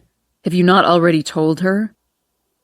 Owen's eyes close for several seconds, and then he opens them and fixes his stare on Trey. "When will it be enough for you, Trey? Fuck." My heart is hammering away in my chest, and I have a feeling I'm about to find out why they feel this way toward each other, but at the moment I'm not sure I want to know. It can't be good. Trey takes 2 steps toward Owen until he's inches from his face. "Get out of her apartment. Get out of her life. If you can do those 2 things, then I'll probably be satisfied." "Auburn," Owen says firmly. Trey takes several steps toward me, standing between Owen and me so that I can't see him anymore. I look into Trey's eyes now and see nothing but anger. He points behind him. "This guy you brought back to your apartment, the guy you allowed near your son, he was arrested for possession, Auburn." I shake my head with a disbelieving laugh. I don't know why Trey is saying these things. He steps aside and I can see Owen again. My heart grows too heavy to hold because the look on Owen's face says it all. I see the apology and the regret. This is what he was going to tell me earlier. This is the confession I told him could wait until Monday. Owen? I say his name in almost a whisper. I wanted to tell you, he says. It's not as bad as he's making it sound, Auburn. I swear. Owen begins to take a step toward me, but Trey immediately turns and pushes him against the wall. His arm connects with Owen's neck. You have 5 seconds to get the fuck out. Owen's eyes are still locked with mine, despite the arm that's pressed against his throat. He nods. Let me get my things out of her room, and I'll go. Trey eyes him carefully for several seconds, and then he releases him. I watch as Owen walks into my room to retrieve his things. I know for a fact Owen didn't show up here with anything. Trey is eyeing me now. Your child's uncle is a fucking cop, and you don't think to get a background check on the people you allow into your life? I have no response to that. He's right. Trey shakes his head in disappointment just as Owen exits my bedroom. Before Trey turns to face him, Owen briefly glances toward the tent. His eyes are telling me something he's not willing to say out loud. He brushes past Trey and walks out the front door without looking back. Trey walks to the door and slams it shut. He stands with his hands on his hips, facing me, waiting for an explanation. If I didn't think he would go back to Lydia and tell her everything that just happened, I'd tell him to fuck off. Instead, I do what I always do. I say anything that will please them. I'm sorry. I didn't know. He walks toward me and gently squeezes my forearms while he looks me in the eyes. I worry about you, Auburn. Please don't trust anyone until you run them by me first. I could have warned you about him. He hugs me, and it takes everything I have to hug him back, but I do. You don't need his reputation coming between you and your son. It wouldn't be good for you. I nod against his chest, but I want to push him away from me for the disguised threat. He's just like his mother, always using my situation with AJ to manipulate me. It burns me and strips me of any confidence I momentarily gained from being in Owen's arms. I pull away from him and attempt to smile. I don't want anything to do with him, I say. The words are hard for me to say because there might be actual truth in them. I can't even think about how angry I am at Owen right now when Trey is still standing in front of me. Thank you for telling me, I say as I head to the door. I open it so that he'll take the hint. I want to be alone for a while, though. It's been a long day. Trey walks toward the door and backs out. I'll see you Sunday night at dinner. I nod and force another fake smile to appease him. As soon as I close the door, I lock it and rush to my bedroom. I crawl inside the tent and find a piece of paper on my pillow. I pick it up and read it. Please come by my studio tonight. We need to talk. I read Owen's note so many times I could likely rewrite it with perfectly matched handwriting. I lie down on the pillow and sigh heavily because I have no idea what to do. There's nothing that could excuse the fact that he's going to jail or the fact that he lied to me.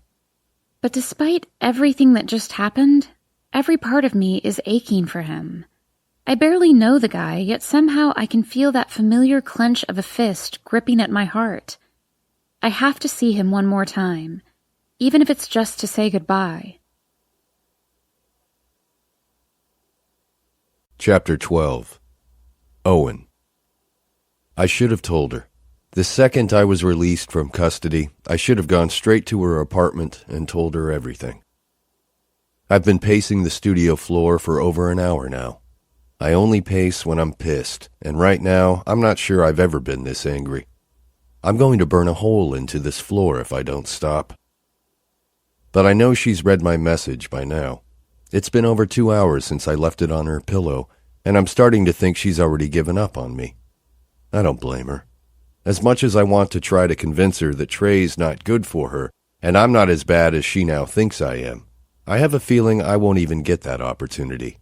There's no telling what she's been told about me by now.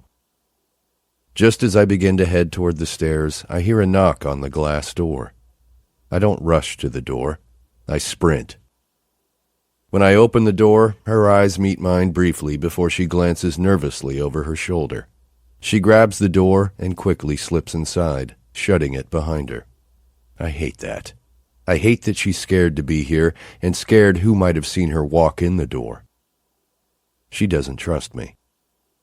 She turns and faces me, and I hate the disappointment flooding her eyes right now. We need to talk, and I don't want to do it right here, so I reach around her and lock the door. Thank you for coming. She doesn't respond. She waits for me to say something else. Will you come upstairs with me? She glances at the hallway over my shoulder and nods. She follows me across the studio and up to my apartment. It's crazy how different things are between us now. 2 hours ago, everything was perfect, and now... It's amazing how much distance one truth can create between two people. I walk to the kitchen and offer her something to drink. Maybe if I pour her a drink, the conversation might last longer. There's so much I want and need to explain to her if she will just give me that opportunity. She doesn't want a drink. She's standing in the middle of the room, and it appears as if she's afraid to approach me. Her eyes roam around the room as if she's never been here before. I can see the look on her face. She sees me differently now that she knows. I quietly watch her assess the room for a while. Eventually, her eyes meet mine again, and there's a long pause before she works up the courage to ask me what she came here to find out. Are you an addict, Owen? She doesn't skirt around the subject at all. Her straightforwardness makes me cringe, because nothing is a simple yes or no answer. And she doesn't appear to want to wait around for the explanation with the way she's eyeing the stairwell. If I said no, would it even make a difference for us? She regards me silently for several seconds, and then she shakes her head. No. I had a feeling that would be her answer, and just like that, I no longer feel like explaining my side of the situation. What would be the point when my answer doesn't matter? Telling her the truth could just further complicate things.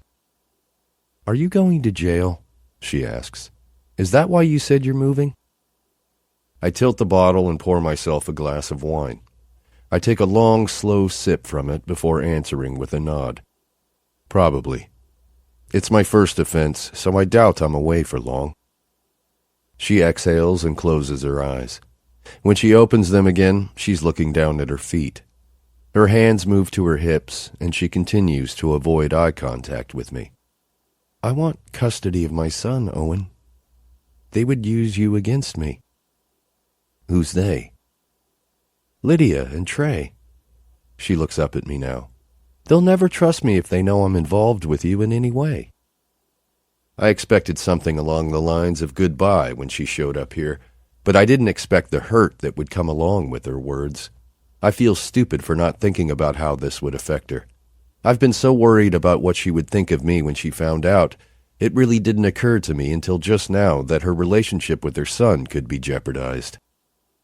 I pour myself another glass of wine. Probably not a good idea for her to witness me downing wine now that she knows about my arrest record. I expect her to turn and walk out now, but she doesn't. Instead, she takes a few slow steps toward me. Will they let you choose rehab instead? I down the second glass of wine. I don't need rehab. I place the glass in the sink. I can see the disappointment take over. I'm familiar with that look. I've seen it enough by now to know what it means, and I don't like that her feelings have so quickly moved from wanting me to pitying me. I don't have an issue with drugs, Auburn. I lean forward until we're just a foot apart. What I have an issue with is the fact you seem to be involved with Trey. I may be the one with the criminal record, but he's the one you should be careful of. She laughs under her breath. He's a cop, Owen. You're going to jail for possession. Which one of you do I trust? Your instincts, I say immediately. She looks down at her hands folded across the bar. She presses the pads of her thumbs against each other. My instinct is to do what's best for my son. Exactly, I tell her, which is why I said to trust your instincts. She looks up at me, and I can see the hurt in her eyes. I shouldn't have brought this on her, I know that. I know exactly what she's feeling when she looks at me. Frustration, disappointment, anger. I see it every time I look in the mirror. I walk around the bar and take her by the wrist. I pull her to me and wrap my arms around her. For a few seconds, she allows it. But then she pushes me away with an adamant shake of her head. I can't. It's just 2 words, but they only mean one thing. The end. She turns and heads straight down the stairs. Auburn, wait, I call after her. She doesn't wait. I reach the top of the stairs and listen as her footsteps echo across the studio. This isn't how it's supposed to end. I refuse to let her leave like this because if she leaves with this feeling, it'll be easy for her never to come back. I immediately descend the steps and run after her. I reach her just as her hand meets the lock on the front door of the studio. I pull her hand away and spin her around, and then I press my mouth to hers. Chapter 13. Auburn. He kisses me with conviction and apology and anger, and it's somehow all wrapped up in tenderness. When our tongues meet, it's a momentary reprieve from the reality of our goodbye. We both exhale softly because this is exactly how a kiss should feel. My knees want to buckle from the feel of his lips against mine. I kiss him back, even though I know this kiss won't lead to anything. It won't correct anything. It won't right any of his wrongs. But I also know it could be the last time I ever feel this way, and I don't want to deny myself that. He wraps his arm around me, sliding one hand up my neck and into my hair. He cradles my head, and it feels as if he's attempting to memorize every aspect of the way it feels when we kiss, because he knows after we stop, that's all he'll have, the memory of it. The thought of this being goodbye begins to anger me, knowing he gave me hope and then allowed Trey to strip it away with the truth. The kiss between us quickly grows painful, and not in a physical sense. The more we kiss, the more we realize what we're losing, and it hurts. It scares me to know that there's a chance I've come across one of the few people in this world who could make me feel this way, and I already have to give it up. I'm so tired of having to give up the only things in life I want. He pulls back and looks me in the eyes with a pained expression. He moves his hand from the back of my head and brings it to my cheek, brushing a thumb over my bottom lip. This already hurts. His mouth meets mine again, and he lands a kiss as soft as velvet against my lips. He slowly moves his head until his mouth is directly over my ear. Is this it? Is this how it ends? I nod, even though it's the last thing I want to do. But this is the end. Even if he were to change his life completely, his past choices still affect my own life. Sometimes we don't get second chances, Owen. Sometimes things just end. He winces. We didn't even get a first chance. I want to tell him it's not my fault. It's his fault. But I know he knows that. He's not asking me to give him another chance. He's just upset that it's already over. He presses his palms against the glass door behind me, caging me in with his arms. I'm sorry, Auburn, he says. You have a lot to deal with in your life, and I absolutely didn't mean to make things more difficult for you. He presses his lips against my forehead and then pushes off the door. He backs up 2 steps and nods softly. I understand, and I'm sorry. I can't take the pained look in his eyes or the acceptance in his words. I reach behind me and unlock the door, and then I turn and leave. I hear the door close behind me, and it becomes my least favorite sound in the whole world. I bring a fist up to my heart because I feel exactly what he explained he feels when he misses someone, and I don't understand it because I just met him a few weeks ago. There are people you meet that you get to know, and then there are people you meet that you already know. I don't care how long I've known him. I don't care if he lied to me. I'm going to allow myself to be sad and feel sorry for myself, because despite whatever he's done in the past, no one has made me feel like he made me feel today. He made me feel proud of myself as a mother. Because of that, the fact that I have to say goodbye to him is worth a few tears, and I won't allow myself to feel guilty crying about it. I make it halfway home, and just as I'm drying the last of the tears I've allowed myself to shed over this goodbye, a car pulls up beside me and comes to a slow crawl. I glance at it out of the corner of my eye and immediately see that it's a police car. I stop walking when Trey rolls the window down and leans across the seat. Get in, Auburn. I don't argue. I open the door and climb inside, and he begins to drive in the direction of my apartment. I don't like the vibe I'm getting from him right now.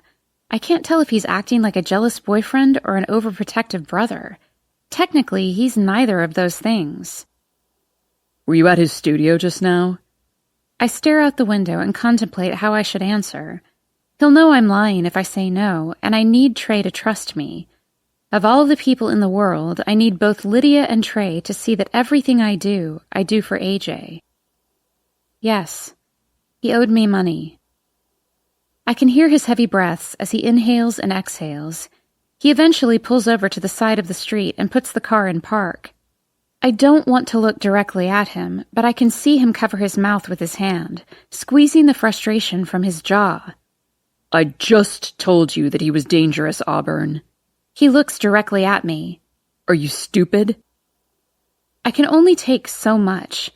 I swing the car door open, get out, and slam it shut. Before I can even take 3 steps, he's standing directly in front of me. He's not dangerous, Trey. He has an addiction, and there's nothing going on between us. I just went to collect my pay for working at his studio.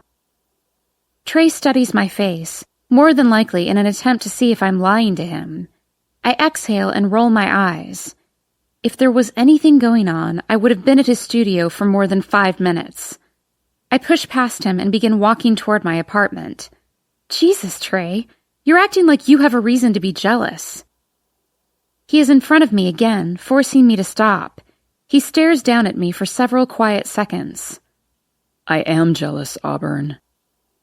I immediately have to swallow the lump that forms in my throat. I also continue to stare up at him, waiting for him to take back what he said, but he doesn't. He's looking at me with nothing but sincerity. He's Adam's brother. He's AJ's uncle. I can't. It's Trey.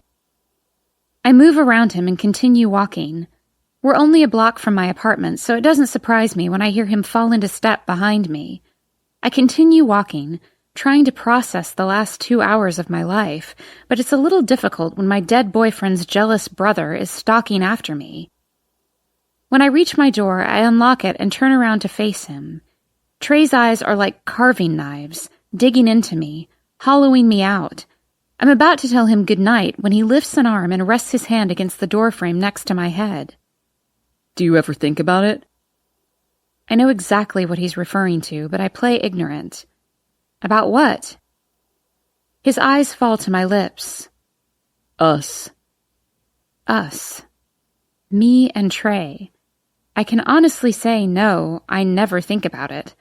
But I don't want to hurt his feelings, so instead I don't respond at all. It makes sense, Auburn. I shake my head, almost adamantly. I don't mean to appear so resistant, but it's exactly how I feel. It makes no sense, I reply. You were Adam's brother. You're AJ's uncle. It would confuse him. Trey takes a step forward. His closeness feels different than when Owen steps toward me. Trey's closeness feels suffocating, like I need to punch a hole in the atmosphere just to breathe. I love him, Auburn. I'm the only father figure your little boy has, he says. He's living in my house with Mom, and if you and I were together... I immediately stand up straighter. I hope you aren't about to use my son as an excuse for why I should date you. The anger in my voice surprises me, so I know it surprises Trey. He runs a hand through his hair and looks at a loss for what to say. His gaze shifts down the hallway as he attempts his response. Look, he says, meeting my stare again. I'm not trying to use him to get closer to you. I know that's how it sounded. I'm just saying, it makes sense. We make sense. I don't respond because everything he's saying has some truth to it. Lydia trusts Trey more than anyone in the world, and if Trey and I were together... Think about it, he says, not wanting an answer from me right now. We can start slow. See if we fit. He pulls his hand from the frame of the door and backs away, giving me room to breathe. We'll talk about it Sunday night. I need to get back to work. Promise me you'll keep your door locked? I nod, and I hate that I nod because I don't want him to think I was agreeing to all of the other things he just said. But he makes sense. He lives in the same house as AJ and Lydia, and the one thing I want is more time with my son. I'm at the point where I don't care what it takes to get more time with AJ. I just need it. I miss him so much. I don't like the fact that I'm considering his offer. I don't feel for Trey even a fraction of what I felt for Adam. I can't even compare it to what I feel for Owen.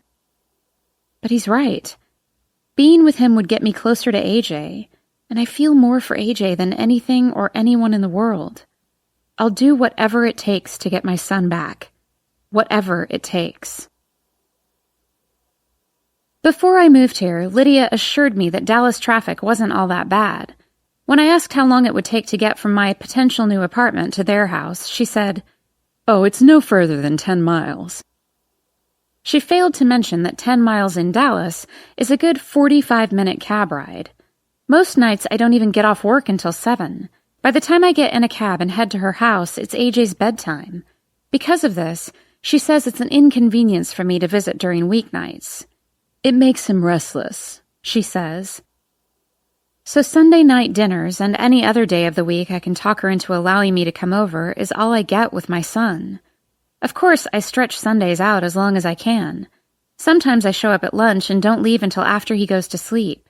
I know this irritates her, but I don't really give a shit. He's my son, and I shouldn't have to ask for permission to visit him.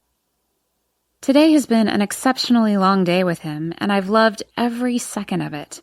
As soon as I woke up this morning, I showered and called a cab. I've been here since after breakfast, and AJ hasn't left my side. Right after we finished dinner, I brought him to the couch, and he fell asleep in my lap after half an episode of cartoons.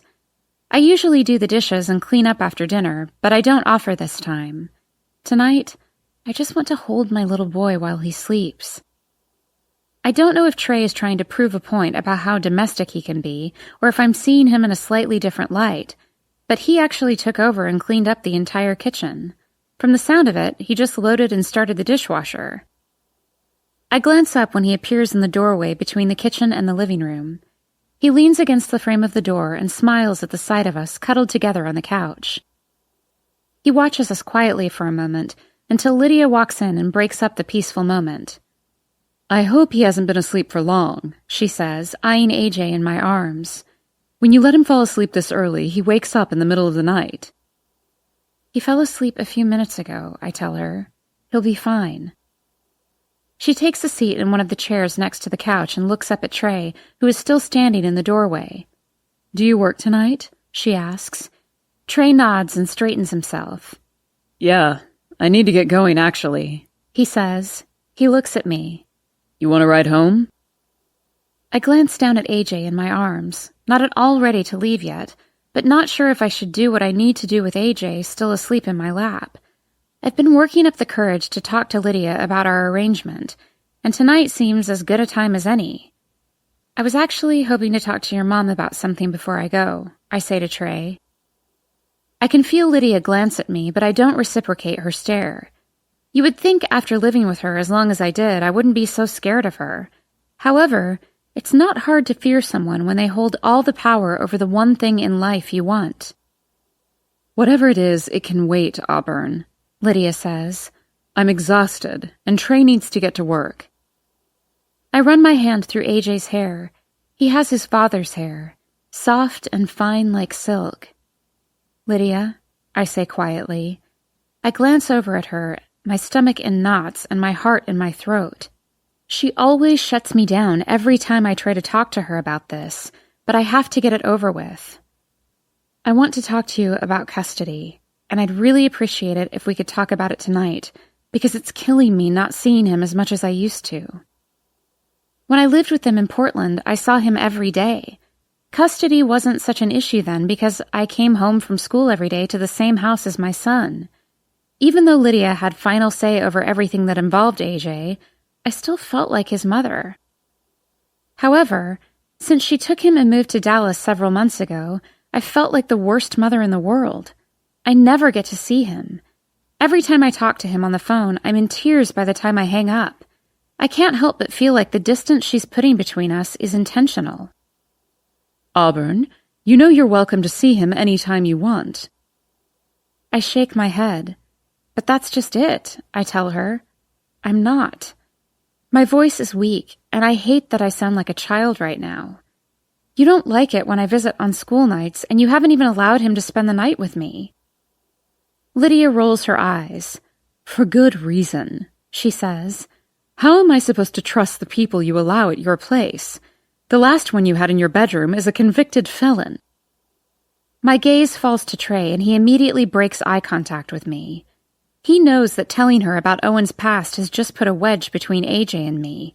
He can see the anger on my face, so he steps into the living room. I'll put AJ to bed, he says. I'm thankful for that, at least. AJ doesn't need to wake up and hear the conversation going on around him right now. I hand AJ off to Trey and turn and face Lydia this time. I wouldn't have allowed him to stay with AJ in the same apartment, I say in my defense. He wouldn't have even been in my apartment if I knew you were bringing AJ over. Her lips are pursed together and her eyes are narrow slits of disapproval. I hate the way she looks at me. What are you asking me, Auburn? Do you want your son to have sleepovers at your apartment? Do you want to show up every night right before his bedtime and get him riled up to the point that he doesn't want to go to bed? She stands up, exasperated. I've raised that boy from birth, so you can't expect me to be okay with him being around complete strangers. I stand up too. She's not about to tower over me and make me feel inferior. We've raised him from birth, Lydia. I've been there every step of the way. He's my son. I'm his mother. I shouldn't have to ask you for permission when I want to spend time with him. Lydia stares at me, hopefully absorbing my words and accepting them. She has to see how unfair she's being. Auburn, she says, plastering a fake smile across her face. I've raised children before, so I know how important routines and schedules can be for a child's development. If you want to visit him, that's perfectly fine. But we're going to have to work out a more consistent schedule so that he isn't negatively affected by it. I rub my hands up and down my face, attempting to relieve some of the frustration I'm feeling. I exhale and calmly place my hands on my hips.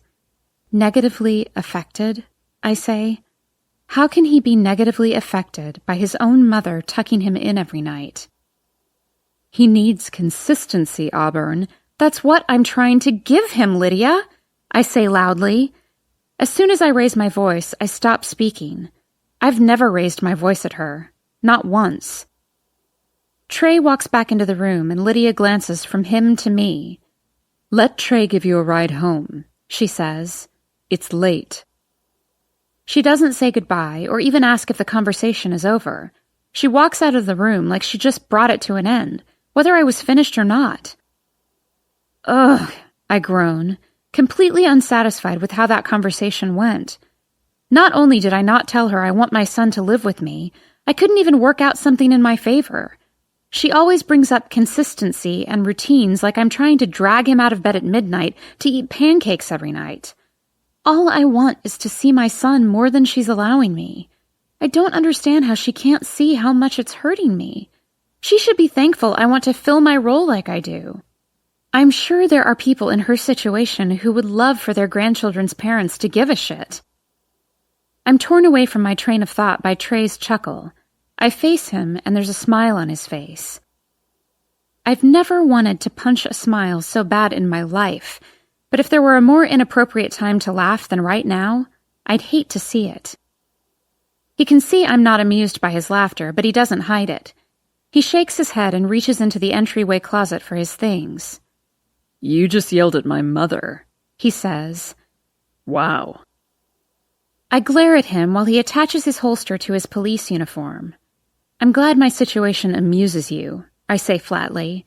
I walk past him and out the front door. When I reach his car, I climb inside and slam the door. As soon as I'm alone in the darkness, I break into tears. I allow myself to cry as hard as I can until I see Trey making his way out of the house several minutes later. I immediately stop the tears and wipe my eyes. When he's in the car with the door shut, I stare out the window and hope it's obvious that I'm not in the mood for conversation. I think he understands that he pissed me off because he doesn't speak for the entire drive back to my house. And even though there isn't any traffic on the way home, 20 minutes is a long drive when it's this quiet. When he pulls up to my apartment, he gets out of the car and follows me inside the building. I'm still pissed when I reach my door, but my attempt to escape inside my apartment without telling him goodbye is thwarted when he grabs my arm and forces me to turn around. I'm sorry, he says. I wasn't laughing at your situation, Auburn. I shake my head and can feel the tension settling in my jaw. I don't know. No one ever yells at my mother, and I thought it was funny. He takes a step closer to me and lifts a hand to the doorframe. In fact, he says, I actually thought it was kind of sexy. I've never seen you angry before. My eyes meet his in a flash. Are you serious right now, Trey? I swear to God, if there was ever any chance of my ever finding him attractive, he just completely ruined it with that comment. He closes his eyes and takes a step back. He holds up his hands in surrender. I didn't mean anything by it, he says. It was a compliment, but you obviously aren't in the mood for compliments, so maybe we can try this again another time. I welcome his departure with a quick wave as I turn around and close the door behind me. A few seconds pass before I hear Trey call my name through the door.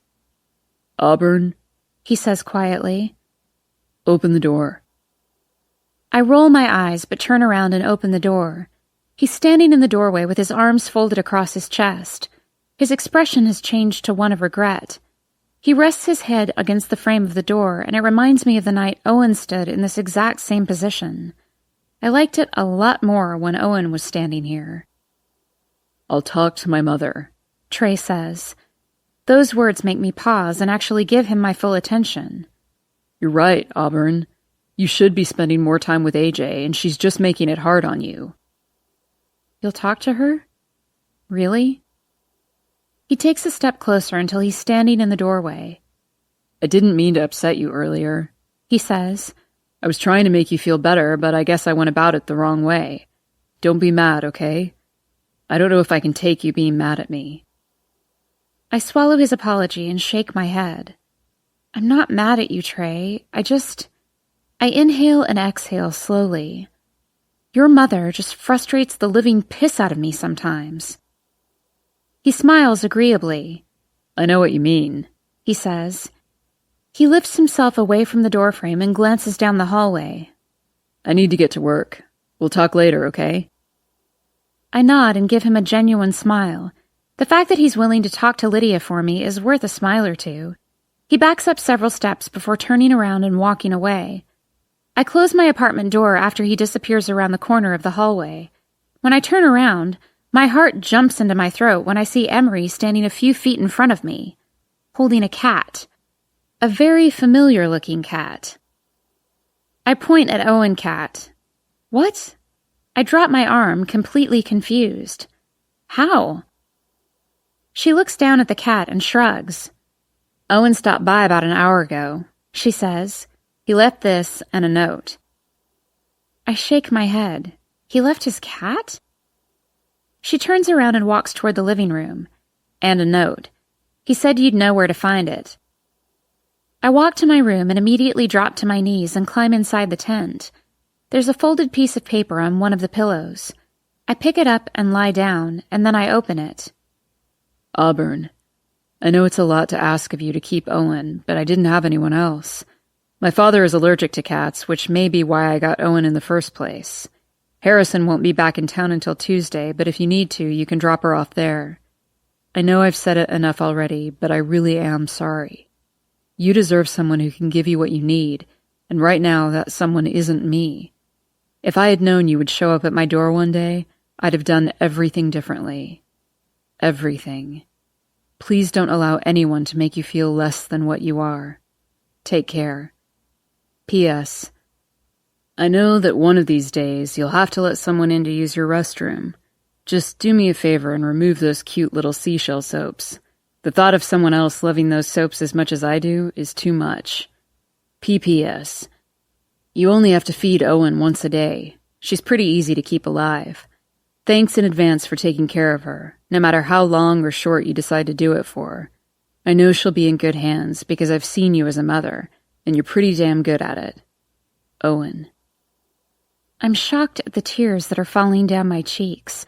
I close the letter and immediately walk out of my room. When I reach Emery in the living room, I scoop Owen Cat up into my arms and I take her to my bedroom. I close the door behind me and I crawl onto the bed with her.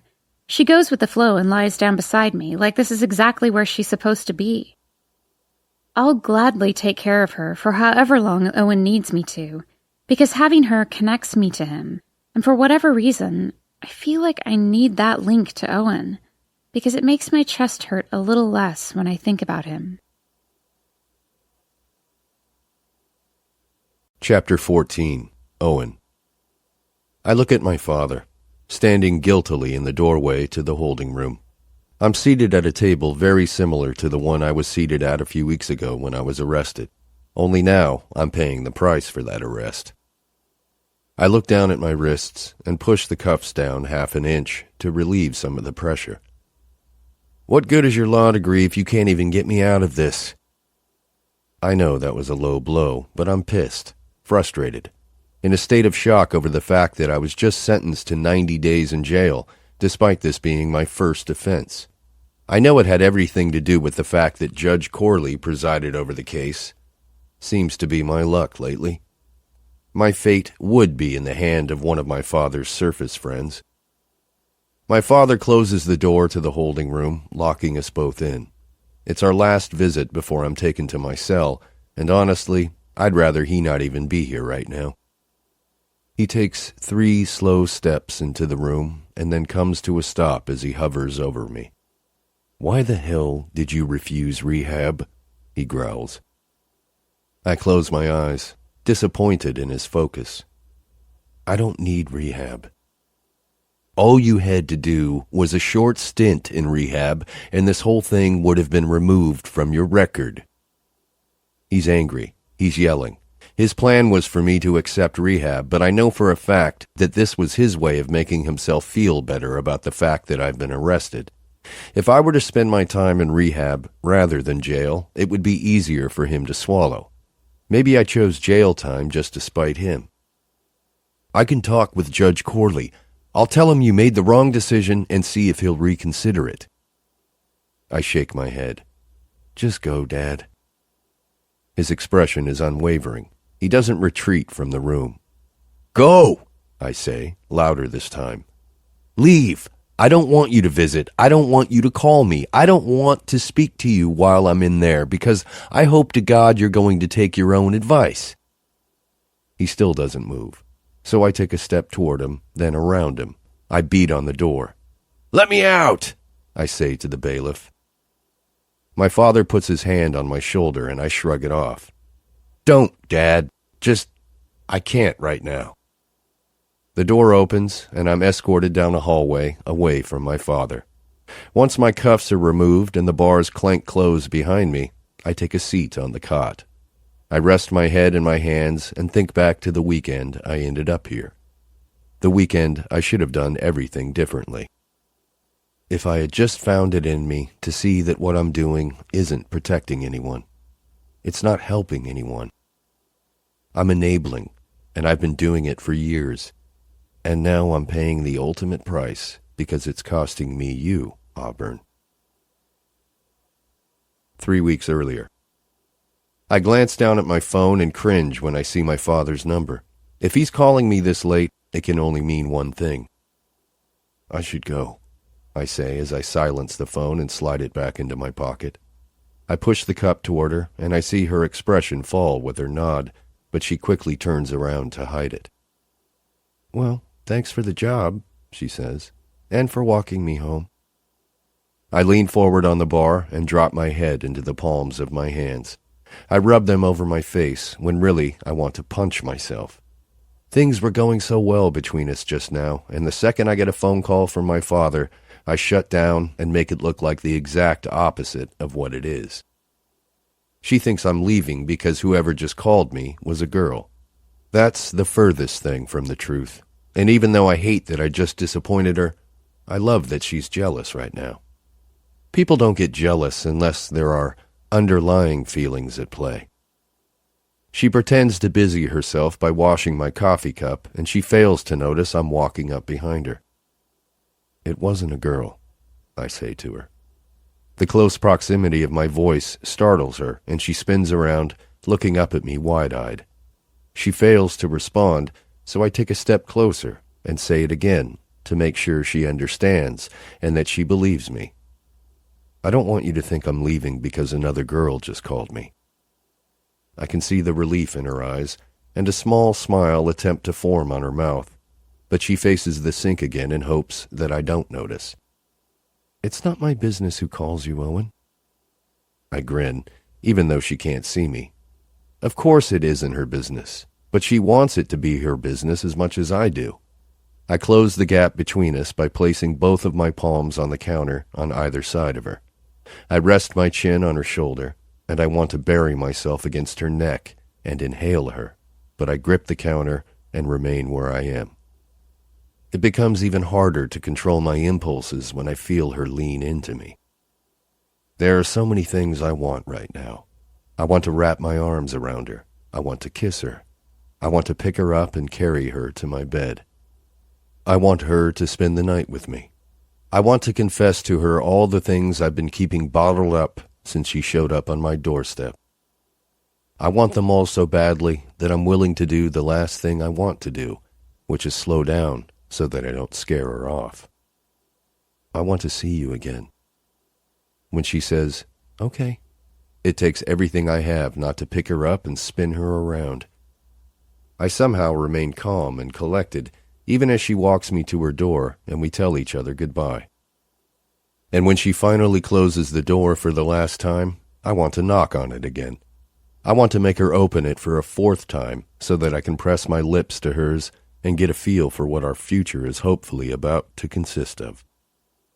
Before I can decide whether to leave and wait until tomorrow or go ahead and make her open the door so I can kiss her tonight, my phone makes the decision for me.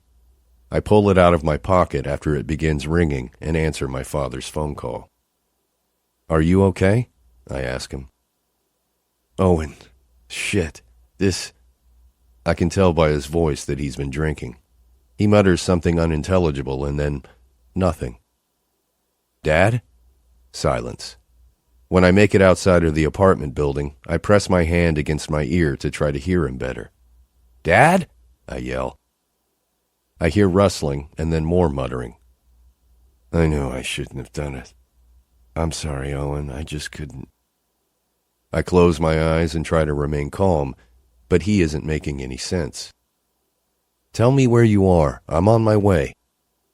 He mutters a street name that isn't far from his house. I tell him to stay put, and I run the entire way back to my apartment in order to get my car. I have no idea what I'll find once I reach him. I just hope he hasn't done something stupid that could get him arrested. He's been lucky up to this point, but no one can have as much luck as he's had and continue to get away with it. When I pull onto the street, I don't see anything. There are a few scattered houses, but it's mostly a barren area close to the subdivision he lives in. When I near the end of the road, I finally see his car. It looks like he's run the car off the road. I pull over onto the side of the road and get out to check on him. I walk to the front of the car to assess any damage he might have done, but there isn't any. His taillights are on, and it looks like he just couldn't figure out how to get back on the road. He's passed out in the front seat and the doors are locked. "Dad!" I beat on the window until he finally wakes up. He fumbles with the buttons on the door and rolls the window halfway down in an attempt to unlock the car. Wrong button, I tell him. I reach through the window and unlock the door, pulling it open. Scoot over, I say to him. He leans his head against the headrest and looks at me with a face full of disappointment. I'm okay, he mumbles. I just needed to take a nap. I shove my shoulder into him to scoot him out of the driver's seat. He groans and climbs across the seat, slumping against the passenger door. Sadly, this is becoming routine. In the past year alone, this is the third time I've had to come to his rescue. It used to be not so bad when it was just the pain pills, but now that he's mixing them with alcohol, it's harder for him to hide it from everyone else. I try to start the car, but it's still in drive. I put it in park and crank it with ease. I put the car in reverse, and it pulls onto the road without a problem. How'd you get it to do that? He says. It wouldn't work when I tried. It was in drive, Dad. You can't start cars when they're in drive. When I pass by my car still pulled over in the ditch, I hold my key fob up and lock it.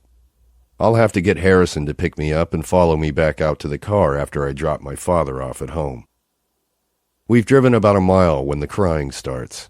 He's huddled up against the passenger window, and his whole body begins to shake from his tears. It used to bother me, but I've become immune to it. And I probably hate that I've become immune to his depression more than I even hate his depression. I'm so sorry, Owen, he chokes out. I tried. He's crying so hard that his words are becoming harder to understand, but he keeps going. Just 2 more months. That's all I need. I'll get help after that, I promise. He continues to cry tears of shame, and this is the hardest part for me.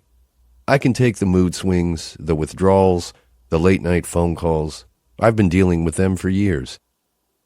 It's watching his tears that eats at me. It's seeing him still heartbroken over that night that makes me accept his excuses. It's hearing the depression in his voice that brings back the horror of that night. And as much as I want to hate him for being so weak, I also praise him for still being alive. I'm not sure I would have even had the will to live if I were him. His crying comes to an instant halt the second the lights fill the inside of the car. I've been pulled over plenty of times to know that these things are usually routine when a car is out this late at night. But the condition my father is in right now makes me nervous. Dad, let me handle this, I say as I pull over to the side of the road. He'll know you're drunk if you open your mouth to speak. He nods and watches the cop nervously as he approaches the car. Where's your insurance? I ask my father, just as the cop reaches the window. My father fumbles with the glove box as I roll the window down. The cop immediately looks familiar to me, but I don't place him right away. It isn't until he bends down and looks me straight in the eye that I remember him. Trey, I think is his name. I can't believe I even remember that. Great. I would get pulled over by the one and only guy I've ever punched. He doesn't appear to remember me, so that's a good thing. License and insurance, he says stiffly. I pull my license from my wallet and my father hands me his insurance card. When I hand both of them to Trey, he eyes my ID first. He smirks almost immediately. Owen Gentry? He taps my driver's license against my car and laughs. Wow, never thought I'd hear that name again. I run my thumbs around the steering wheel and shake my head. He definitely remembers, all right. Not good. Trey lifts his flashlight and shines it inside the car, running it over the back seat and then landing it on my father. My father shields his eyes with his elbow. That you, Callahan? My father nods but doesn't respond. Trey laughs again. Well, this is just a real treat. I assume Trey knows my father because he's a defense attorney, and I'm not so sure that's a good thing for us right now. It's not uncommon for the lawyers who defend criminals to be loathed by the officers who arrest those criminals. Trey lowers the flashlight and takes a step back. Step out of the car, sir. His words are directed at me, so I do what he says. I open the door and step out. Almost immediately, he grabs me by the arm and pulls until I willingly turn and lay my arms on the hood.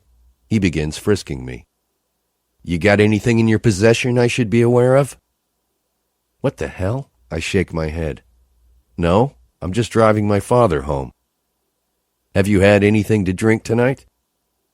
I think back on the drinks I had at the bar earlier, but that was a couple of hours ago. I'm not even sure if I should bring that up. The hesitation in my answer doesn't please him. He turns me around and shines the light directly into my eyes. How much have you had to drink? I shake my head and try to look away from the blinding light. Just a couple. It was earlier. He steps back and tells my father to get out of the car. Luckily, my father gets the door open. At least he's sober enough to do that. Come around the car, Trey says to my father. He watches as my father stumbles from the passenger side all the way to where I'm standing, holding the edge of the car for support during his journey. He's obviously drunk, and I'm honestly not sure if it's legal for a passenger to be intoxicated. As far as Trey knows, my father wasn't driving. Do I have permission to search the vehicle?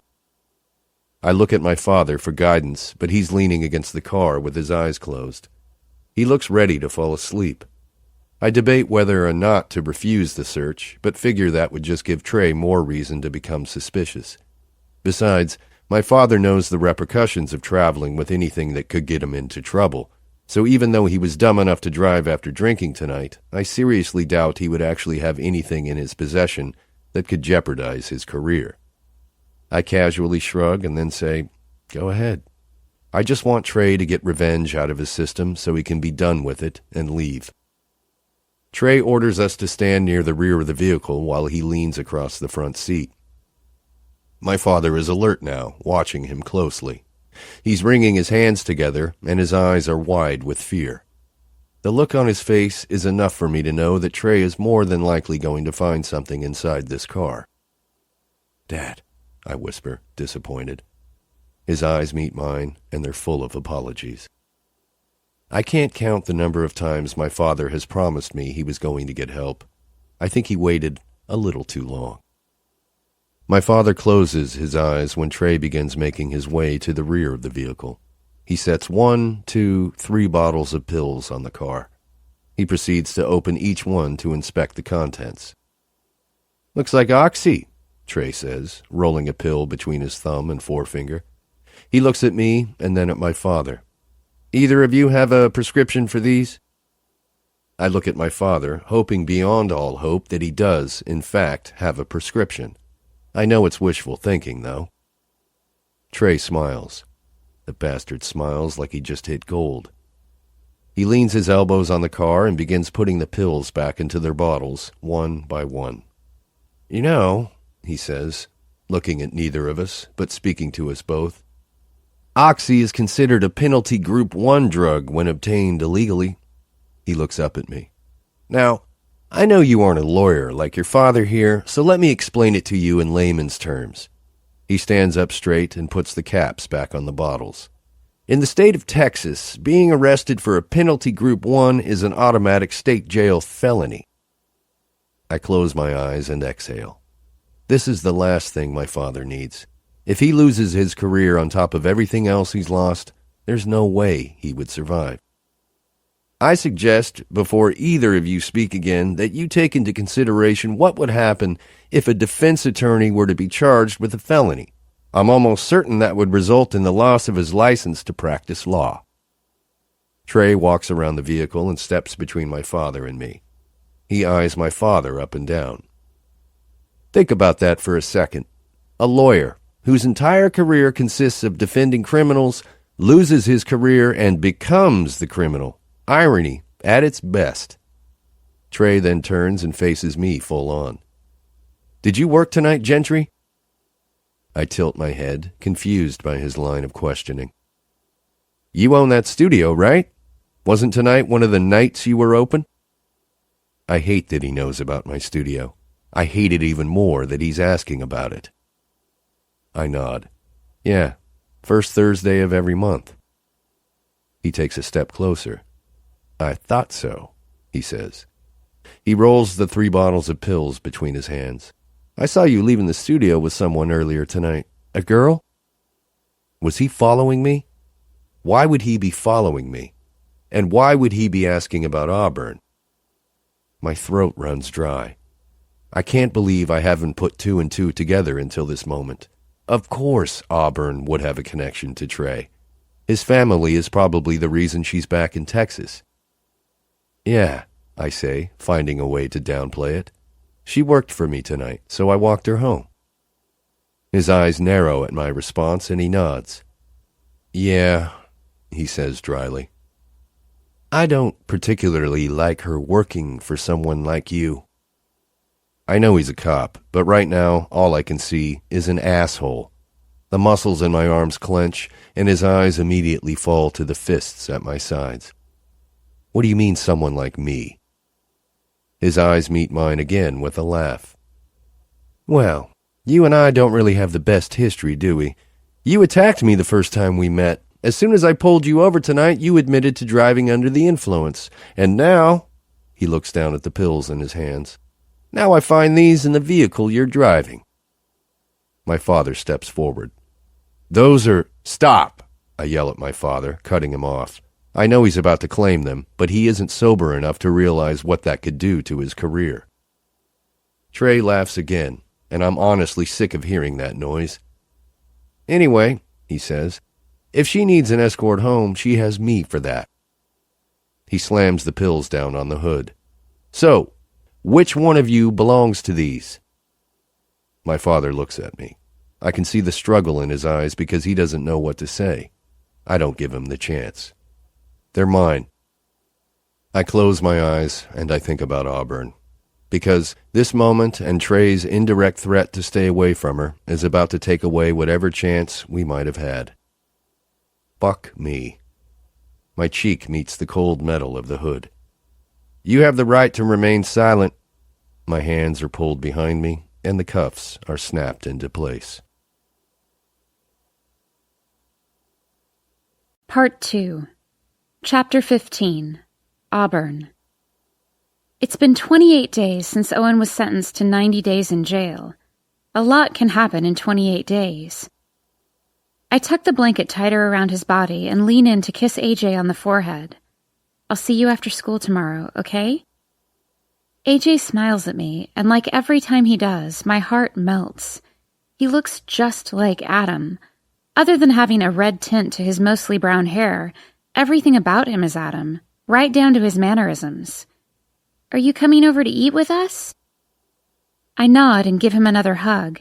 Saying goodbye to him, knowing he's not sleeping in a bed in my home, is the hardest part for me. I should be tucking him into bed in a home we share together. However, whatever Trey said to Lydia worked, because I've been coming over more nights during the week and she hasn't said a single negative thing to me. Ready? Trey says from behind me. Good night, AJ. I'll love you forever. He smiles. Good night, Mom. I'll love you forever. I flip the light switch off as I exit the room and pull the door shut. Trey reaches for my hand and slides his fingers through mine as we walk toward the living room. I look down at our hands, linked together, and feel nothing but guilt. I've tried for the past few weeks to reciprocate the feelings he has for me, but so far it hasn't worked out like I'd hoped. We make our way through the living room and Lydia is seated on the sofa. Her eyes immediately fall to our hands. She smiles briefly, and I'm not sure what that smile means. Trey said she didn't really have a reaction when he told her he was taking me on our first official date last week, but I know she has to have an opinion about it. I'd almost think she would be happy because having me linked to her through Trey in a positive way means there's less of a threat of me taking my son and moving back to Portland. Do you work tonight? She asks Trey. He nods as he releases my hand and reaches for the key that unlocks the entryway closet. I'm on night shift for the next 3 weeks, he says. He inserts the key into the door and retrieves his gun from the case. My attention moves from Trey to a picture of Adam hanging on the living room wall. He can't be more than 14 in the picture. Every time I come here, I do my best to avoid looking at it, but I'm shocked at how much AJ looks like his father. The older AJ gets, the more of Adam's features I see in him. But knowing that Adam never made it beyond the age of 16 makes me wonder what he would have looked like as an adult. If he were alive now, would he look like Trey? Will AJ look like Trey? Auburn. Trey's voice is so close it makes me jump. When I look at him, he cuts his eyes briefly to the picture of Adam and then turns toward the front door. He looks disappointed that I was standing here staring at the picture, and it makes me feel somewhat guilty. It has to be hard for him, knowing I felt so much for his brother. I know it would be even harder for him if he knew how much I still felt for his brother. "Good night, Lydia," I say as I make my way toward the door. She smiles, but there's something about her smile that's always been a bit off to me, almost as if there's blame behind it. That could be my own conscience, but I've never gotten over the fact that I feel she resents me for the time I spent with Adam before he passed away. I don't think she liked how Adam felt about me, and I certainly know she didn't like the amount of time he wanted to spend with me. And that worries me to an extent, because as much as she seems in support of Trey and me being in a relationship, I worry about what will happen if things don't work out between us, which is exactly why I haven't made things official, because once I do, I need to be prepared for what could happen with AJ if Trey and I don't last as a couple. Trey walks me to my front door like he's done almost every night for the past week. I know he's still waiting for me to invite him in, but I'm just not there yet. I'm not sure when I will be, but I did finally allow him to kiss me last night, which wasn't exactly what I had in mind. He just sort of did it. I had unlocked my door and turned to face him, and his lips were on mine before I could agree or object. And I wish I could say I enjoyed it, but I mostly felt uncomfortable, for a number of reasons. I still feel uneasy about the fact that I used to be in love with his brother. I might still be in love with his brother, and that may never go away. I'm also uneasy about the fact that his brother is the only person I've ever had sex with. I'm also disturbed that AJ has known Trey as his uncle his whole life, and I don't want it to confuse him if it gets serious between us. There's also the whole attraction thing. Trey's definitely a good-looking guy. He's confident and has a great career, but there's something about him that goes deeper than his muscular build or his perfectly groomed dark hair. Something that is completely opposite from Adam. Something that actually turns me off. There was a goodness about Adam, a calmness. When I was with him, I felt safe.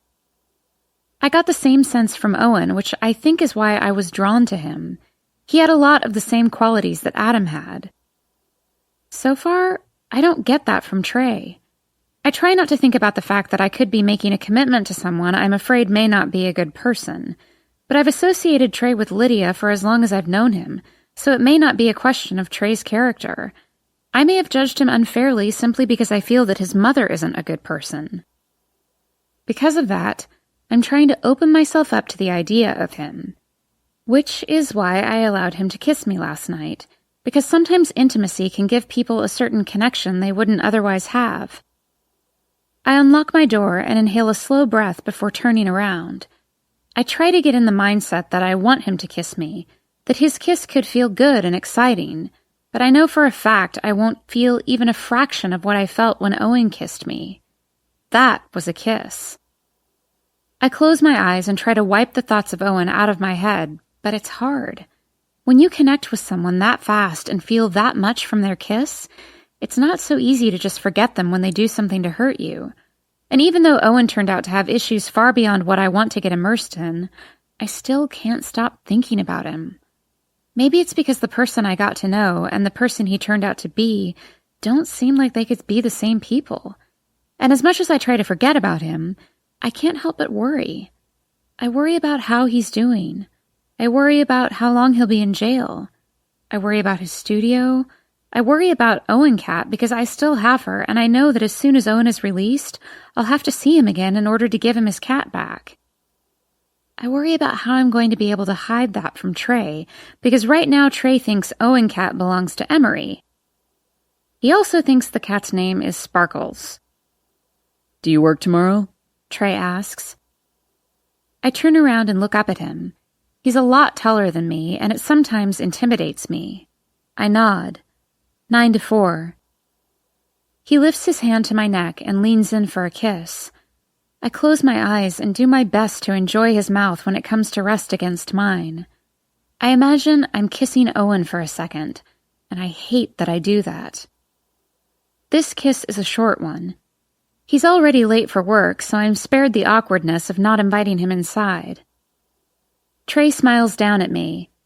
That's twice you've let me kiss you. I smile. Call me when you get off work tomorrow, he says. We'll make it 3. I nod again and he turns to leave. I open my apartment door, but he calls my name before I close it behind me.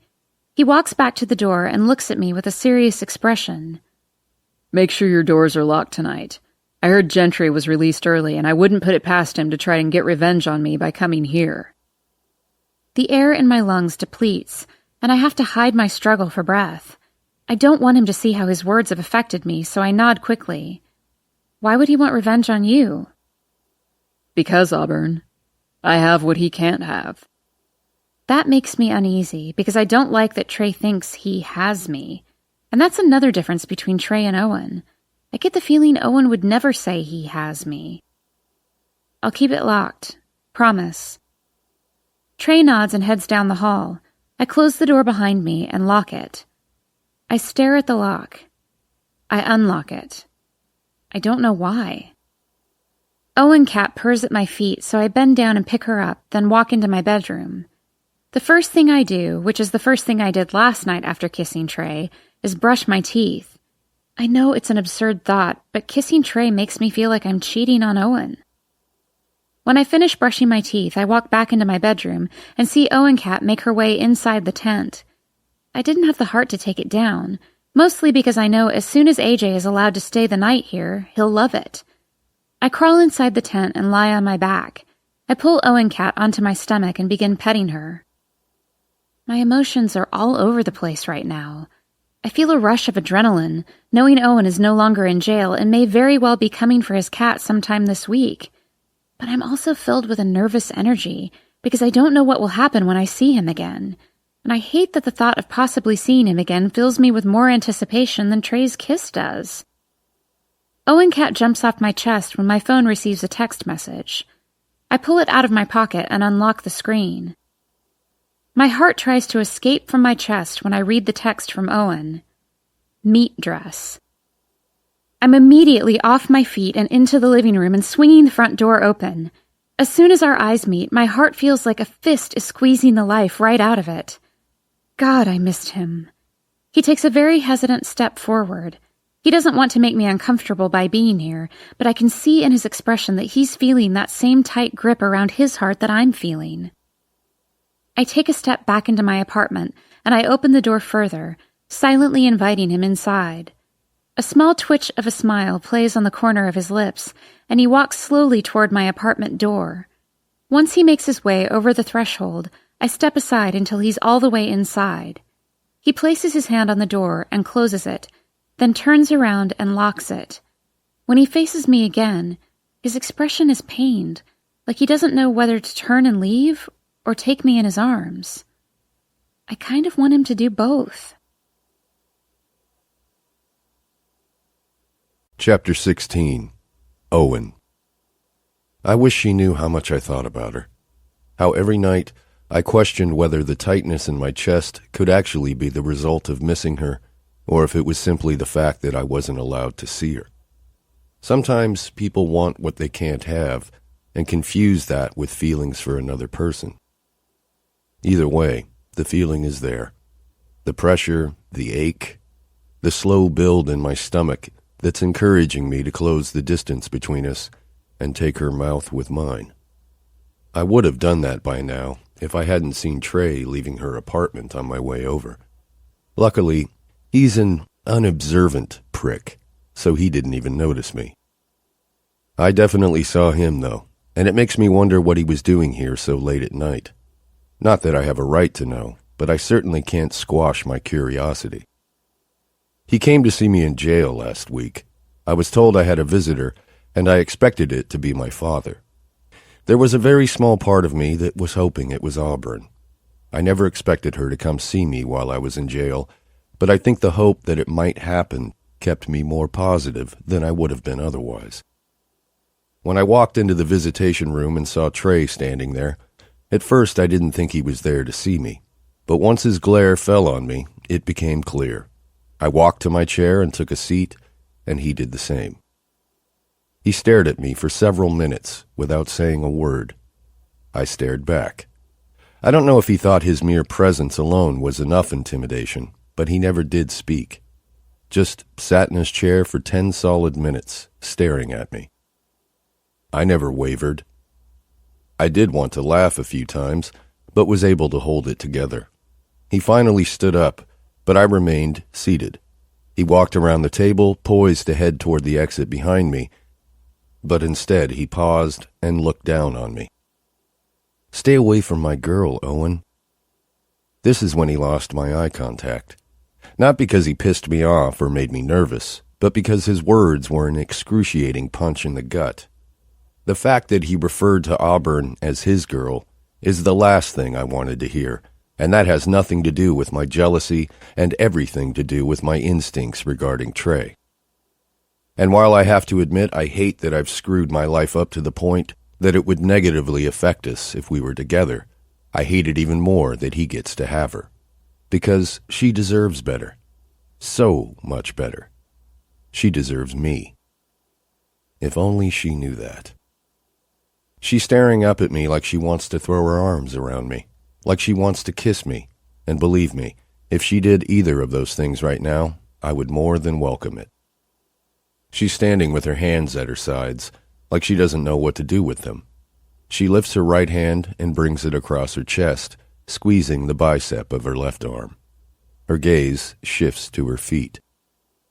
"You're okay." Her voice comes out extremely unsure of itself. I'm not sure if she's asking me a question or making a simple observation. I nod anyway. She blows out a soft breath, and her relief is something I wasn't anticipating. I wasn't expecting her to be worried about me. I was hoping she was, but hoping for it and seeing it are two different things. I'm not sure what's happening in this second, but we both simultaneously take a quick step forward. Neither of us stops until her arms are wrapped around my neck and my arms are wrapped around her back, and we're both gripping one another in a desperate hug. I tilt my face toward her neck and inhale the scent of her. If her smell had a color, it would be pink, sweet and innocent with a touch of roses. After a long but still too short embrace, she takes a step back and grabs my hand. She pulls me toward her bedroom, and I follow her. When she opens the door, my eyes fall to the blue tent still set up next to her bed. She hasn't taken it down, and that makes me smile. She closes her bedroom door behind us and grabs the pillows off her bed, smiling gently as she tosses them into the tent and crawls inside. She lies down in the tent, and I crawl in beside her and lie next to her. We face each other, and for several moments, all we do is stare. I eventually lift my hand and brush a lock of hair from her forehead, but I notice how she pulls away slightly. I drop my hand. It's like she doesn't want to start the conversation because she knows the first thing that needs to be put out there is her relationship with Trey. I don't want to put her in an awkward position, but I also need to know the truth. I clear my throat and somehow release the words that don't want answers. "Are you with him now?" They're the first words I've spoken to her since we said goodbye a month ago. I hate that these have to be the words I chose. I should have said, "I missed you," or "You look beautiful." I should have said words she would appreciate, but instead I said words that are hard for her to hear. I know they're hard for her to hear because her eyes cast downward and she can no longer look at me. "It's complicated," she says. If she only knew. "Do you love him?" She immediately shakes her head no. This fills me with relief, but I also hate that she's with someone for the wrong reasons. "Why are you with him?" She makes eye contact with me now, and her expression is hardened. "The same reason I can't be with you." She pauses. "AJ." This is probably the one thing I didn't want to hear, because it's the only thing I know I have no control over. He gets you closer to AJ, and I do the exact opposite. She nods, but barely. "Do you feel anything for him?" at all? She closes her eyes as if she's ashamed. Like I said, it's complicated. I reach over and grab her hand. I pull it to my mouth and kiss the top of it. Auburn, look at me. She glances up at me again, and more than anything, I want to lean forward and kiss her. That's the last thing she needs, though. It would only add more complication in her life. I'm sorry, she whispers. I immediately shake my head. I don't need to hear how she's sorry we can't be together. The reasons we can't be together are all my fault, not hers. I get it. I would never want to be a part of anything that could keep you away from your son. But you have to understand that Trey is not the answer. He's not a good person, and you don't want AJ to grow up with him as an example. She rolls onto her back and stares upward. I don't like the distance she put between us just now, but I also know that my words aren't anything new to her. I know she knows what kind of person he is. He loves AJ. He's good to him. For how long? I ask her. How long does he have to put on this act to win you over? Because it won't last, Auburn. She brings her hands up to her face and her shoulders begin to shake. I immediately wrap my arm around her and pull her to my chest. I didn't want to show up here and cause her to cry. I'm sorry, I whisper. I'm not telling you anything you don't already know. I'm sure you've weighed your options, and this is the only one that works for you, and I get that. I just hate it for you. I brush my hand over her hair and kiss the top of her head. She allows me to hold her for several minutes, and I savor each and every one of those minutes, because we both know the next thing she's going to say to me is goodbye. I don't want her to have to say it, so I kiss her once more on top of her head. I kiss her cheek, and then I graze her jaw with my fingers, tilting her face to mine. I bend forward and gently press my lips to hers. I don't give her time to overthink it. I close my eyes, release her, and exit the tent. She's made her choice. And even though it's not the choice either of us wants, it's the only choice that works for her right now, and I have to respect that. I drop my cat off at my studio and decide there's no better time than midnight to go see my father. He honored my request and didn't visit or call while I was away. I'm surprised he didn't visit, but a small part of me is hopeful that he didn't because his son being sent to jail for his mistakes might have been his rock bottom. I've learned over the years not to allow myself to grow too hopeful, but I'd be lying if I said every part of me isn't praying he's been in rehab while I was away. I expected he would be either asleep or gone, so I brought my house key with me. All the lights are off. When I enter the house, I immediately see the faint glow of the TV. I turn toward the living room and see my father lying face down on the couch. Knowing he's not in rehab sends a wave of disappointment through me, but I can't deny the small rush of hope that he's actually lying on the couch because he's not breathing. And that is not something a son should feel for his father. I sit down on the coffee table, 2 feet from him. Dad. He doesn't immediately wake up. I reach over to my side and pick up his bottle of pills. The fact that I just spent a month in jail for him should have been more than enough to make him never want to touch another one of these. Seeing that it wasn't makes me want to walk out of this house and never look back. My father is a good person, I know that. If he weren't a good person, it would be easier to walk away. I would have done it a long time ago. But I know he's not in control of himself. He hasn't been for years. After the accident, he was in a lot of pain, physically and emotionally. It doesn't help that for the entire month he was in a coma, they had him doped up on meds. When he finally woke up and began to recover, the pills were the only things to relieve his pain. When he began needing more than he was prescribed, the doctors refused his requests. For weeks, I had to watch him suffer. He wasn't working, he wouldn't get out of bed. He was in a constant state of agony and depression. At the time, I didn't think my father was capable of allowing something as small as a pill to completely devour him, but I was naive.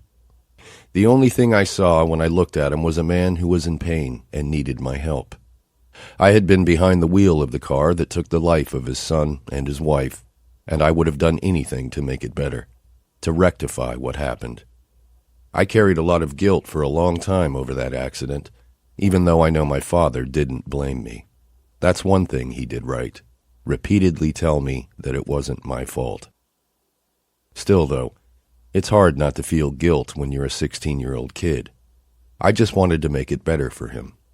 It began with my being prescribed my own pain medication. It was fairly easy to fake back pain after a wreck of our magnitude, so that's exactly what I did. After several months of his continuously being in more and more pain, it got to the point where even my additional pills weren't enough for him. That's also when my doctor pulled me off of the pills and refused to give me another prescription. I think he knew what was going on and didn't want to contribute to my father's addiction. I had a friend or two at school who knew how to get the pills my father needed, so it started out with my bringing him the medicine from people I knew. That went on for 2 years, until those friends either grew out of raiding their parents' stashes or moved off to college. Since then, I've been getting them from my only other source, which is Harrison. Harrison isn't a dealer, but being around alcoholics for the majority of every day makes it fairly easy for him to know who to contact when someone needs something. He also knows the pills aren't for me, which is the only reason he's been willing to give them to me. Now that he knows I went to jail over the very pills he's been supplying my father, he refuses to get any more for him. Harrison is done, which I was hoping would be the end of it for my father, since it meant the end of his supply. But here he is with more pills. I'm not sure how he got these, but it makes me nervous that someone else out there, other than myself and Harrison, now knows about his addiction. He's being reckless now. As much as I've tried to talk my father into rehab, he's afraid of what would happen to his career if he went, and it were to become public knowledge. Right now, his addiction is just bad enough that it's destroying his personal life. However, it's almost to the point where it will destroy his professional life.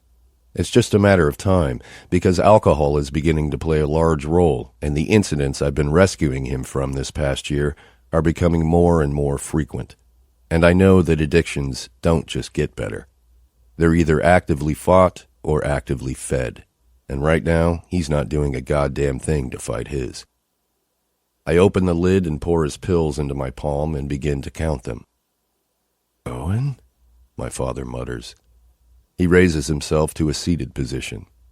He's carefully eyeing the pills in my hand, more focused on what I'm going to do with them than he is on the fact that I've been released early.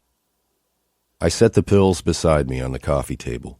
I clasp my hands together between my knees and smile at my father. "I met a girl recently." My father's expression says it all. He's completely confused. "Her name is Auburn." I stand up and walk to the mantel on the fireplace. I look at the last family photo we ever took.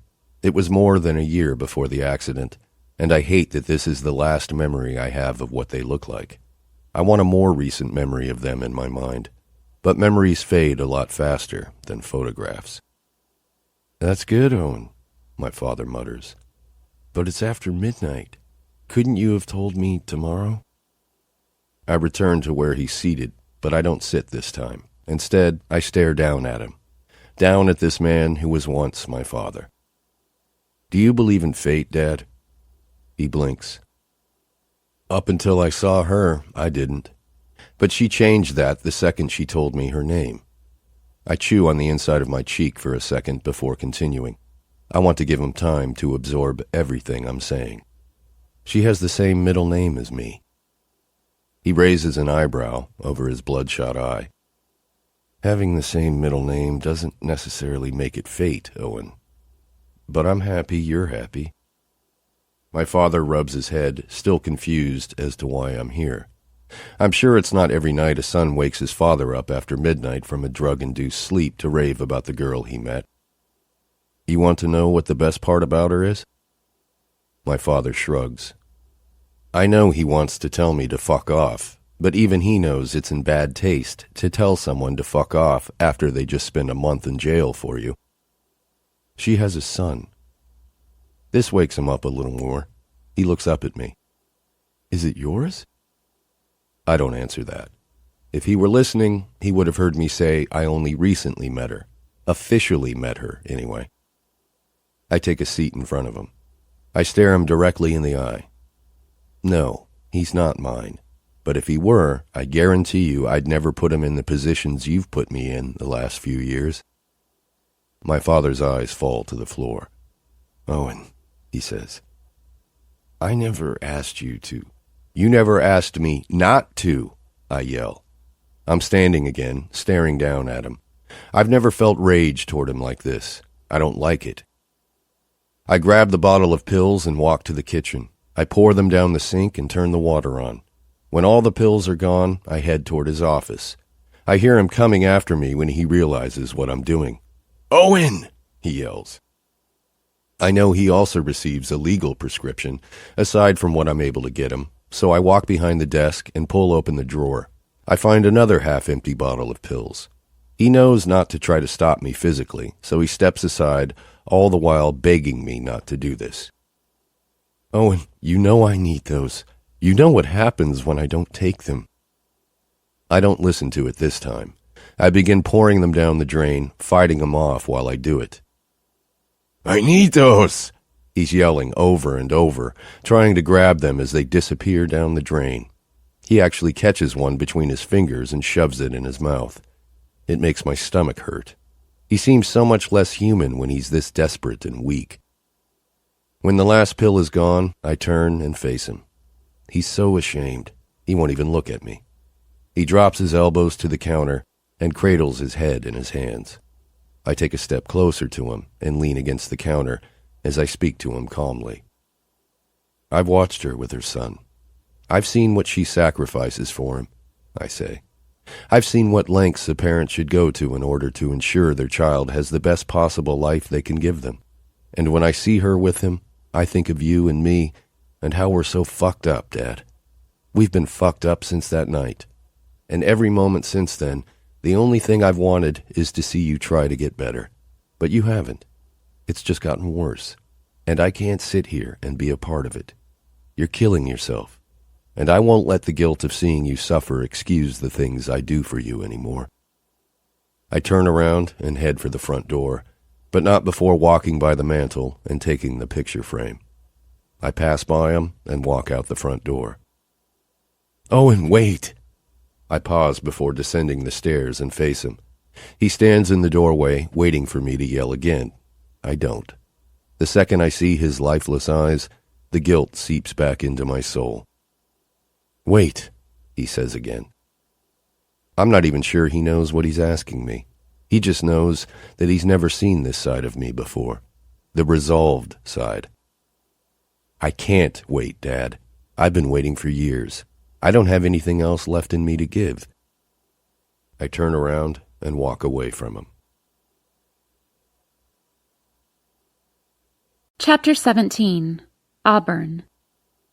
AJ, do you want chocolate chip or blueberry? We're grocery shopping, AJ, Trey, and I. The last time I was at this Target was with Owen, and that's been a while. Almost 3 months to be exact. Not that I'm counting. I'm totally counting. I do everything I can to make it stop. I've been trying to focus on this thing developing between Trey and me, but I'm constantly comparing him to Owen. I barely knew the guy, but somehow he reached a part of me that no one has reached since I was with Adam. And despite the things Owen has done, I know he's a good person. As much as I try to get over the way my chest feels when I think about him, the feelings are still there, and I'm at a loss as to how to make them go away. Mommy? AJ says, pulling on the hem of my shirt. Can I?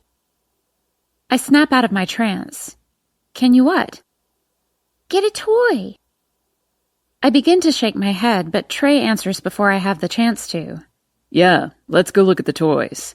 He grabs AJ's hand and begins walking backward. Meet us in toys when you're finished, he says, turning away. I watch them. They're both laughing, and AJ's little hand is engulfed by Trey's, and it makes me hate myself for not trying harder. Trey loves AJ, and AJ obviously loves Trey, and here I am being completely selfish simply because I don't feel the same connection to Trey as I did with Owen. I spent 2 days with Owen. That's it. I probably would have found something I didn't like about him had I spent more time with him, so I could very well be caught up in the idea of Owen rather than actual feelings toward him. Looking at it this way makes me feel somewhat better.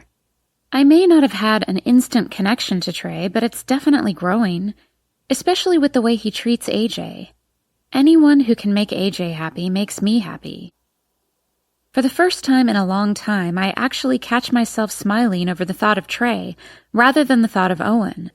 I grab most of the items on the list before heading toward the toy section. I take a shortcut through sporting goods and come to an immediate stop as soon as I round a corner. If fate plays jokes, this is the absolute worst one. Owen is staring back at me with as much disbelief registered on his face as I'm sure is on mine. In an instant, everything I've been trying to feel for Trey is reduced tenfold, and it's all directed toward Owen. I grip the cart with my hands and debate whether or not to turn in the opposite direction without speaking to him. He would understand, I'm sure. He must be having the same internal struggle because we both stopped walking as soon as we laid eyes on one another. Neither of us is speaking. Neither of us is retreating. We're both just staring. My entire body feels his stare, and I physically ache in every part of me. The main reason I've doubted what's happening between Trey and myself is standing right in front of me, reminding me of what true feelings for someone should be like. Owen smiles, and I suddenly wish we were in the cleaning aisle because someone is going to have to mop me up off this floor. He glances to his left and then his right before his gaze lands back on me. Aisle 13, he says with a grin. Must be fate. I smile, but my smile is robbed by the sound of AJ's voice. Mommy, look, he says as he tosses 2 toys into the cart. Trey said I could have both. Trey, who is probably behind me right now based on Owen's reaction.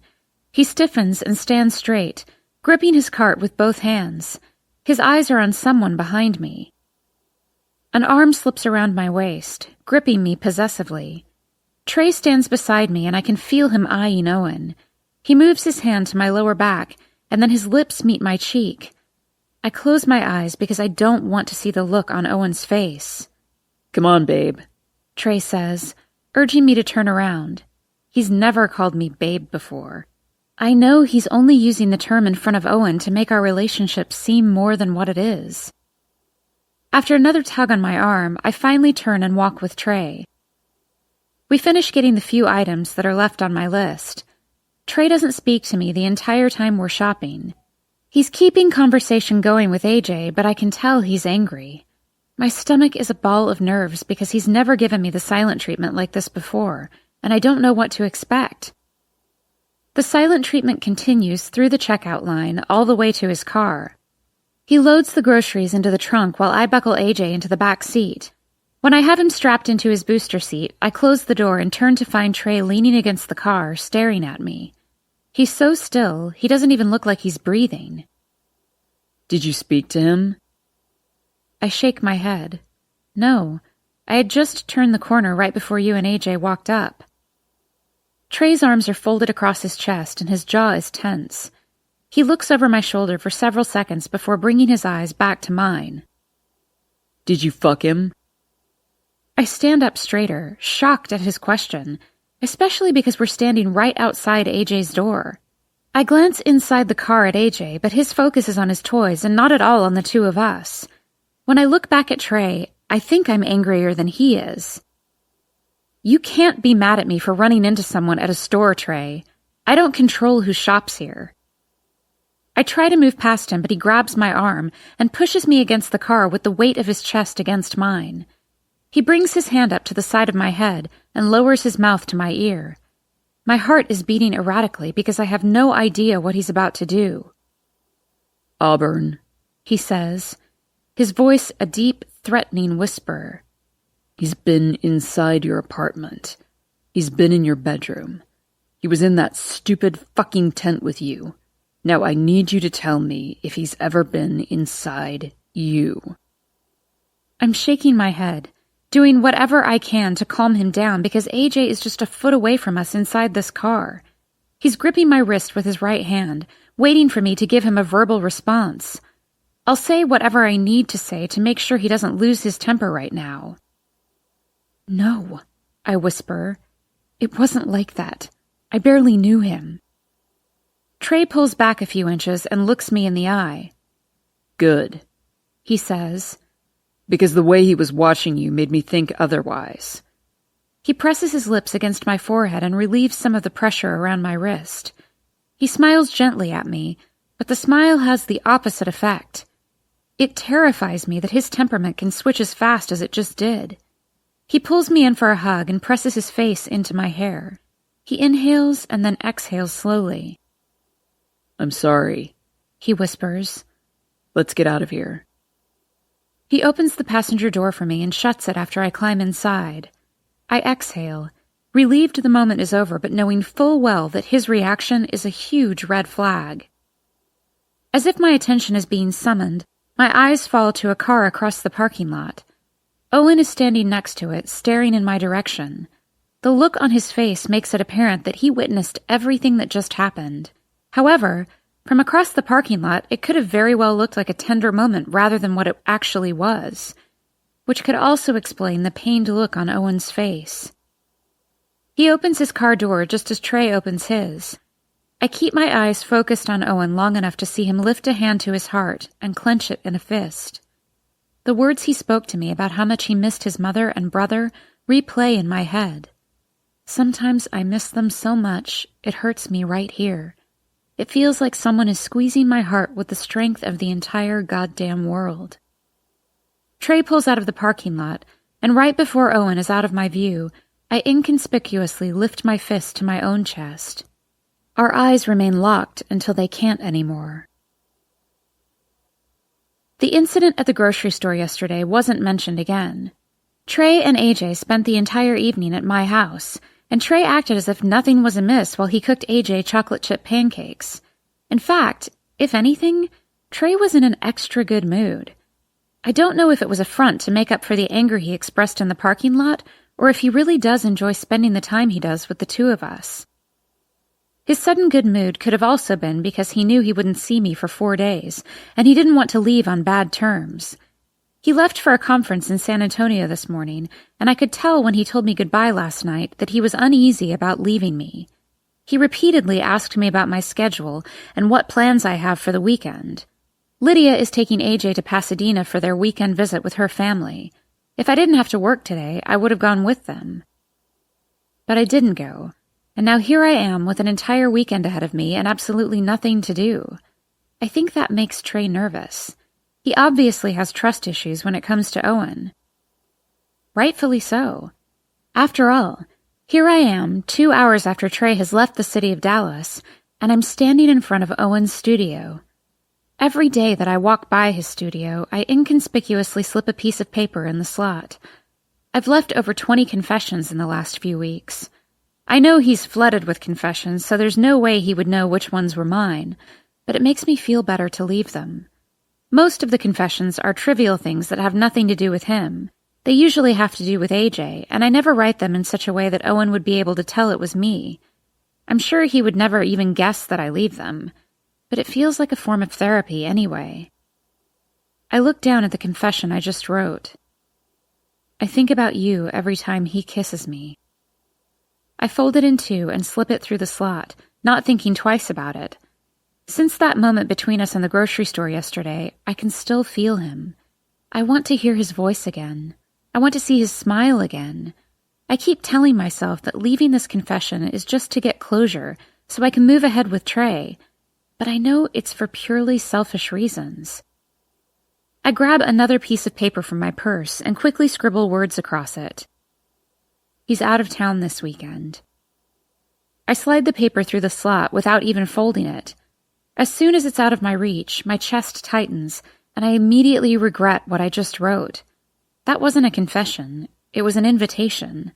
One that I need to rescind, right now. I'm not that girl. Why did I just do that? I attempt to slip my fingers through the slot, knowing the paper has fallen to the floor by now. I grab another piece from my purse and write something to follow up the last confession. Ignore that confession. That wasn't an invitation. I don't know why I wrote it. I slide that piece of paper through the slot and immediately regret that one even more. Now I just look like an idiot. Again, I tear off another piece of paper and write on it, knowing I should somehow get this paper and pen out of my own reach. You really should have a way for people to retract their confessions, Owen. Like maybe a 20-second return policy. I slide that one through the door as well and shove the paper and pen into my purse. What have I just done? I slide the strap of my purse up my shoulder and continue toward the salon. I swear, this has to be the most embarrassing thing I've ever done. Maybe he won't read them until Monday and the weekend will be over. It's been 8 hours since my slip-up this morning as I was walking past Owen's studio. I've had a lot of time to consider why I would even think it was okay to leave something like that for him to read. I know it was a weak moment, but it isn't fair of me to do that to him. If he really did develop feelings for me in the short time I knew him, the fact that I refused to be with him is out of his control. And then I go and leave stupid notes like I've been leaving for the past few weeks, even though today was the first day I actually left confessions that pertain to the two of us. I've made my decision, though, and even if I don't feel for Trey the way he feels for me, I would never betray him. Once I make a commitment to someone, I'm the type of person who will honor that commitment. We've had the discussion about not seeing other people, even though to me it still doesn't necessarily feel like we're even seeing each other. This means I need to somehow find a way to get over the thought of Owen. I need to stop worrying about him. I need to stop walking by his studio when I know there are different routes I could take. I need to put my focus and energy into my relationship with Trey, because if I want Trey to be a figure in AJ's life, I need to be committed to making that relationship work. And Trey has been good to me. I know his bout of jealousy in the parking lot yesterday scared me, but I can't blame him. Seeing Owen and me together more than likely filled him with insecurity, so of course he's angry. And he's good to AJ. He could provide for us in a way that I can't do on my own. There isn't a reason in the world why I shouldn't want to make this work with Trey other than my own selfishness. "I'm leaving," Donna says, peeking around the corner. "Do you mind locking up?" Donna is the newest employee, and she's been here for about 2 weeks now. She's already got more clients than I do and does a way better job. Not that I'm bad at what I do, I'm just not that great. It's hard to be great at something you hate. "No problem." She tells me goodbye, and I finish washing the dye bowls in the sink.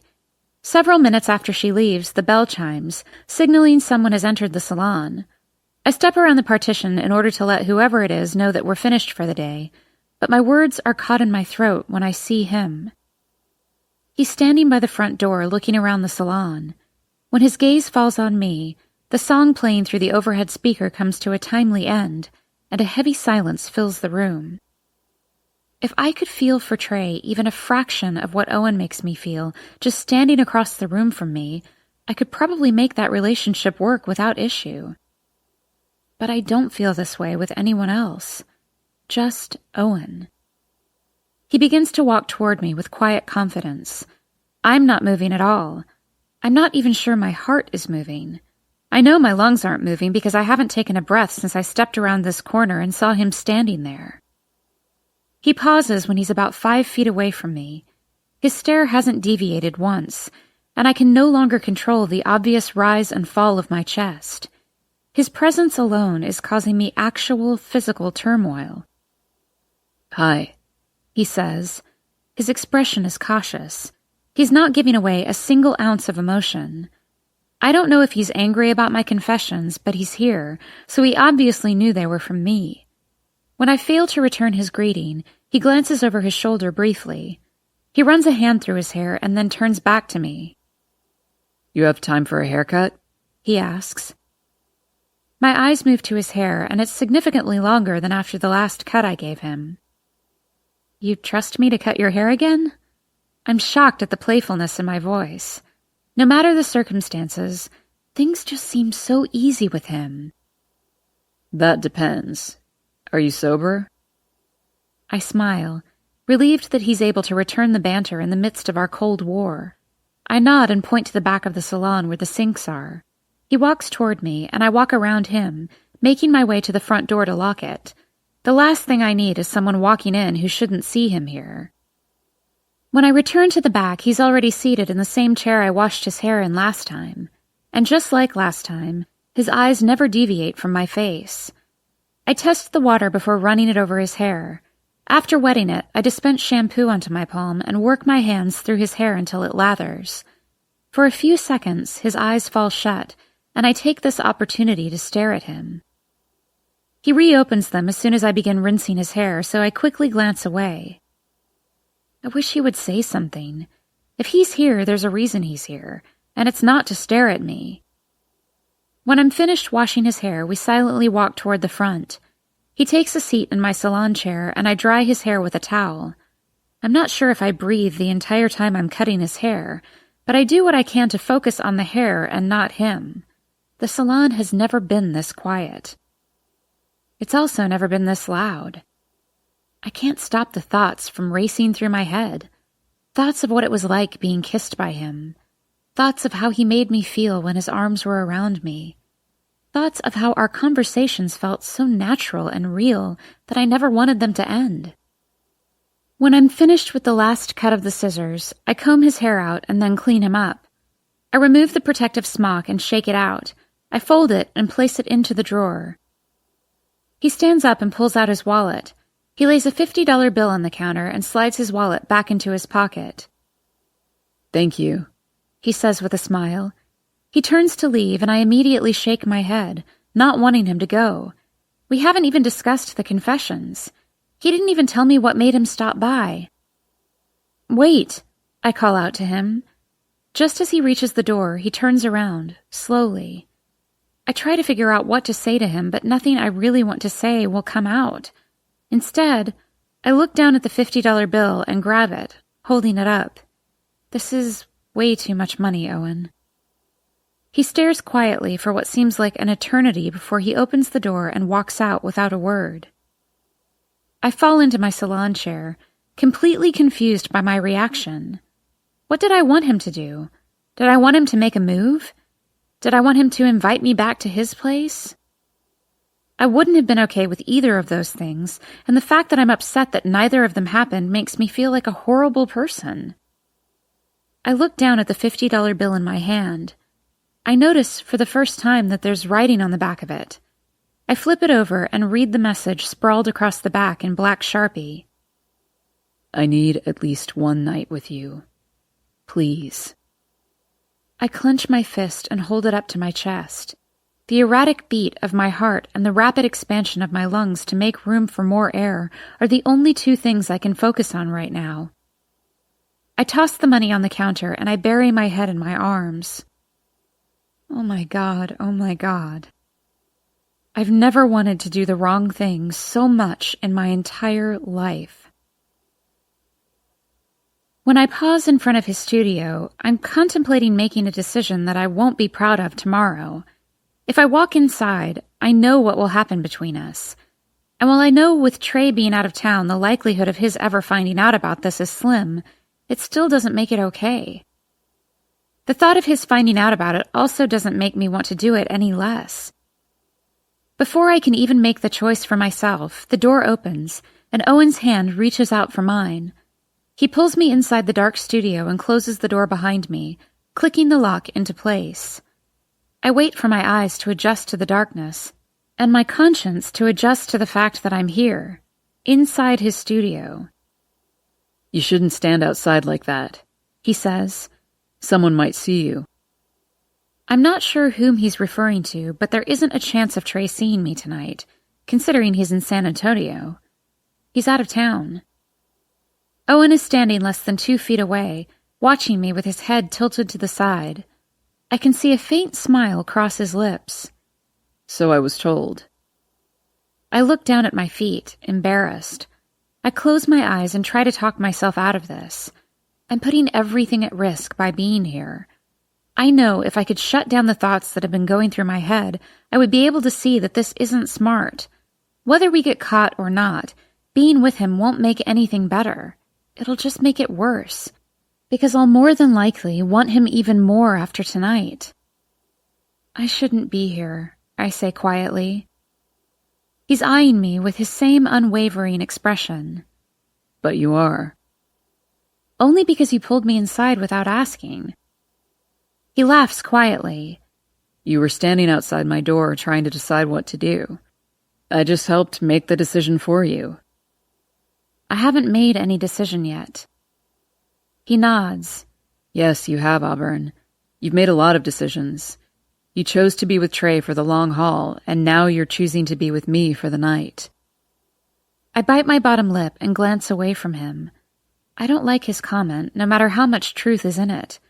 Sometimes the truth hurts, and having him lay it out like that makes it seem more black and white than it really is. You're being unfair. No, I'm being selfish, he says. It's the same thing. He takes a step toward me. No, Auburn, it isn't. Unfair would be giving you an ultimatum. Being selfish is doing something like this. His lips connect with mine with strength and purpose. His hands slide into my hair and wrap around the back of my head. He kisses me like he's giving me every kiss he wishes he could have given me in the past, and every kiss he'll wish he could give me in the future. All of them, all at once. His hands drop to my back and he pulls me against him. I'm not sure where my hands are at this point. I think I'm holding on to him for dear life, but every part of me other than my mouth has just gone completely numb. The only thing I'm fully aware of is his mouth on mine. His kiss is all I know in this moment. All I want to think about. But damn it if Trey doesn't force his way into my thoughts. I don't care how strong my feelings are for Owen. My loyalty is with Trey. Owen's actions forced me to make a choice, and now we both have to live with the consequences. I break apart from him, finding strength to push against his chest. Our mouths separate, but my hands remain pressed against him. I can feel the deep rise and fall of his chest, and knowing he feels what I feel is almost enough for me to pull him back to my mouth. Trey, I say breathlessly. I'm with Trey now. Owen squeezes his eyes shut, like the sound of his name is painful to hear. He's breathing so heavily he has to catch his breath before he responds. He opens his eyes and fixes his gaze on mine. Your commitment is the only part of you that's with Trey. He lifts his hand and presses his palm over my shirt, against my heart. Every other part of you is with me. His words affect me more than his kiss. I try to inhale, but his hand pressed against my heart isn't allowing it. He takes a step closer until we're flushed together. His palm is still pressed to my chest, but now his other arm is wrapped around my lower back. He doesn't make your heart feel like this, Auburn. He doesn't make it so crazy that it tries to beat through the walls of your chest. I close my eyes and lean into him. I think my body makes the choice for me because my mind has certainly lost all control. I press my face against his neck and listen quietly as our breaths fail to slow. The longer we stand here, and the more he says, the heavier our need grows. I can feel it in the way he holds me. I can hear it in the desperate plea of his voice. I can feel it with every rise and fall of his chest. I get why you had to choose him, he says. I don't like it, but I understand it. I also know that giving one night to me doesn't take away the fact that you might be giving him forever. But like I said, I'm selfish. And if one night with you is all I can get, then I'll take it. He lifts my head off his shoulder and tilts my face up to his. I'll take whatever you're willing to give me, because I know that if you walk out that door, then 10 years from now, 20 years from now, we'll wish we had listened to our hearts when we think back on tonight. That's what scares me, I tell him. I'm afraid if I listen to my heart once, I'll never figure out how to ignore it again. Owen lowers his mouth to mine, and in a whisper he says, If only I could be so lucky. His mouth connects with mine again, and this time I'm very aware of every part of me. I'm pulling him to me with as much desperation as he's pulling at me. His mouth is everywhere as he kisses me with relief, knowing this kiss is me agreeing to whatever he's asking of me. It's my way of telling him he can have tonight. I need you upstairs, he says. Now. We begin to make our way across the floor of the studio, but neither of us can keep our mouths or hands off each other, so it takes us a while. Once we reach the stairs, he begins to back up them, making it even harder to continue kissing. When he sees we aren't getting anywhere, he finally grabs my hand and turns around, pulling me up the stairs until we're in his apartment. When his mouth meets mine again, it's a completely different kind of kiss than the one we were just sharing.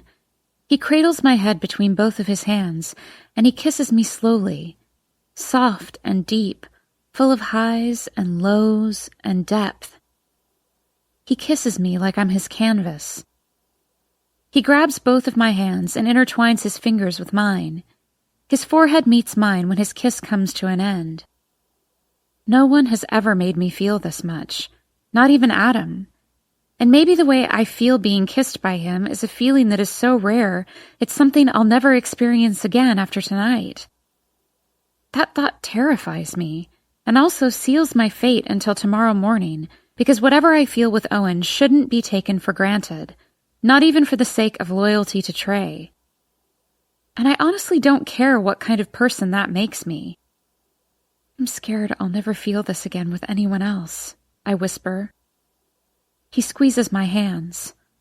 I'm scared you will. I pull back and look at him because I need him to know that my feelings for Trey will never match this. I'll never have this with him, Owen. Not even close.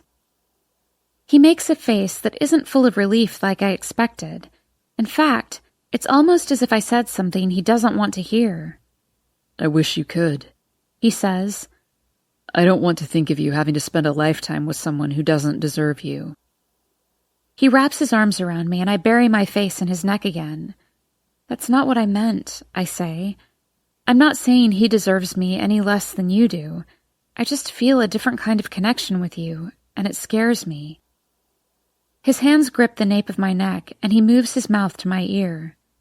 You may not think he deserves you less than I do, but that's exactly what I'm saying, Auburn. His hands lower until he grips my thighs, and then he lifts me. He carries me across the room and lowers me down onto the bed. He slides on top of me, cradling my head between his forearms. He kisses me gently on the forehead, and then again on the tip of my nose. His eyes meet mine, and he looks at me with more sincerity and honesty than I've ever seen in them before. No one deserves you like I do. His hands meet the button on my jeans, and he unbuttons them. His lips rest against my neck as he continues to convince me with his words that this is exactly where we need to be. No one sees you like I do. I close my eyes and listen to the sound of his voice. I wait as he removes my jeans, anticipating the touch of his hand against my skin. His palms slide up the sides of my legs, and then his mouth is against mine again. No one understands you the way I do. He presses himself against me.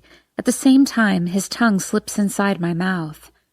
I moan, and the room begins to spin, and the combination of his words and his touch and his body on mine are like gasoline on a fire.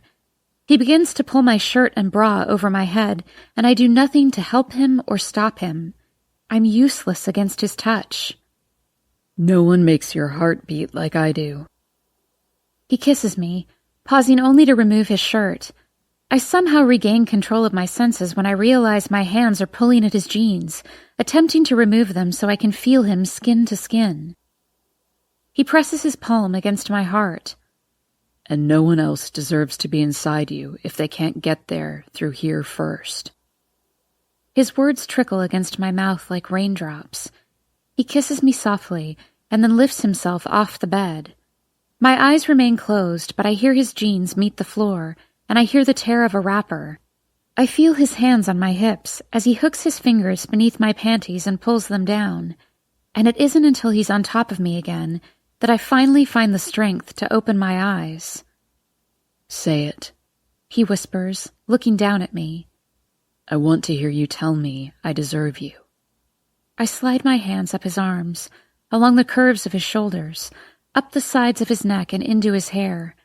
I look him directly in the eyes. You deserve me, Owen. He drops his forehead to the side of my head and grabs my leg, lifting it, locking it around his waist. And you deserve me, Auburn. He pushes into me, and I'm not sure which is louder, his groan or my sudden outburst of, "Oh my God!" He buries himself deep inside me and holds still. He looks down at me breathlessly and smiles. I can't tell if you said that because this feels incredibly good to you, or if you're making fun of my initials again. I smile between gasps. Both. Our smiles fade when he begins moving again. He keeps his mouth close to mine, but far enough away that he can look down into my eyes. He moves in and out of me slowly as his lips begin to feather soft kisses across mine.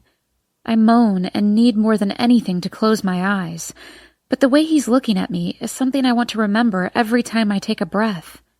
He pulls back again and pushes against me at the same time his lips meet my cheek. He begins to find a rhythm between each kiss, and he keeps his eyes focused on mine with every thrust. This is what I want you to remember, Auburn, he says softly. I don't want you to remember what it feels like when I'm inside you. I want you to remember how it feels when I look at you. His lips brush against mine so delicately, I almost don't feel them. I want you to remember how your heart reacts every time I kiss you. His lips meet mine, and I attempt to ingrain every feeling I get from his kiss and his words into my memory. His hand slides through my hair, and he lifts my head slightly off the bed, filling me with a deep kiss. He pulls away so we can catch our breath. Looking into my eyes again, he says, I want you to remember my hands, and how they can't stop touching you. He works his mouth slowly up my jaw until he reaches my ear. And I need you to remember that anyone can make love, but I'm the only one who deserves to make love to you. My arms lock around his neck with those words, and his mouth crashes against mine. He pushes into me hard, and I want to scream. I want to cry. I want to beg him to never stop. But what I want even more is this kiss. I want to remember every part of it. I want to engrave the taste of him onto my tongue. The next several minutes are a blur of moans, kisses, sweat, hands, and mouths. He's on top of me, and then I'm on top of him, and then he's on top of me again. When I feel the warmth of his mouth meet my breast, I completely lose myself. I let my head fall back and my eyes fall shut, and my heart falls straight into the palms of his hands.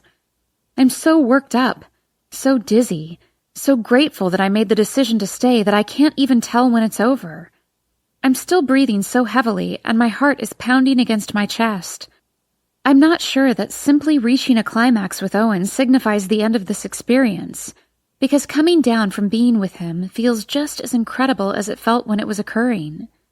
I'm lying against his chest, and his arms are wrapped around me, and I never thought I'd be in this position again. A position where I know I'm right where I belong, but there's nothing I can do that can keep me there. It reminds me of the day I had to say goodbye to Adam. I knew what we felt was more than what people gave us credit for, and being torn away from him before I was ready took me forever to get over. And now, the same thing is happening with Owen. I'm not ready to say goodbye. I'm scared to say goodbye. But I have to say goodbye, and it hurts like hell. If I knew how to stop the tears, I would. I don't want him to hear me cry. I don't want him to know how upset I am that we can't have this every day of our lives. I don't want him to ask me what's wrong. When he feels my tears falling against his chest, he doesn't do anything to stop them. Instead, he simply holds me with a much tighter grip and presses his cheek against the top of my head. His hand brushes softly through my hair. I know, baby, he whispers. I know. Chapter 18. Owen. I should have known she would be gone when I woke up. I felt her heart break last night when she was just thinking about having to say goodbye, so the fact that she left before having to do it doesn't surprise me. What does surprise me is the confession lying on the pillow next to me. I pick it up to read it, but not before moving to her side of the bed. I can still smell her from here. I open the folded piece of paper and read her words. I'll think about last night forever, Owen, even when I shouldn't. My hand falls against my chest, and I clench my fist. I already miss her enough for it to hurt, and she's probably only been gone an hour. I read her confession several more times. It's easily my favorite confession now, but also the most painful. I walk to my workroom, drag the canvas with her unfinished portrait to the middle of the floor, and set it up. I gather all the supplies I'll need, and I stand in front of her painting. I stare down at the confession, imagining exactly what she must have looked like when she wrote it, and I finally have the inspiration I need to finish the portrait. I pick up my brush, and I paint her. I'm not sure how much time has passed. 1 day, 2 days? I think I stopped 3 times to eat, at least. It's dark outside, I know that much. But I'm finally finished. I rarely feel that any of my paintings ever make it to a finishing point. There's always something else I want to add to them, like a few more brushstrokes or another color. But there comes a point with every painting when I just have to stop and accept it for what it is. I'm at that point with this painting. It's probably the most realistic painting I've ever laid out on canvas. Her expression is exactly how I want to remember her. It's not a happy expression. In fact, she looks kind of sad. I want to think it's the same look she'll get on her face every time she thinks about me. A look that reveals how much she misses me, even when she shouldn't. I drag the painting to a spot against the wall. I find the confession she left on my pillow this morning, and I attach it to the wall next to her face. I pull the box of confessions she's left me over the last few weeks, and I attach those all around her painting. I take a step back, and I stare at the only piece I have left of her. "Whatever happened between you and Auburn?" Harrison asks. I shrug. "The usual." I shake my head. Not even close. He cocks an eyebrow. "Wow," he says. "That's a first. Pretty sure I want to hear the rest of this story." He grabs another beer and slides it across the bar toward me. He leans over and pops the tab. "Give me the condensed version, though. I close in a few hours." I laugh. "That's easy. She's the reason for it all, Harrison." He looks at me with a confused expression. "You said condensed," I tell him. "That's the condensed version." Harrison shakes his head. "Well, in that case, I changed my mind. I want the detailed version." I smile and look down at my phone. It's already after 10. "Maybe next time. I've already been here for 2 hours. I lay money on the bar and take one last sip of the beer. He waves me off as I turn to head back to my studio. The painting I finished of her earlier should be close to dry now. I think this might be the first painting I ever hang in the bedroom area of my apartment. I pull my key out of my pocket and slide it into the door, but the door isn't locked. I know I locked it. I never leave here without locking it. I push the door open, and the second I do, my whole world stops.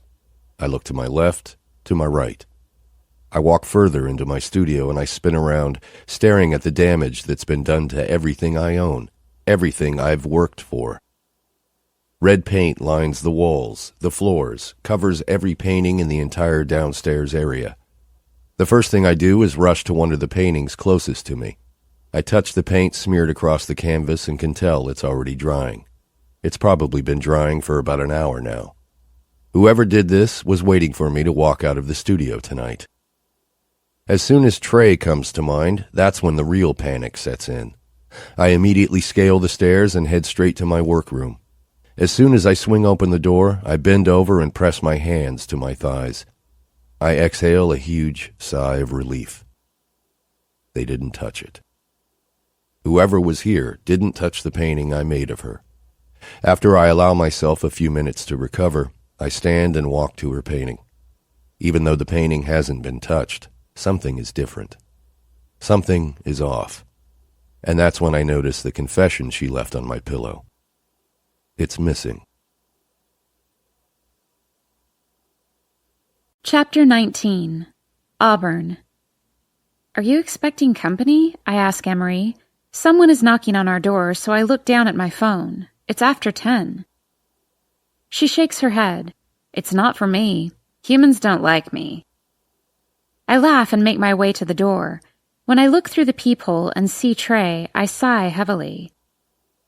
Whoever it is, you seem disappointed, Emery says flatly. Must be your boyfriend. She stands and makes her way toward her bedroom, and I'm thankful she's at least learned the meaning of privacy. I open the door to let him in. I'm a little confused as to why he's here in the first place. It's after 10 at night, and he said he was out of town until tomorrow. As soon as the door is open, he rushes inside. He kisses me briefly on the cheek and says, I need to use your restroom. His hurried appearance throws me off for a second as I watch him remove his things from his belt. Gun, handcuffs, car keys. He sets it all on the bar, and I can't help but notice the sweat dripping down his temple.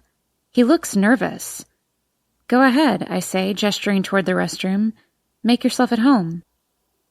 He heads straight for the restroom, and as soon as he opens the door, I experience a small moment of panic. Wait, I say, rushing behind him. He steps away from the door, and I brush past him. I walk to the sink and pick up all the seashell soaps. I walk out of the restroom, and he's eyeing my hands curiously. What am I supposed to wash my hands with now? He asks. I nod my head toward the cabinet. There's liquid soap in there, I tell him. I look down at the soaps in my hands. These aren't for guests. He closes the door in my face, and I walk the soaps to my room, feeling a little ridiculous. I have serious issues. I set the soap down on my nightstand and pick up my phone. I have several missed text messages, and only one of them is from my mother. I scroll through them all, and they're all from Owen. I start at the bottom and work my way up. Call me. Are you okay? It's important. Meet dress. Please call me. If you don't respond to my text in 5 minutes, I'm coming over. I immediately text him back. Don't come over. Trey is here. I'm fine. I hit send and then type him another message. Are you okay? He pings me back immediately. Someone broke into my studio tonight. They destroyed everything. My hand flies up to my mouth and I gasp. He took your confession, Auburn. My heart is in my throat, and I quickly glance up to make sure Trey isn't standing at my door. I don't want him to see my reaction right now, or he'll want to know who I'm texting. I quickly send Owen another message. Did you call the police? His response comes through just as I hear the door to the bathroom open. And tell them what, Auburn? To come clean up their mess? I read the text twice. Their mess. I immediately hit delete on all the messages. I set the phone down and try to appear casual, but Owen's last message is playing over and over in my head. He thinks Trey did this? I want to say that Owen is wrong. I want to say that Trey wouldn't be capable of doing something like what was done to Owen, but I don't know what or who to believe anymore. Trey appears in the doorway and I study his eyes, trying to get a clue from them, but he gives me nothing but a wall. I smile at him. You're back early. He doesn't smile back. My heart is trying to climb through the walls of my chest, and not in a good way. He walks into my room and sits down on my bed. He kicks his shoes off and knocks them onto the floor. Whatever happened to that cat? He asks. What'd you say his name was?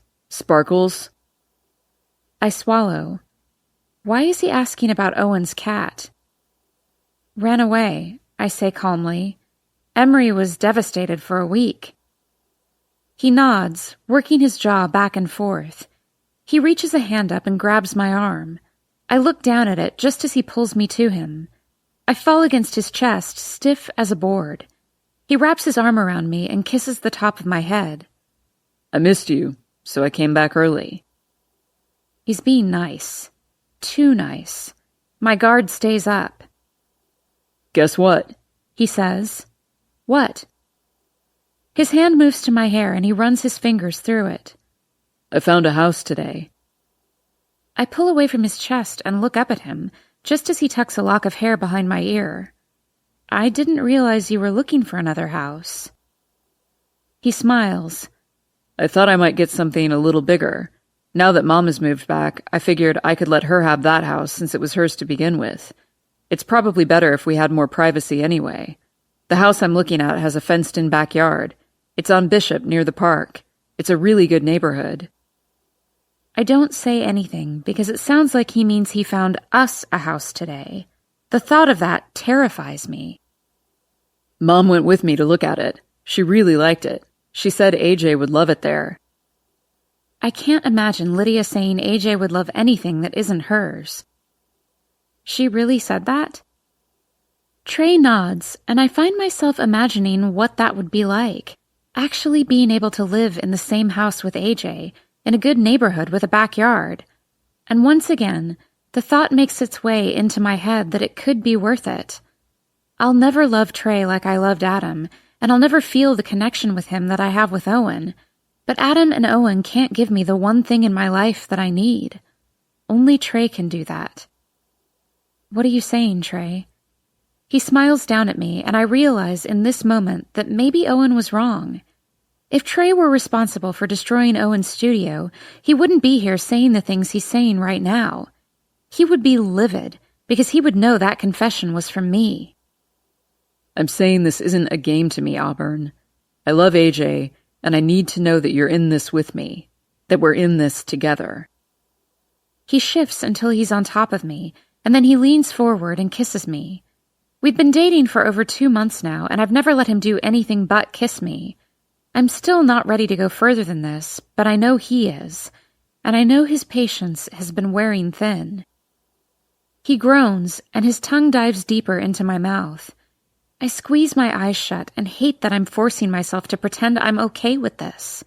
But internally, I'm just stalling, giving myself a moment to think about what move I need to make next, because Owen's texts are still in the back of my mind, not to mention the fact that Owen may very well be on his way here. Trey's hands become needier as they grope and pull at me. His mouth moves roughly from mine, and he begins to kiss me all over as one of his hands works the buttons on my shirt. I want to tell him to stop, but it's all happening so fast, I can't find a point at which to push him away. His hand is unbuttoning my jeans, and he's working his fingers inside my underwear when I can't take a second more of this.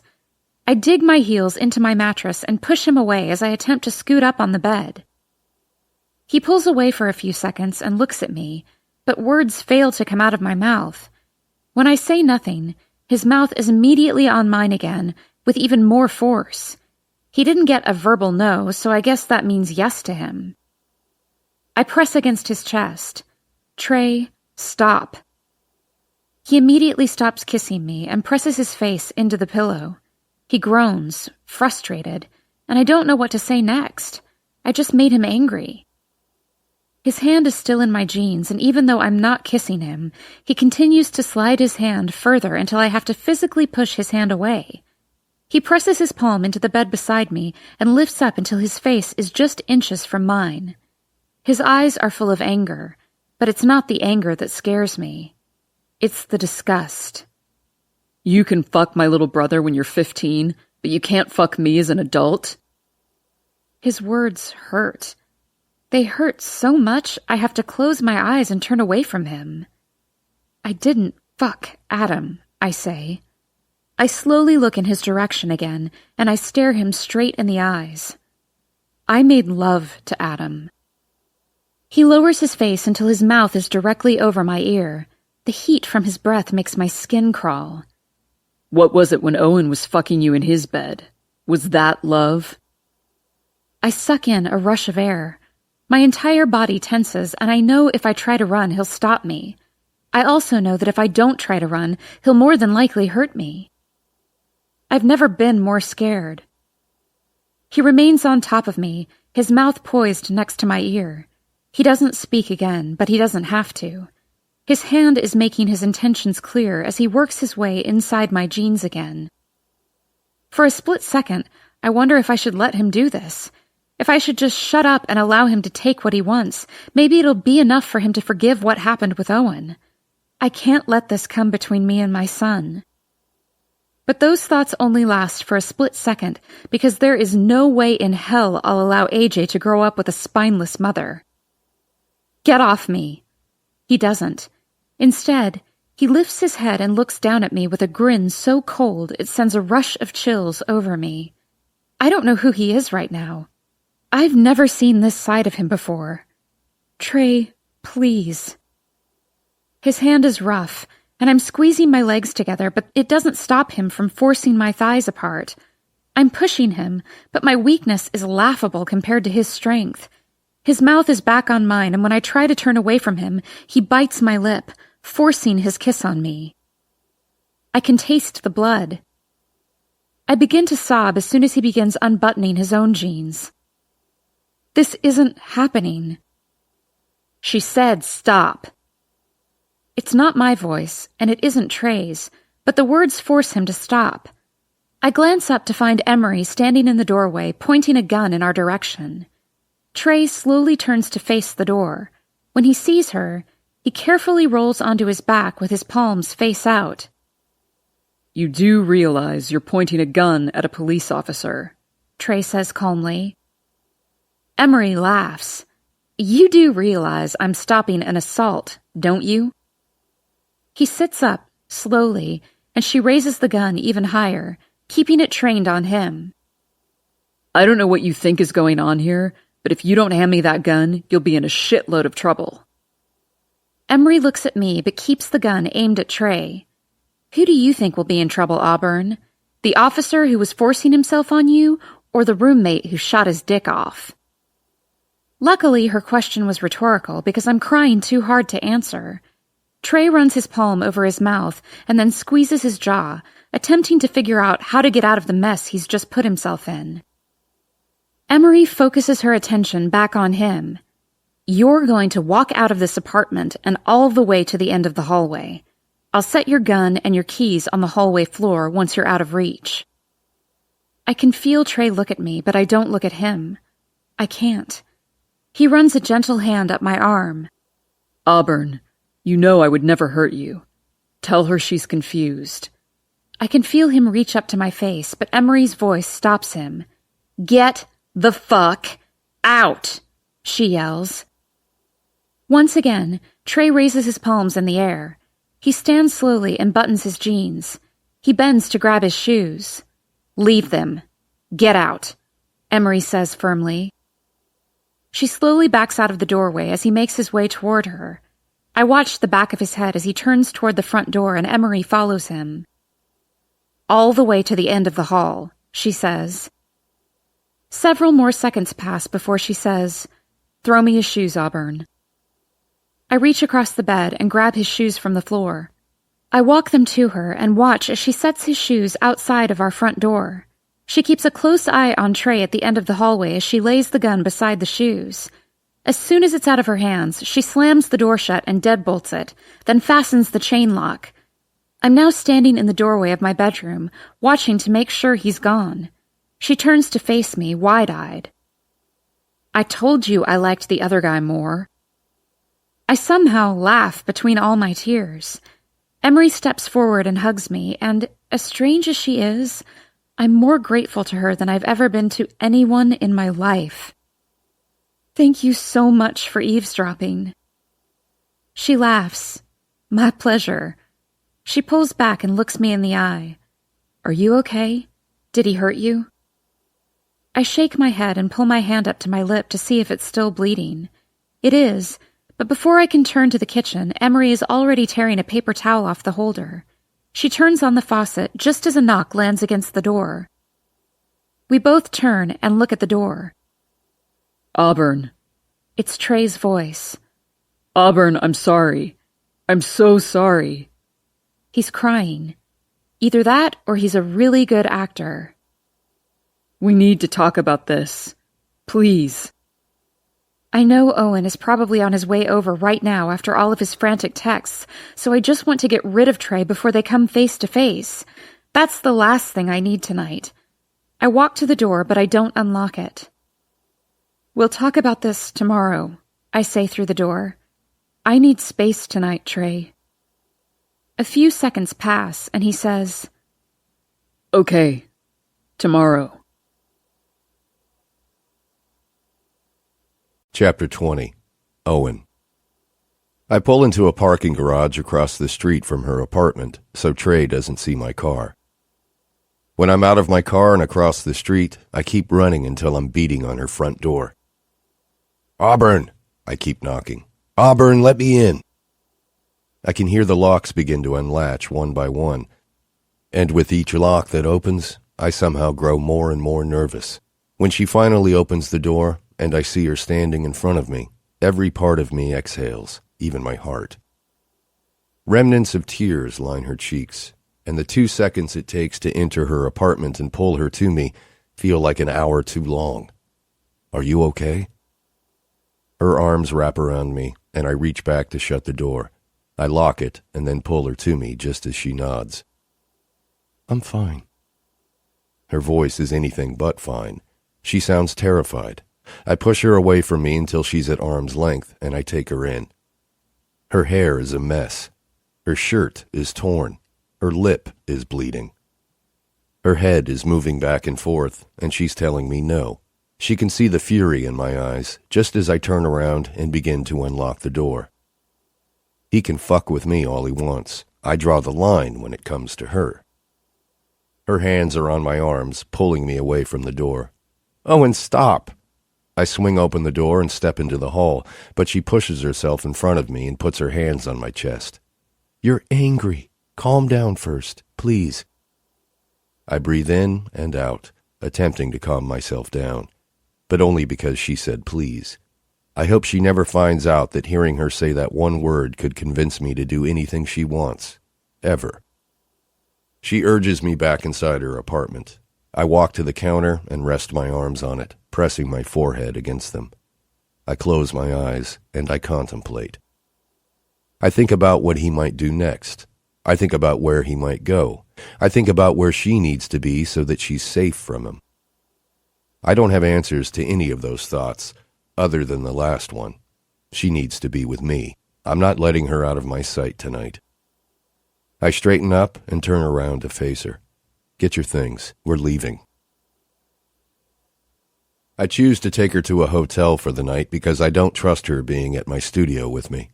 I'm still not sure what happened between the two of them, and I don't know what he's capable of at this point. She looks over her shoulder the entire way to our room, so I take her hand in mine and try to give her reassurance that she's safe for the night. Once we're inside the hotel room and I shut the door, it feels as though the air is different in here, like there's more of it, because she's finally able to breathe a sigh of relief. I hate that she's been so worried, and knowing that Trey is a huge part of her life makes me even more concerned for her. She slips her shoes off and takes a seat on the bed. I sit down beside her and take her hand in mine again. "Will you tell me what happened?" She inhales slowly with another nod. "He showed up right before I saw your texts. At first, I didn't think he was capable of doing something like you were suggesting, but when he walked into my room, I saw it.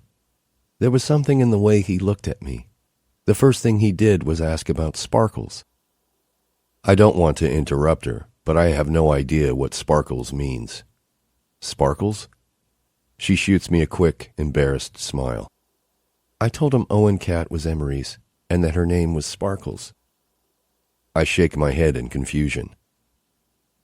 Why would he ask about my cat? As soon as the question leaves my mouth, the answer becomes clear. "He was in my studio," I say. "He must have seen her and put two and two together." She nods, but she stops talking. I wait for her to continue her story, but she doesn't. "What happened next?" She shrugs. He just... She starts crying quietly, so I give her a minute to continue at her own pace. "He started talking about AJ and buying a house, and then he started kissing me. When I asked him to stop..." She pauses again and inhales a quick breath. "He said something about me and you being together in your bed, and that's when I knew he read my confession. I tried to get away, but he held me down. That's when Emery walked in." I should have gotten there faster, but thank God for Emery. "That's all that happened, Owen. He stopped, and then he left." I lift my hand to her lip and touch the area next to where she's bleeding. "And here? Did he do this?" She glances down and nods. I hate seeing the shame in her expression. That should be the last thing she's feeling right now. Did you call the police? Do you want to call them now?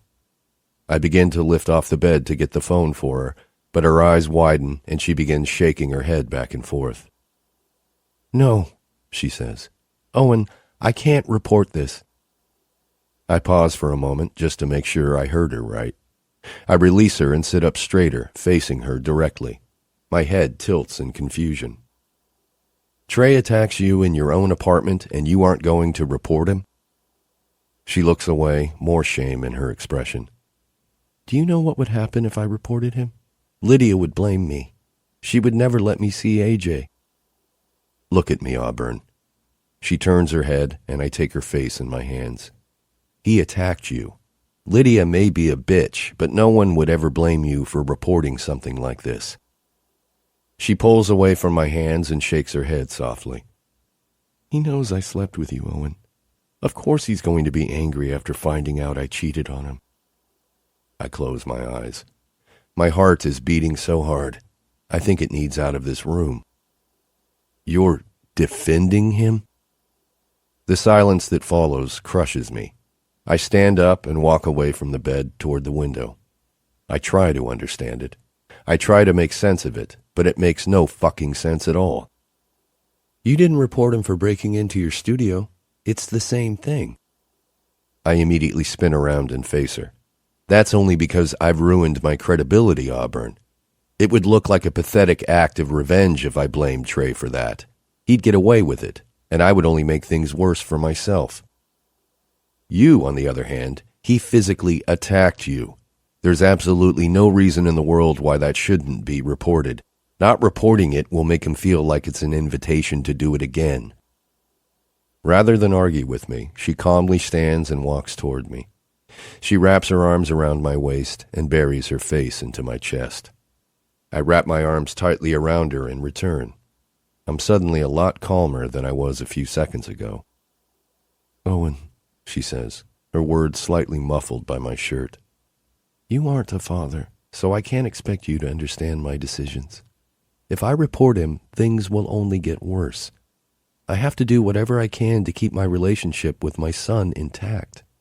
If that includes forgiving Trey and having to apologize to him for what happened between you and me, then that's what I have to do.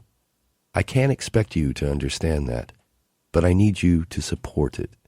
You don't know what it's like to give up your entire life for someone. Not only do her words physically hurt me, they also terrify me. Even after this, she still doesn't see how dangerous that man is. If you love your son, Auburn, you will keep him as far away from Trey as possible. Forgiving him is the worst choice you could make. She pulls away from my chest and looks up at me. It's not a choice, Owen. If it were a choice, that would mean I have other options. I don't. It's just what I have to do. I close my eyes and take her face in my hands. I press my forehead to hers, and I just stand there with her. I listen to her breathe, and I try to make sense of her words. She's telling herself that I don't understand because I've never been in her position. She thinks all the mistakes I've made in the past were made out of selfishness rather than complete selflessness. We're more alike than she thinks. Auburn, I say quietly, I understand completely that you want to be with your son, but sometimes in order to save a relationship, you have to sacrifice it first. She pulls herself from my grip. She takes several steps away from me before turning around. What relationship have you ever had to sacrifice? I lift my head slowly, looking at her with everything that I have. Us, Auburn. I've had to sacrifice us. Chapter 21. Auburn. I'm sitting on the bed with him, trying to absorb everything he's saying, but it's hard. I shake my head. Why didn't you just tell me all of this from the beginning? Why didn't you tell me that Trey knew they weren't your drugs? Owen sighs and squeezes my hands. I wanted to, Auburn, but I barely knew you. Telling anyone the truth could have jeopardized my father's career. Not to mention the fact that Trey was threatening to cause trouble, and the last thing I wanted was for you to have issues as a result of my relationship with my father. If I thought I was through with Trey earlier tonight, I'm definitely through with him now. I can't believe he put Owen in this situation because he felt threatened by him. This whole time I've been trying to see the good in Trey, but I'm starting to question if he even has any good in him. I feel like an idiot. Owen shakes his head adamantly. You can't be so hard on yourself. I should have told you sooner. I was going to, but after finding out you had a son, I realized just how much you had at stake. It made things complicated because it was too late for me to go back and say the pills weren't mine, and there was no way Lydia and Trey would have allowed you to be with someone like me. We were stuck. I fall against the bed and clasp my hands together over my stomach. I stare up at the ceiling, more confused about what to do than when we walked in here.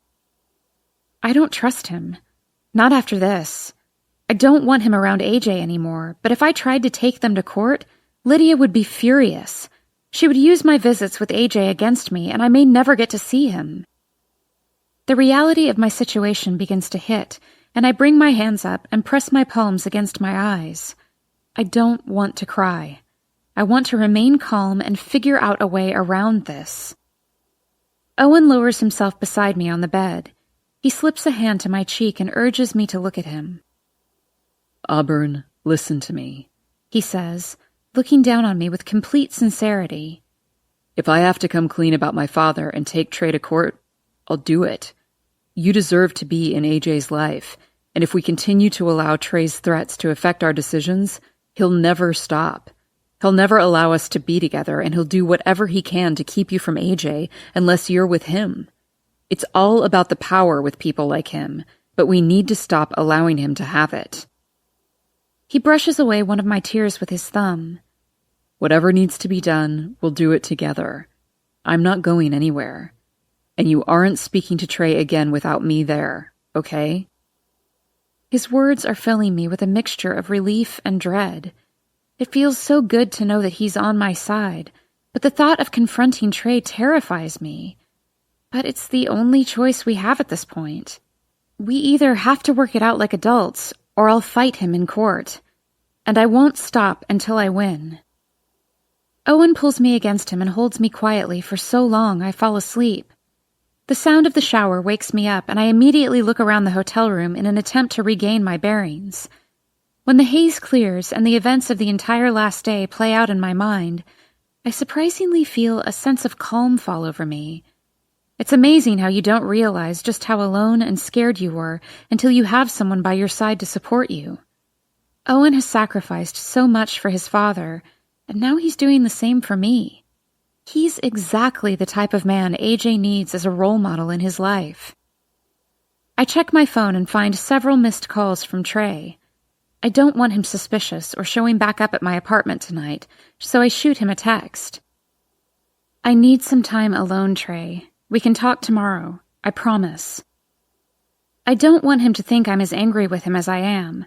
I just want to appease him for now until Owen and I can confront him together. Okay.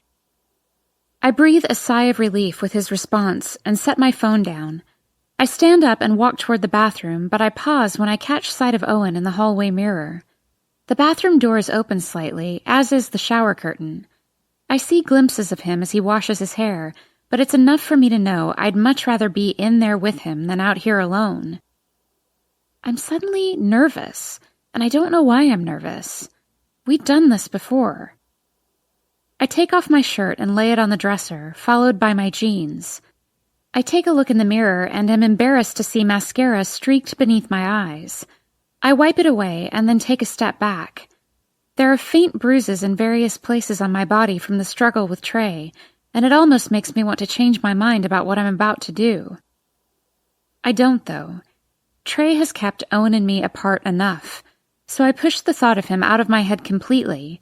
I don't want to think about him again until we're sitting in front of him tomorrow. I walk toward the bathroom and pause just outside the door. I slip off my bra and then my underwear, and I debate whether or not to turn the light out. The one time I was with Owen, it was dark, so my insecurities were almost non-existent. However, He's never seen me like this before. I've never seen him. That last thought actually gives me the courage it takes to enter the bathroom. Auburn? He says from the shower. He's questioning whether or not it's me walking in here right now, so I guess it proves we're both still a little on edge tonight. Just me, I say as I shut the door. His head appears from behind the shower curtain, and the smile that's usually affixed to his face when he sees me vanishes when he sees all of me. My cheeks instantly flush, and I reach next to me and flip off the light switch. I thought I could do it, but I can't. No guy, not even Adam, has ever seen me undressed with the lights on. I didn't realize just how much I lacked confidence. I hear him laugh, but I can't see his face in the dark. 2 things, he says, his voice firm. Turn that back on. Get in here. I shake my head even though he can't see it. I'll get in there, but I'm not turning the light back on. I hear the shower curtain slide open, and then wet feet splash against the tile floor. Before I know it, an arm is wrapped around my bare waist, and the light is back on. His face is directly in front of mine, and he's grinning. He leaves the light on and lifts me up, carrying me to the shower with him. He stands me inside the shower, and I immediately cover what I can with my hands. He takes a step back until we're a couple of feet apart, and I can't help but notice how confident he is, standing completely naked in front of me. He has a right to be confident. Me? Not so much. He tilts his head back far enough to wash the soap from his hair, but not too far that he can't see all of me. His eyes roam over me while he rinses his hair with a satisfied smile. You know what I love? He asks. I keep my arms and hands in front of me, covering myself, and I shrug. I love it when you wash my hair, he says. I don't know why. It just feels better when you do it. I smile. Do you want me to wash your hair?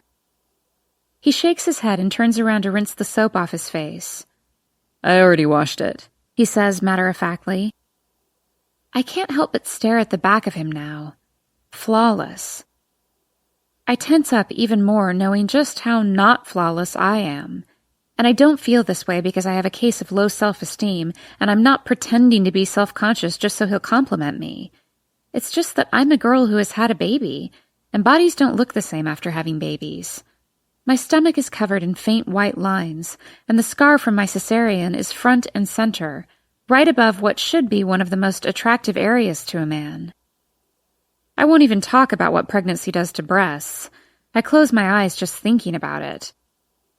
It's kind of like when someone makes you a sandwich, Owen says. My eyes flick open.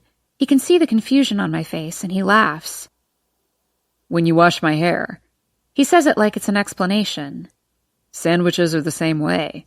I could use the same ingredients and make my sandwich the exact same way as someone else, but for some reason, it just tastes so much better when I'm not the one who makes it. Just like when you wash my hair. It feels better when you do it. It also styles better. Here I am, almost shaking, I'm so nervous, and he's casually discussing sandwiches and shampoos. He takes a step forward and places his hands on my elbows, turning me until I'm under the water. I want to wash yours, he says, grabbing the travel-sized bottle of shampoo that's now half empty. He tilts my head back and runs his hands through my hair as the water saturates it. I'm not like him. I can't keep my eyes open while his hands are in my hair, so I let them fall shut.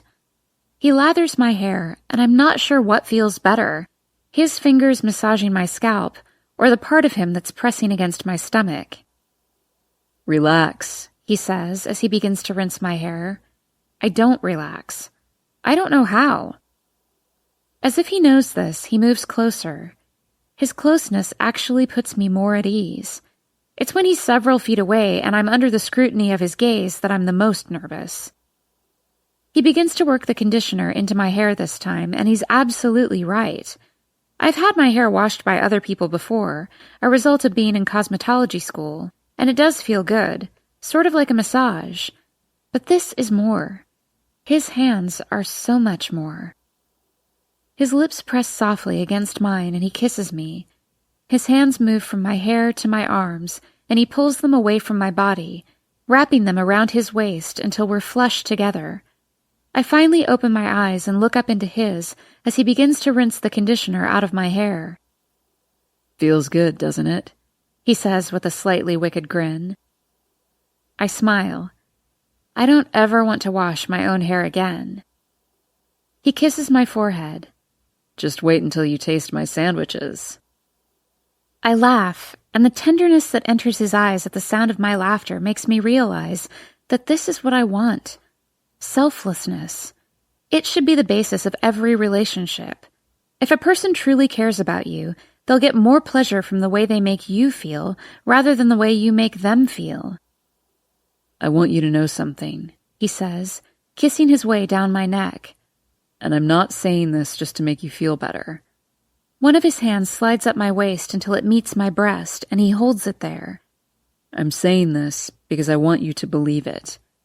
He pulls away from my neck to look at me directly. You are so, so beautiful, Auburn. Everywhere. Every part of you. On the outside, on the inside. When you're beneath me, on top of me, painted on a canvas. His eyes are boring into mine, and I close them, because there is way too much truth in this. So beautiful, he whispers. He begins to kiss his way down my throat until the warmth of his breath teases my breast.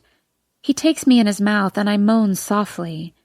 I bring my hands to the back of his head and keep my eyes closed, hoping we end up in bed before I collapse from dizziness. His hands slide down my waist, down my thighs, until his mouth begins to follow their direction. When his tongue meets my navel, I gasp, partly because of the sensation and partly because I want him to stop heading in the direction he's headed. I don't want him near the parts of me I'm most self-conscious about. He repositions himself until he's on his knees in front of me. He's no longer kissing me, and his hands are wrapped around the backs of my thighs. I can feel his breath against my stomach, and the fact that he's not doing anything makes me curious enough to open my eyes and look down at him. He looks up at me.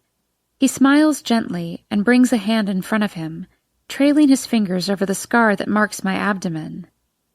This, he says, looking at it, is the most beautiful thing I've ever seen on a woman. The tears sting at my eyes, and I refuse to cry at a time like this, but I think I just officially fell for this man. His lips meet my stomach, and he presses a gentle kiss against my scar. He begins to work his way back up my body until he's standing straight, looking down at me again. How many days have we actually seen each other since we met? He asks. I want to laugh at his randomness because I think it's my favorite part of him. I shrug. I don't know. 4? 5? He slowly shakes his head. If you count today, it's 7, he says, sliding a hand through my hair.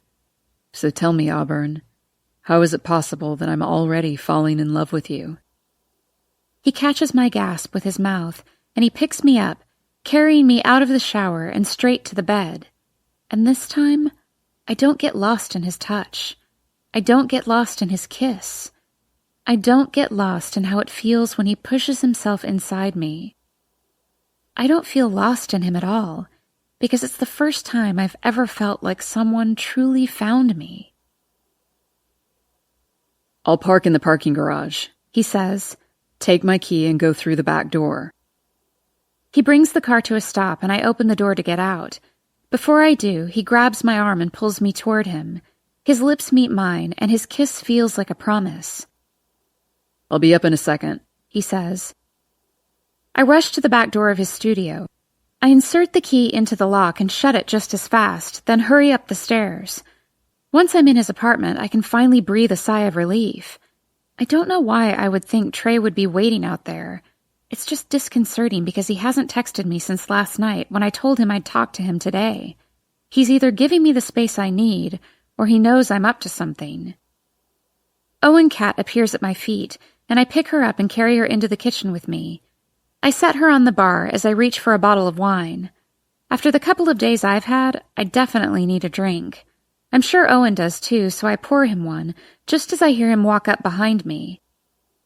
He wraps his arms around me from behind and pulls me against him. I lean my head back against his shoulder and rest my hands on his arms. As soon as I touch him, my eyes flick open and my mouth attempts to form a scream, but I'm cut off by the words whispered into my ear. Can't even tell which man has his arms around you? Trey's voice stiffens my entire body. His grip around my waist tightens, and that's when I feel the difference. The difference in their height, the difference in their hands, the difference in the way they hold me. Trey? I whisper, my voice shaky. Save it, Auburn, he hisses into my ear. He spins me around and shoves me against the refrigerator, pushing my arms against it. Where is he? I swallow, relieved that he doesn't know where Owen is. Maybe Owen will hear him and be able to do something to protect himself. I shake my head. I don't know. His eyes seethe with rage and he tightens his grip on my arms. I'm not sure I can handle another lie from you. Where the fuck is he? I squeeze my eyes shut and refuse to answer. His mouth meets mine in an abrupt crash, and I attempt to push him off me. He breaks away and backhands me. My legs instantly buckle, but he holds me up when I try to fall. His mouth returns to my ear. Call out his name. I don't. He wraps his hand around the back of my neck and squeezes. Call out his name, he says again. I open my mouth to tell him to fuck off when I hear Owen's voice. Let go of her. I open my eyes cautiously. The smile on Trey's face when he hears Owen's voice scares me more than what just happened between us. He pulls me to him, spinning me around and presses his chest against my back. We're both facing Owen now. Owen is standing just a few feet away, holding nothing but his cell phone and his car keys. His eyes are frantic as they fall from my head to my toes, assessing me for injuries. Are you hurt? I shake my head, but Trey still has a tight grip around me. Owen is solid and still, watching Trey closely. What do you want, Trey? A deep chuckle rises from Trey's throat, and he turns his head to mine. He slowly runs his knuckles up my jaw. You already tainted what I want, Owen. I can see the rage wash over Owen, and my eyes immediately grow wide with fear. I shake my head, trying to get him to calm down. The last thing he needs is something else to be arrested for. He's on probation, and attacking a cop is probably the one thing Trey is hoping he'll do. Owen, don't. He wants you to hit him. Don't do it. Trey presses his cheek to mine, and I watch as Owen's eyes follow the path of Trey's hand. He trails it down my throat, between my breasts and over my stomach. By the time his hand settles between my legs, I can taste the bile in my throat. I squeeze my eyes shut, because the look in Owen's eyes proves there's no way he's going to stand there and allow Trey to do this. I hear him lunge forward right before I'm tossed aside. I fall to the floor, and by the time I turn around, Owen has already punched Trey. Trey is grabbing the counter for support with one hand and reaching for his gun with the other. Owen is standing in front of me now, facing me, making sure I'm okay.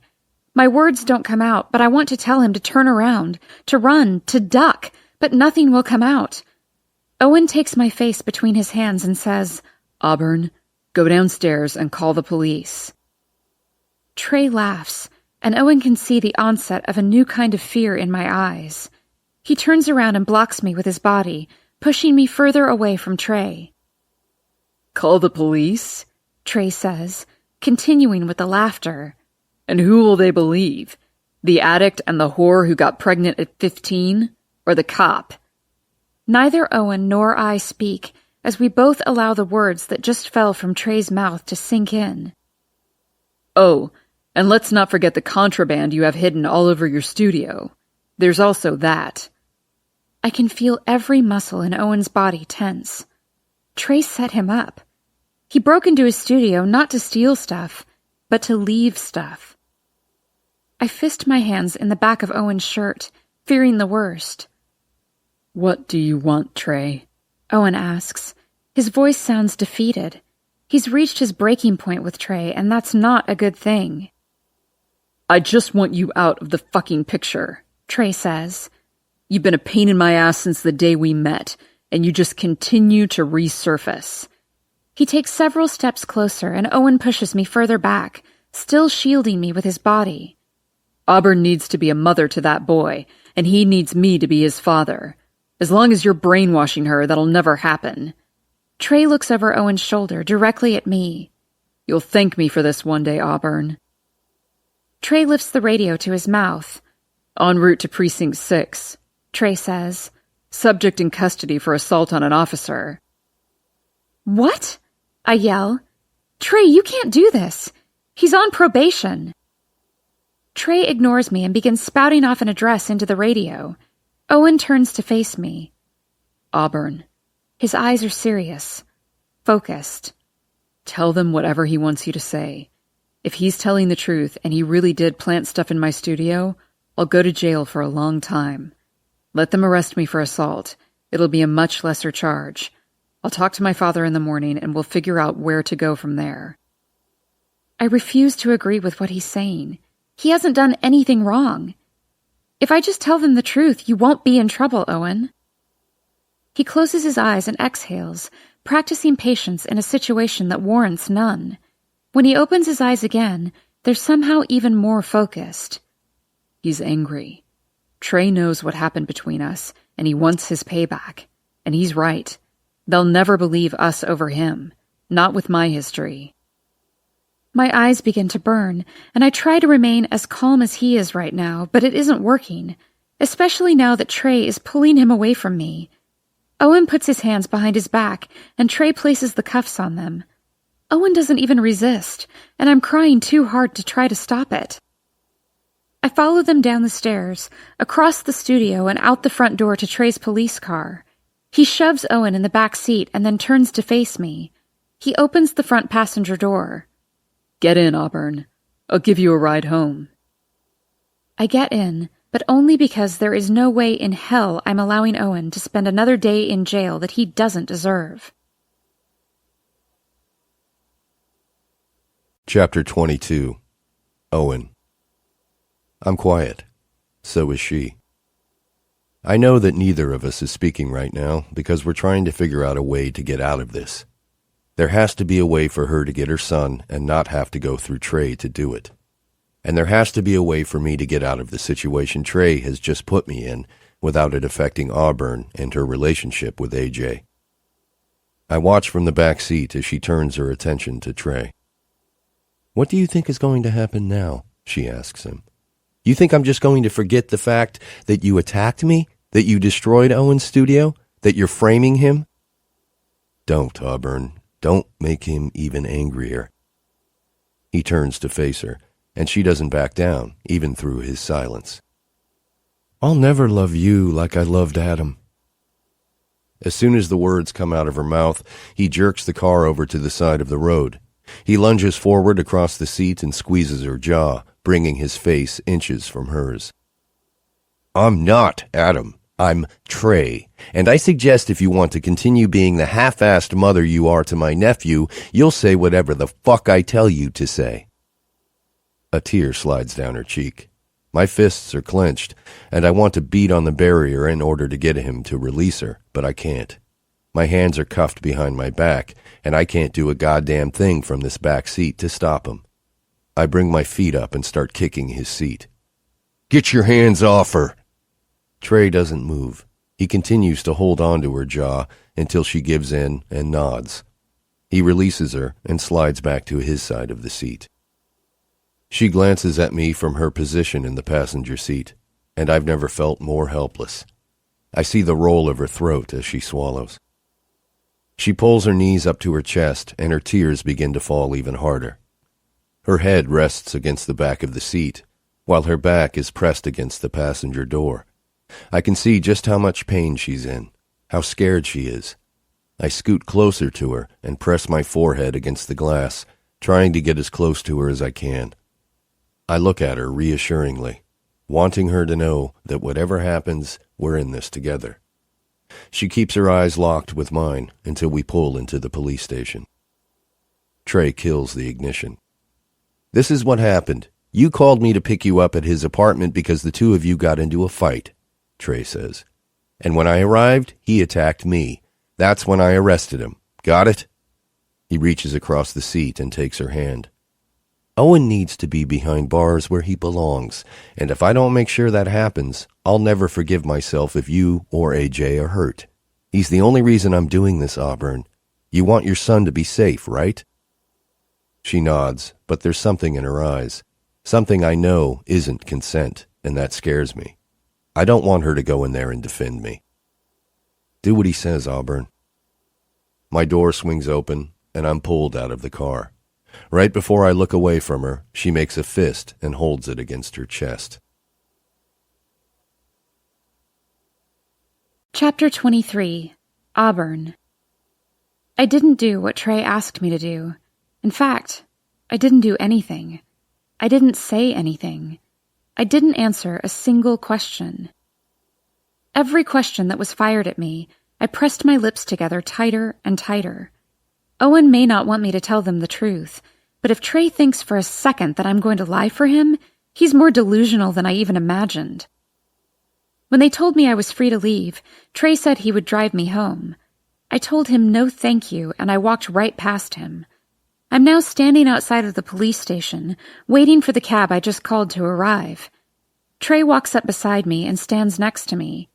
His mere presence causes me to rub my hands up my arms to wipe away the chills. I'll give you a couple of days to cool off, he says. But then I'm coming over. We need to talk about this. I don't respond to him. I don't know how he thinks I would ever be willing to forgive him after tonight. I know you're upset, but you have to see things from my perspective. Owen has a criminal record. I don't know what kind of hold he has over you, but you can't blame me for thinking about the safety of your son, Auburn. You can't be upset that I'm trying to do what's best by getting him out of your life so that you can focus on AJ. It takes everything in me not to respond. I continue to stare straight ahead until he sighs heavily and makes his way back inside the police station. When the cab pulls up, I climb inside. The driver asks for the address just as I'm pulling my phone out of my pocket. I type Callahan Gentry home address into the search engine, and I wait for the results to return. I don't know what I expected to find when I appeared at Callahan Gentry's front door last night, but the man who stood in front of me certainly wasn't it. He looked so much like Owen. His eyes were kind like Owen's, but they looked tired. That very well could have been because it was the middle of the night, but I felt like it was something more than that. It reminded me of when Owen said he watched the life seep out of his father's eyes, and I truly understood what he meant when I saw it firsthand. Can I help you? His father said. I shook my head. No, but you can help your son. At first, he appeared somewhat defensive after my comment, but then it was as if something clicked, and he said, You're the girl he talked about, the one who has the same middle name? I nodded, and he invited me inside his home. When I sat on the couch across from him and began to tell him what had transpired, I grew more and more nervous, thinking my plan might not work out. But the second he agreed to help me, I instantly relaxed. I knew I couldn't fight this alone. My hands are shaking right now, despite the fact that Owen's father is sitting right next to me. I don't think anything could calm me down in this moment, because if it doesn't work out in my and Owen's favor, I'll have just made things a whole lot worse. My heart is in my throat as we wait for her to arrive. I've been awake for more than 24 hours now, but adrenaline is pumping through me, keeping me alert. I wasn't even sure if his phone call would convince her to show up today, but his secretary just buzzed through the speaker to let him know she's here. In a matter of seconds, I'll be face to face with Lydia. I expect she'll be angry. I expect she'll argue. What I don't expect to see when she finally walks through the door is the man standing behind her. When Trey's eyes meet mine, I can see the curiosity cloud his face. There isn't any curiosity on Lydia's face, just a world of annoyance when she witnesses me sitting here. She gives her head a shake as she pauses across the boardroom table from us. This was the emergency? She asks, waving her hand in my direction. She gives a huge roll of her eyes, and she turns and looks at Trey. I'm sorry I dragged you into this, she says to him. I didn't realize it had to do with Auburn. Trey's expression is tight, and he glances from me to Owen's father. What is this about? He says. Owen's father, who insisted I call him Cal the second he found out how I knew Owen, stands and motions for them to take 2 seats across from us. Trey chooses to remain standing, but Lydia sits directly in front of me. I can see her glance at the cut on my lip, but she doesn't ask about it. She darts her eyes to Cal as she folds her arms over the table. I have to leave in half an hour to pick up my grandson from preschool. Why am I here? Cal shifts his eyes to mine briefly. I warned him about her, but I think he may have thought I was exaggerating. He straightens out the papers that are in front of him, and then he leans back against his chair. These are custody papers, he says, pointing to the papers laid out in front of him. Auburn is requesting custody of her son. Lydia laughs. She literally laughs and looks at me like I've lost my mind. She begins to stand up. Well, that was fast, she says. I think we're done here. I hate that she so easily dismisses the notion. She turns to walk out the door, and I look at Trey, who is still eyeing me. He knows I'm up to something, and my confidence is scaring him. Trey, I say to him, just as Lydia reaches the door, tell your mother we aren't finished yet. Trey's jaw grows tight, and his eyes narrow in my direction. He says nothing to Lydia, but he doesn't have to. Lydia turns and faces me, and then moves her focus to Trey. Trey won't look at her because he's too busy trying to threaten me with his glare, so she looks back at me. What's going on, Auburn? Why are you doing this? I choose not to respond to her. Instead, I place my phone on the table. I open up the file, and I press play. You think I'm just going to forget the fact that you attacked me? That you destroyed Owen's studio? That you're framing him? I pause the recording and watch as all the color drains from Trey's face. I can almost hear his thoughts. They're written so clearly across his face. He's trying to think back on last night and what he might have said to Owen or me on the way to the police station. Because he knows whatever was spoken inside that vehicle, I now have it on my phone as evidence. He doesn't move a muscle, other than tensing his arms and shoulders. Should I play the rest of our conversation from last night, Trey? He closes his eyes and looks down at the floor. He lifts his leg and kicks the chair in front of him. Fuck! He yells. Lydia flinches. She's looking back and forth between Trey and me, but he doesn't look at anything other than the floor. He's pacing back and forth. He knows his entire career is in my hands now.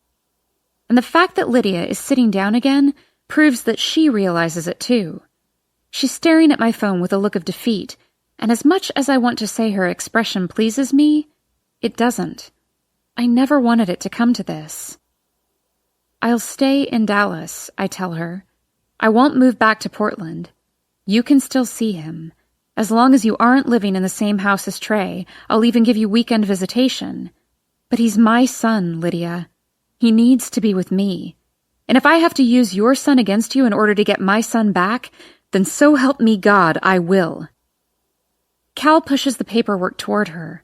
I lean forward across the table, and for the first time in my life, I'm not scared of the woman sitting across from me. If you sign the custody papers and Trey drops the charges against Owen, I won't forward the email that contains this conversation to every single officer in Trey's precinct. Before Lydia picks up the pen, she turns and looks at Trey.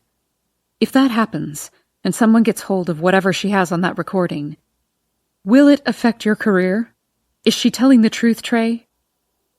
Trey pauses his frantic pacing, and he looks directly at me. He nods a slow nod, but can't even verbalize a response to her. Lydia's eyes close, and she exhales. The choice is in her hands. Either she can allow me to be a mother to my son, or I'll make sure her son pays for what he's done to Owen, for what he almost did to me. You realize this is blackmail, Trey says. I look up at him and nod calmly. I learned from the best. The room grows quiet, and I can almost hear him trying to come up with a way out of this. When Trey doesn't offer up an alternative and Lydia realizes they have no choice, she picks up the pen. She signs each form and then pushes them across the table toward me. I try to remain calm, but my hands are shaking as I hand the paperwork to Cal. Lydia stands up and walks to the door. Before she exits the room, she looks back at me. I can tell she's on the verge of tears, but her tears are nothing compared to the tears I've shed because of her. I'll pick him up from preschool on my way home. You can stop by in a few hours. It'll give me time to get some of his things together. I nod, unable to speak due to the sob I'm keeping lodged in my throat. As soon as the door closes behind Lydia and Trey, I burst into tears. Cal puts an arm around me and pulls me to him. "Thank you," I say.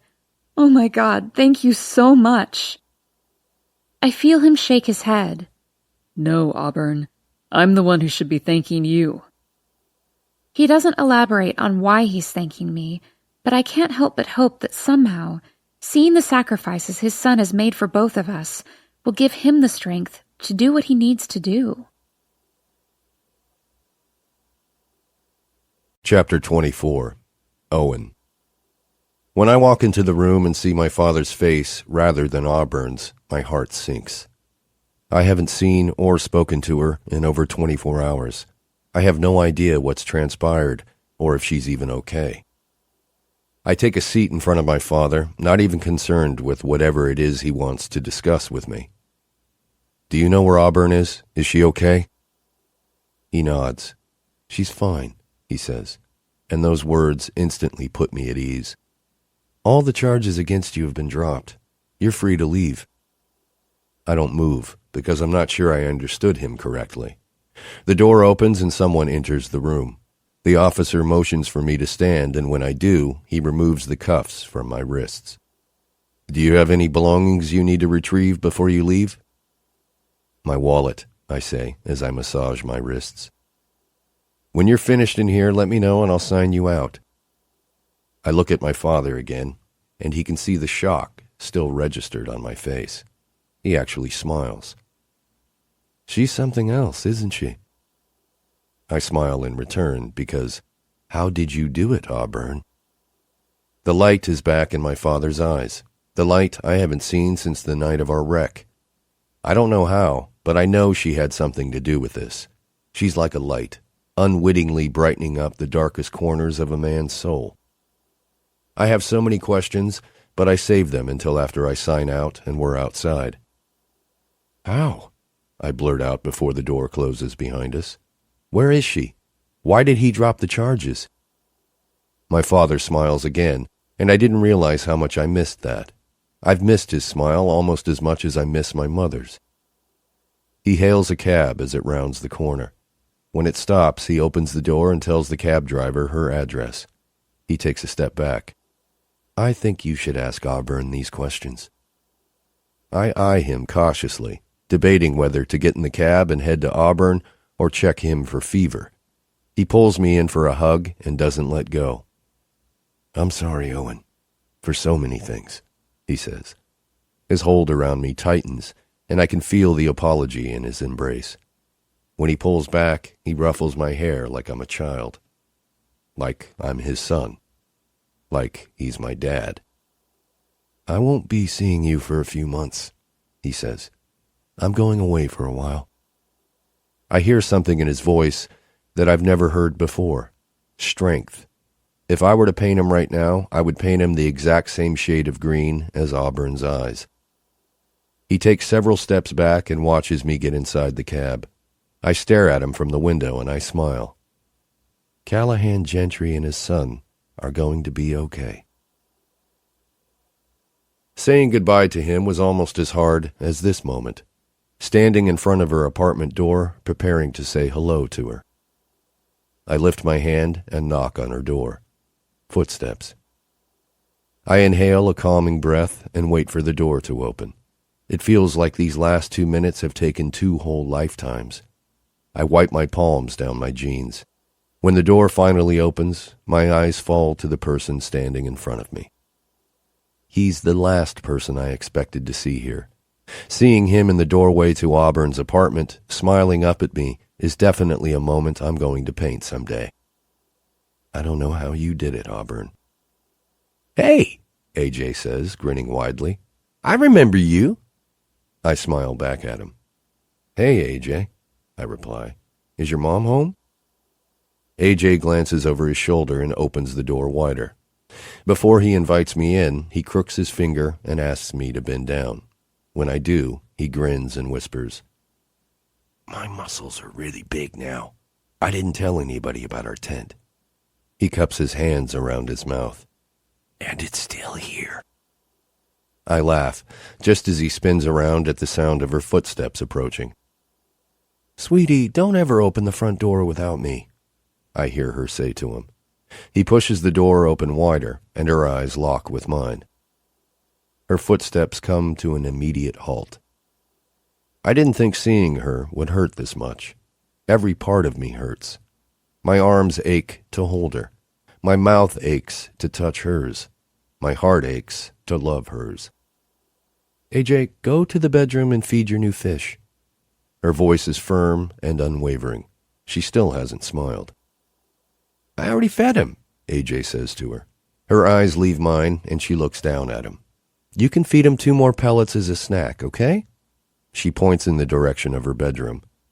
He must know that look, because he immediately retreats toward the bedroom. As soon as AJ disappears, I take a quick step back because she's running at me. She jumps into my arms so hard and fast, I'm forced to take several more steps back and hit the wall behind me so that we don't fall.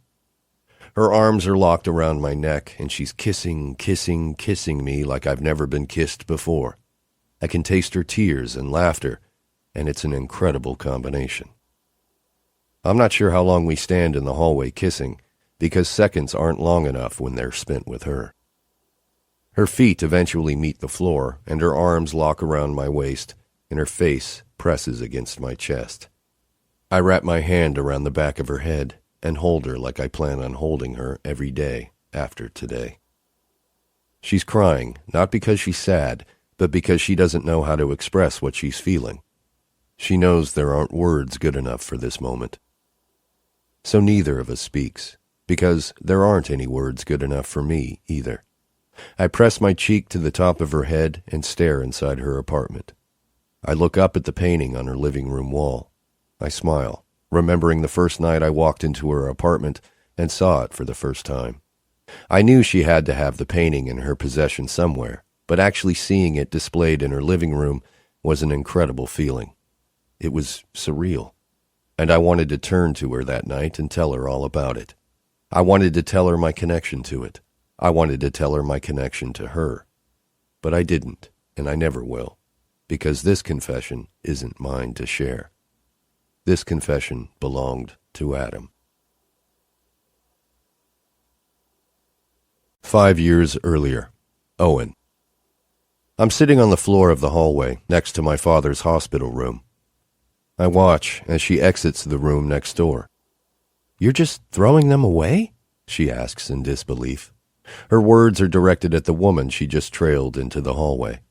I know the woman's name is Lydia, but I still don't know the name of the girl. Not for lack of trying, though. Lydia turns around, and I see that she's holding a box in her arms. She looks down at the contents of it, and then back at the girl. He hasn't painted in weeks. He doesn't have any use for them anymore, and they're just taking up room. Lydia turns around and sets the box down on the nurse's desk. Can you find somewhere to discard these? She says to the nurse on duty. Before the nurse even agrees, Lydia walks back into the room and returns a few seconds later with several blank canvases. She sets them on the desk next to the box of what I now assume are painting supplies. The girl stares down at the box even after Lydia returns to the hospital room. She looks sad, almost as if saying goodbye to his things is as difficult as saying goodbye to him. I watch her for several minutes as her emotions begin to trickle out of her in the form of tears. She wipes them away and looks up at the nurse. Do you have to throw them away? Can't you at least give them to someone? The nurse hears the sadness in her words. She smiles warmly and nods. The girl nods back and then turns and slowly makes her way back into the hospital room. I don't know her, but I would probably have the same reaction if someone were to throw something away of my father's. I've never attempted to paint before, but I do draw occasionally. I find myself standing up, walking toward the nurse's station. I look down at the box full of various types of paints and brushes. Can I? The sentence doesn't even finish leaving my mouth when the nurse shoves the box at me. Please, she says, take it. I don't know what to do with it. I grab the supplies and walk them into my father's room. I lay them down on the only available area of counter space. The rest of his hospital room is full of flowers and plants that have been delivered over the last couple of weeks.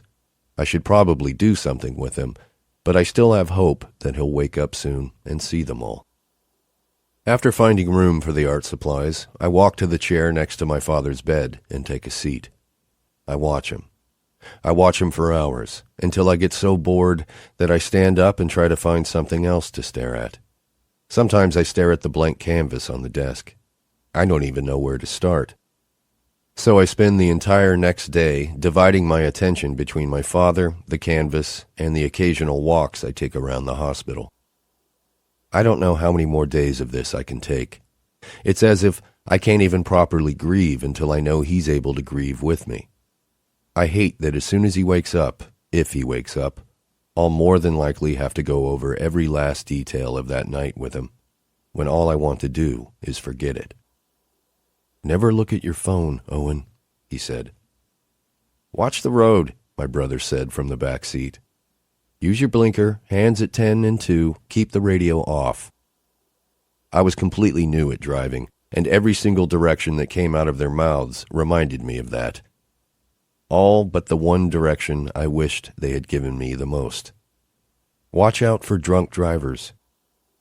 We were hit from the passenger side right when the light turned green, and I made it out into the intersection.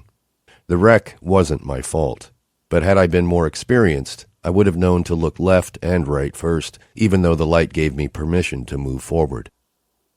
My brother and mother died on impact. My father remains in critical condition. I've been broken since the moment it happened.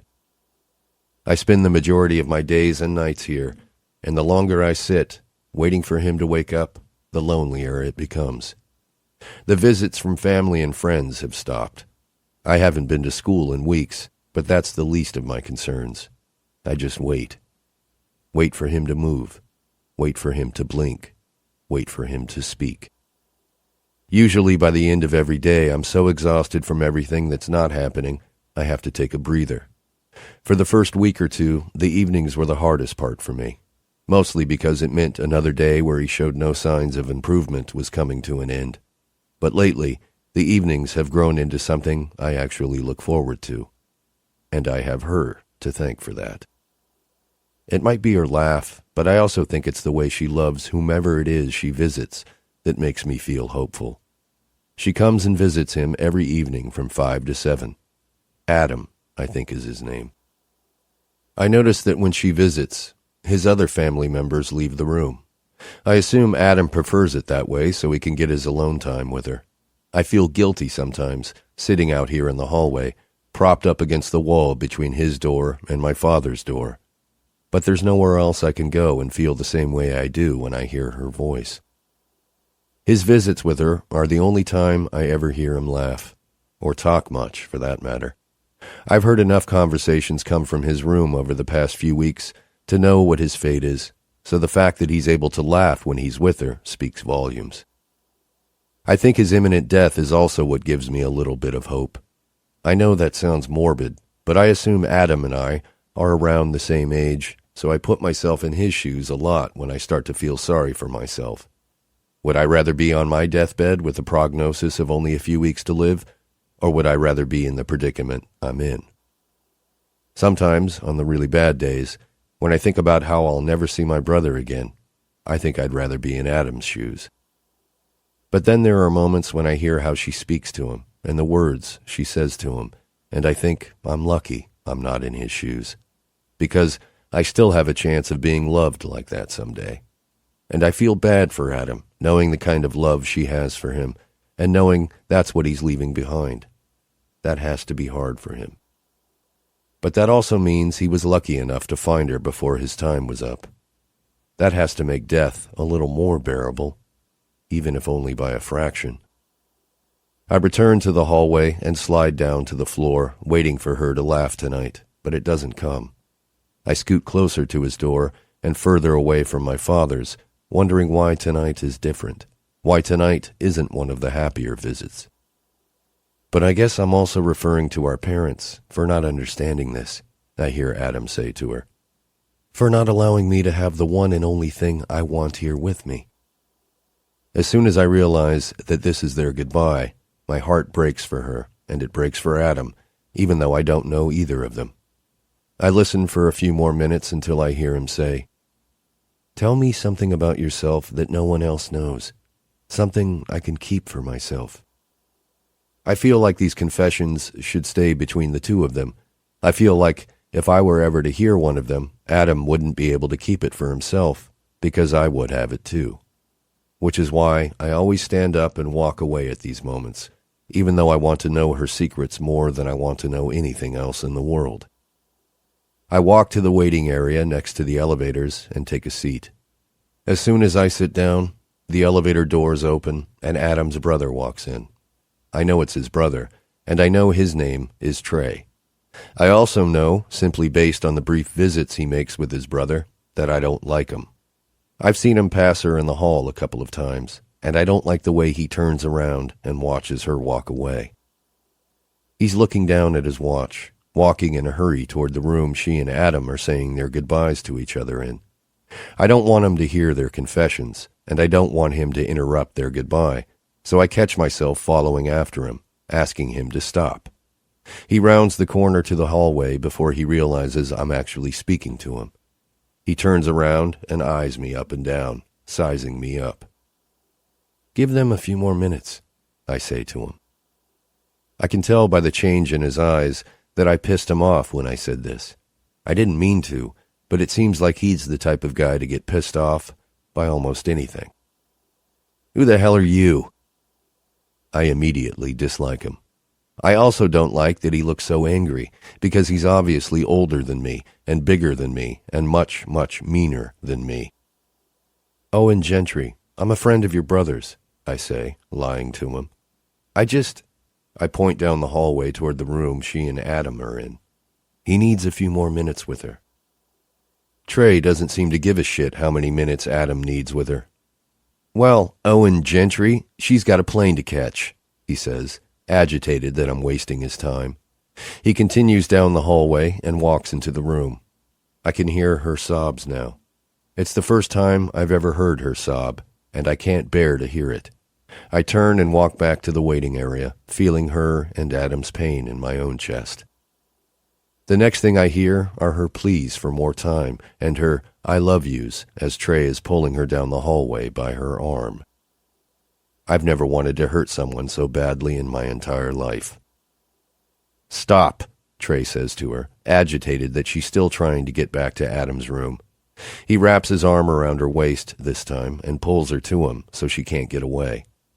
"I'm sorry, but we have to go." She allows him to hold her, and I know it's only because she's so broken right now. But the way his hands move down her back forces me to grip the arms of the chair I'm in so that I don't physically pry him off of her. Her back is to me, which means he's facing me now that he has his arms wrapped around her. The smallest smirk plays across his mouth when he notices the anger on my face, and then he winks at me. The bastard just winked at me. When the doors finally open and he releases her, she glances back toward Adam's room. I can see her hesitation as Trey waits for her to step into the elevator first. She takes a step back, wanting to return to Adam.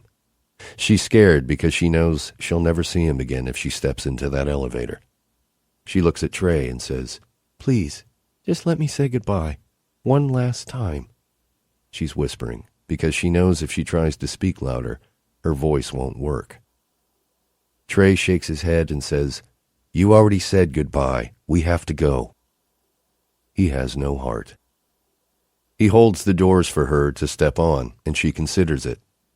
But then, in the next second, she begins to take off in a sprint in the other direction.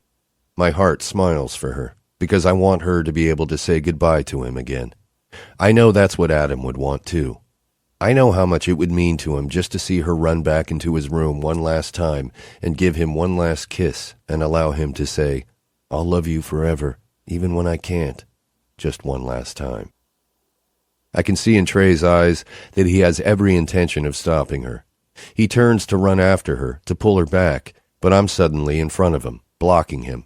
He shoves me, and I punch him, which I know isn't the right thing to do, but I do it anyway, knowing I'm about to get hit in return. But one punch is worth it, because it'll give her enough time to get back to Adam's room and tell him goodbye again. As soon as his huge fist meets my jaw, I meet the floor. God damn it, that hurt. He steps over me to run after her. I grab his ankle and pull, watching as he falls to the ground. A nurse hears the commotion and comes running around the corner, just as he kicks me in the shoulder and tells me to fuck off. He's on his feet again and running down the hall, and I'm standing now. I'm almost back to my father's room when I hear her say to Adam, "I'll love you forever, even when I shouldn't." It makes me smile, even though my mouth hurts and is covered in blood. I walk into my father's room and go straight to the counter where the painting supplies are stacked up. I grab an empty canvas and rummage through the box, inspecting all the other supplies. Who would have thought that my first fight over a girl would be for a girl who isn't even mine? I can hear her still crying as she's pulled down the hallway again for what I know really is the last time. I sit down in the chair and stare at the box full of his art supplies. I begin to pull them out one by one. It was 8 hours later and almost daylight when I finally finished the painting. I set it aside to dry and fell asleep until dark. I know she won't be in his room tonight, and that makes me sad for both of them, and even a little selfishly sad for myself. I stand at his door for a little while, waiting to knock, wanting to ensure his brother isn't in the room. After several minutes of quiet, I knock softly on the door. "Come in," he says. Although his voice is so weak tonight, I have to strain to hear it. I open the door and take a few steps into the room. When he sees me and fails to recognize me, he attempts to sit up several inches. It looks hard for him. God, he's so young. I mean, I know he's about the same age as me, but death makes him look younger than he should. Death should only be acquainted with the old. "Hey," I say, as I slowly make my way into his room. "Sorry to bother you, but..." I glance back at the door and then to him again. "This is weird, so I'm just going to say it. I made you something." I'm holding the canvas in my hand, afraid to turn it around so that he can see it. His eyes fall to the back of it, and he inhales a breath and attempts to push himself further up on the bed. "What is it?" I walk closer to him and point to the chair, asking for permission to sit. Adam nods his head. I don't show him the painting right away. I feel like I should explain it first, or explain me, or, at the very least, introduce myself. "I'm Owen," I tell him after I take a seat in the chair. I motion to the wall behind his head. "My father has been in the room next door for a few weeks." Adam regards me for a moment, and then he says, "What's wrong with him?" "He's in a coma. Car accident." His eyes become genuinely sympathetic, and it makes me like him almost immediately. It also lets me know that he's nothing like his brother. "I was driving," I add. I don't know why I clarify that to him. Maybe to show him that even though I'm not the one dying, my life isn't so much to envy.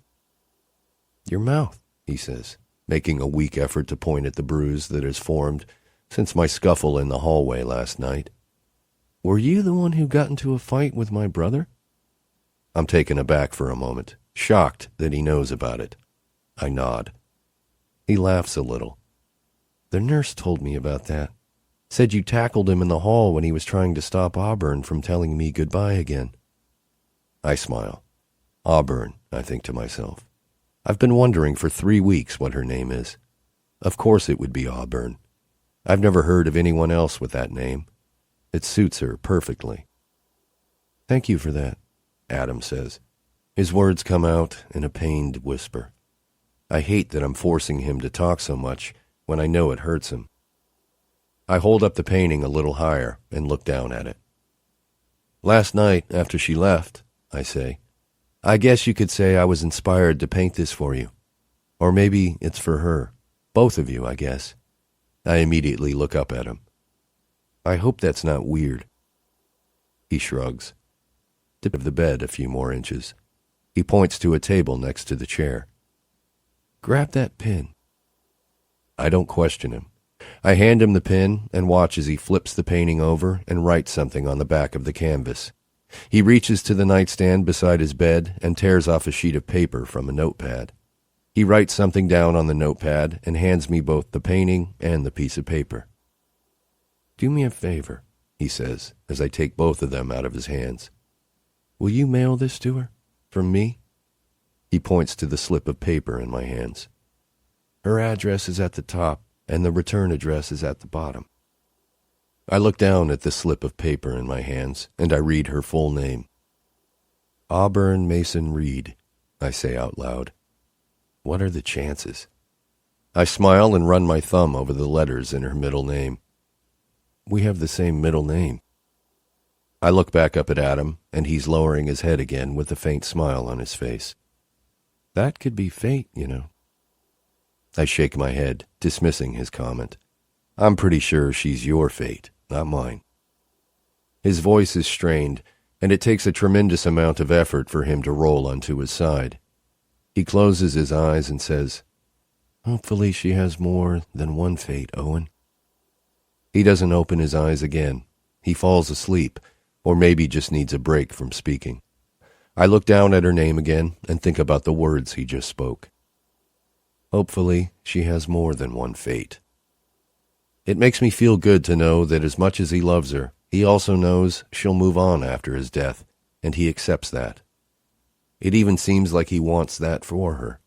Unfortunately, if this really were fate, we would have been placed together under different circumstances and with way better timing. I look up at him again, and his eyes are still closed. He pulls the covers over his arms, so I quietly back out of the room, painting in hand. I'll mail this painting to her, because he asked me to, and then I'm going to throw away her address. I'll try to forget her name, even though I know I never will. Who knows?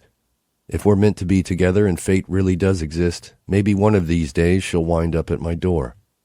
Maybe Adam will, in some way, be the one to make that happen.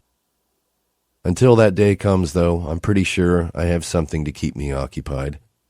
I think with the inadvertent help of her and Adam, I may have just discovered my calling. I look down at the painting in my hands, and I flip it over. I read the last words Adam will ever write to her. I'll love you forever, even when I can't. When I turn the painting around to face me again, I run my fingers over it. I touch the space between the two hands, and I think about everything between the two of them that is pulling them apart. And I hope, for her sake, that Adam is right.